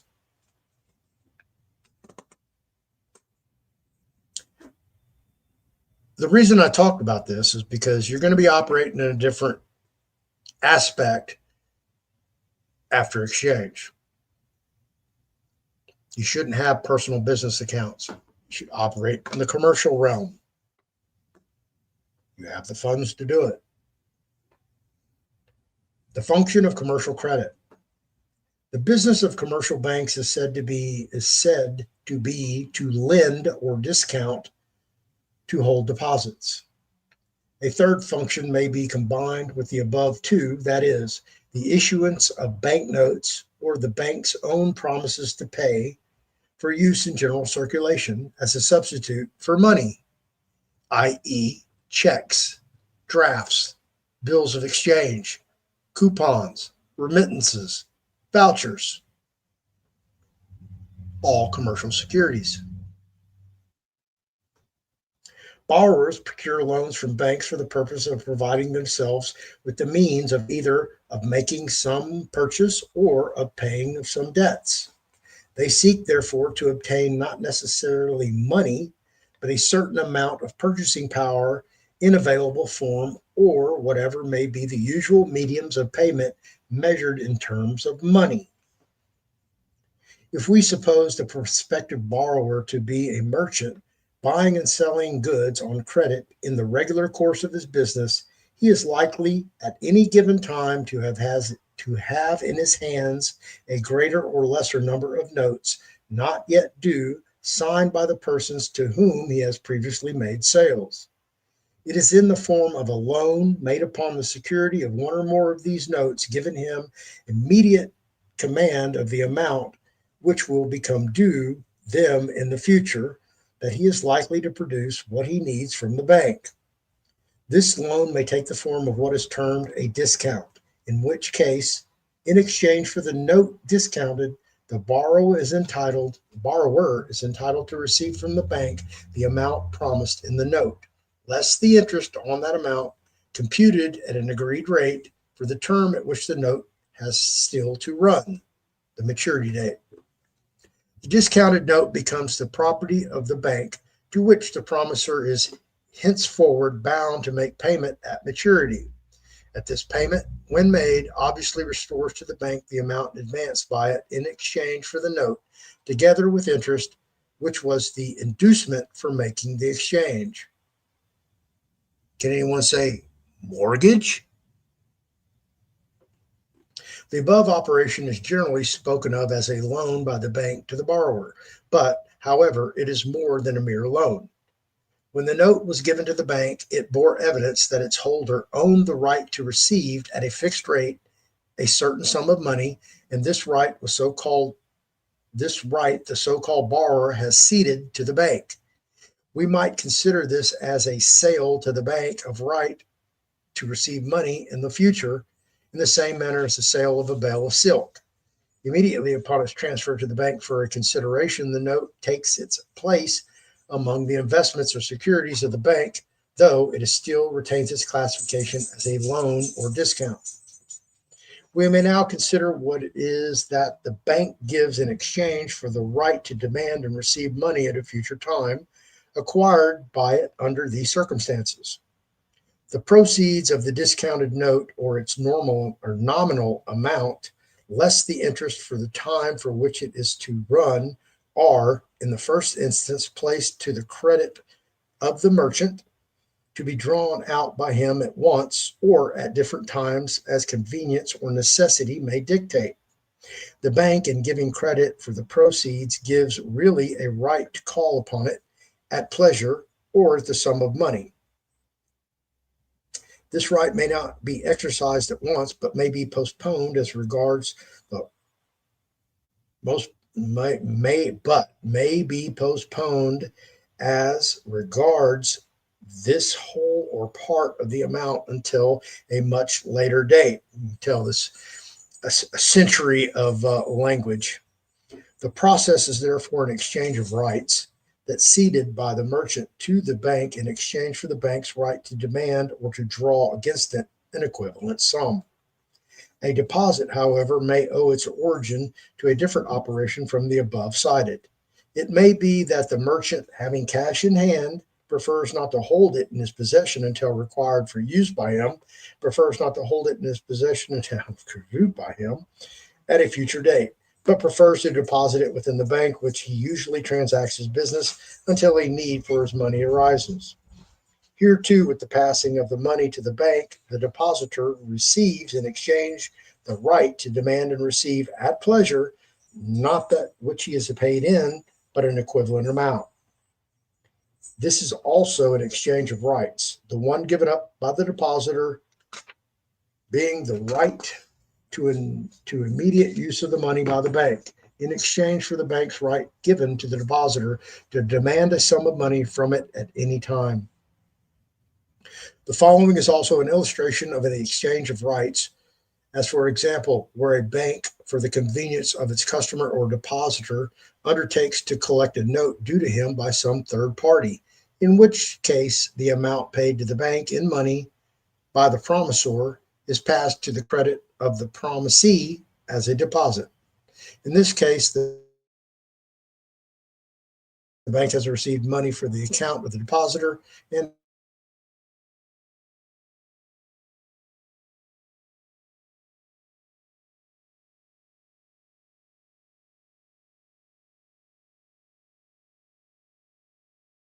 a couple more pages in this chapter, but I'll digress right there with this book, Money Banking, or I'm sorry, Modern Banking, Commercial and Credit Paper in 5 parts. There you have it. I went over that yesterday. So there you go. All of you who have hung out with me on this Friday night for 4 hours and 18 minutes, God bless you for listening to my drivel. Appreciate each and every one of you being here.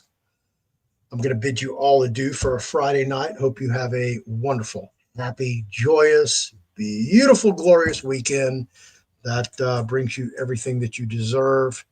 Again, happy holidays. I'm not going to tell everybody happy Easter because I don't do holidays. So enjoy it. I will catch you when I catch you. I don't know if I'm doing anything tomorrow, Sunday, but definitely Monday, 6 o'clock. I will be back with my buddy Matt, and we will talk about his experience with a repossession and everything that he has gone through up to an appearance in court this morning, in which he, as a defendant, and the repossessor's attorney, the plaintiff's attorney, were in court. And my buddy Matt, the defendant, got the judge to leave the bench abruptly, leaving all parties with their jaws slackened, going, what just happened? My buddy Matt goes, oh, I know what happened. Case dismissed. And we're going to talk about all that. We're going to share his experience, how he got from going into repossession to court today. So I think you should all listen to that, listen to his experience, just to hear his story. It's quite the story, and I'm not the saving grace for him. We still don't know the outcome as of it stands right now. The case is in limbo. The judge abandoned ship.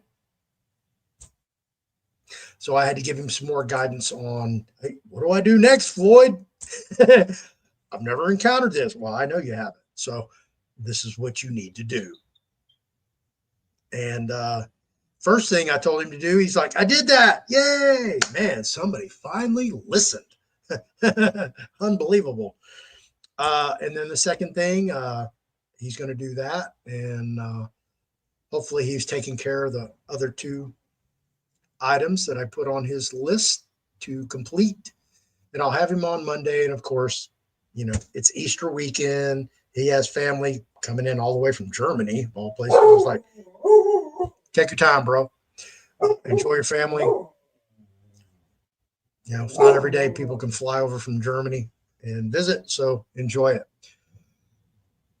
If you haven't, please like the video, not for me, not for the statistics, but like it so other people who share the same values, same community, same goals, same topics, that they will get notified. Subscribe to my channel if you haven't. If you like it, great. If you don't, that's fine too. You don't have to subscribe. Hit the notification bell. Hopefully, you'll get a notification from YouTube when I do put out new videos or post that one is upcoming.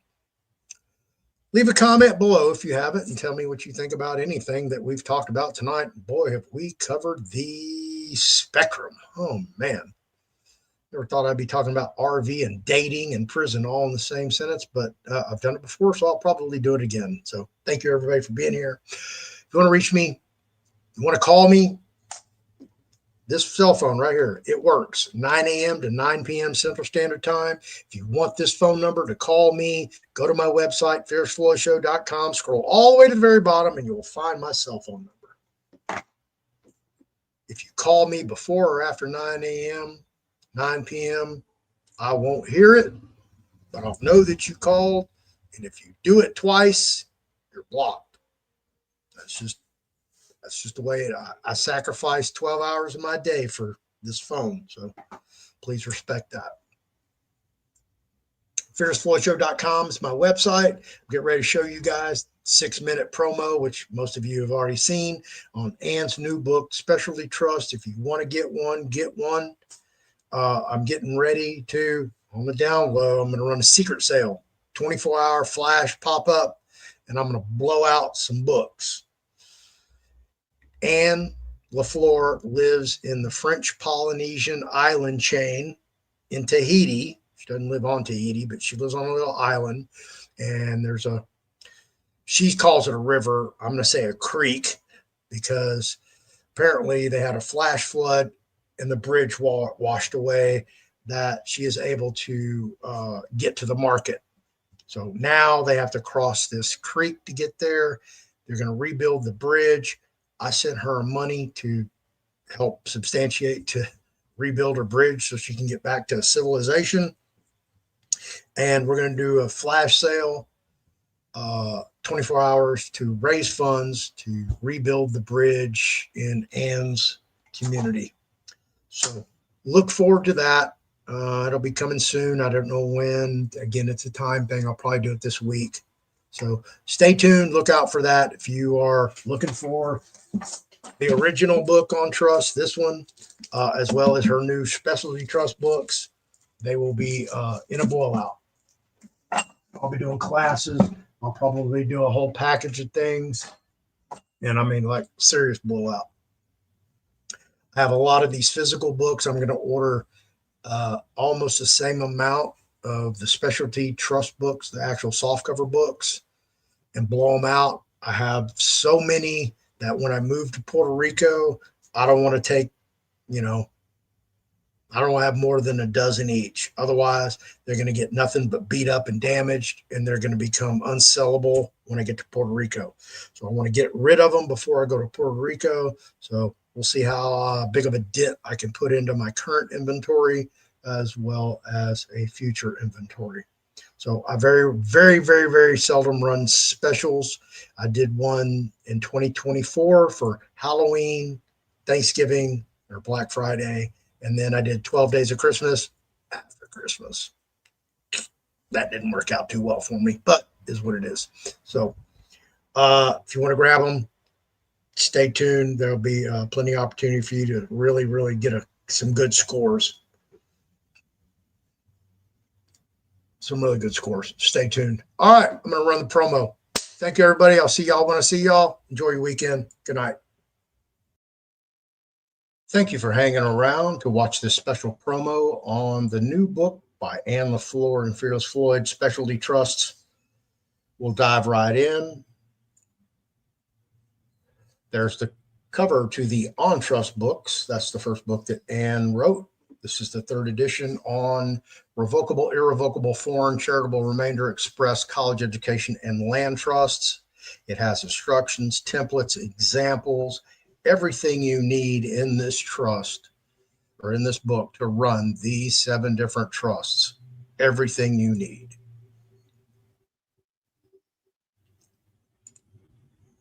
Here's the table of contents.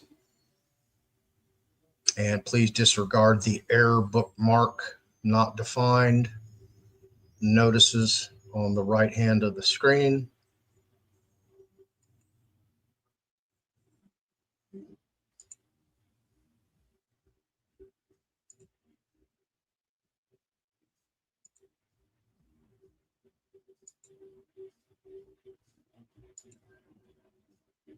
There is a lot of redundancy in this book simply because the simplicity of how it was adopted from the classes.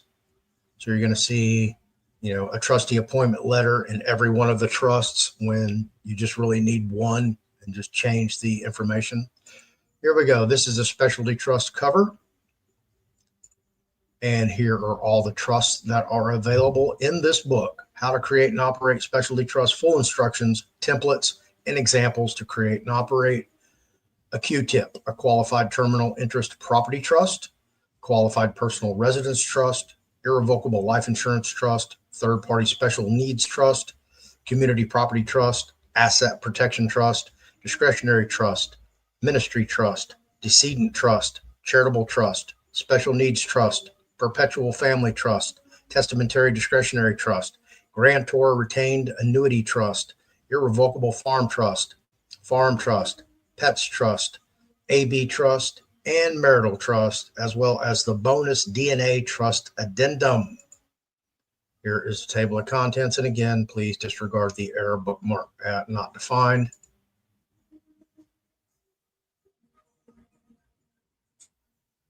And here we go with the DNA trust. Wanted to show you guys a little bit of this.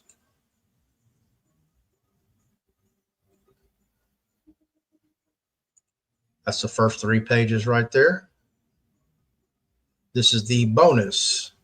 You can add this to any one of the trusts. It doesn't matter whether it's a revocable, irrevocable, foreign, express, pets trust, same thing.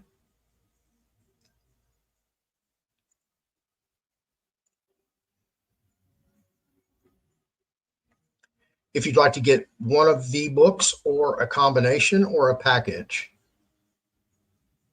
the ebooks are available for $249 each, and that's either the On Trust or Specialty Trust books.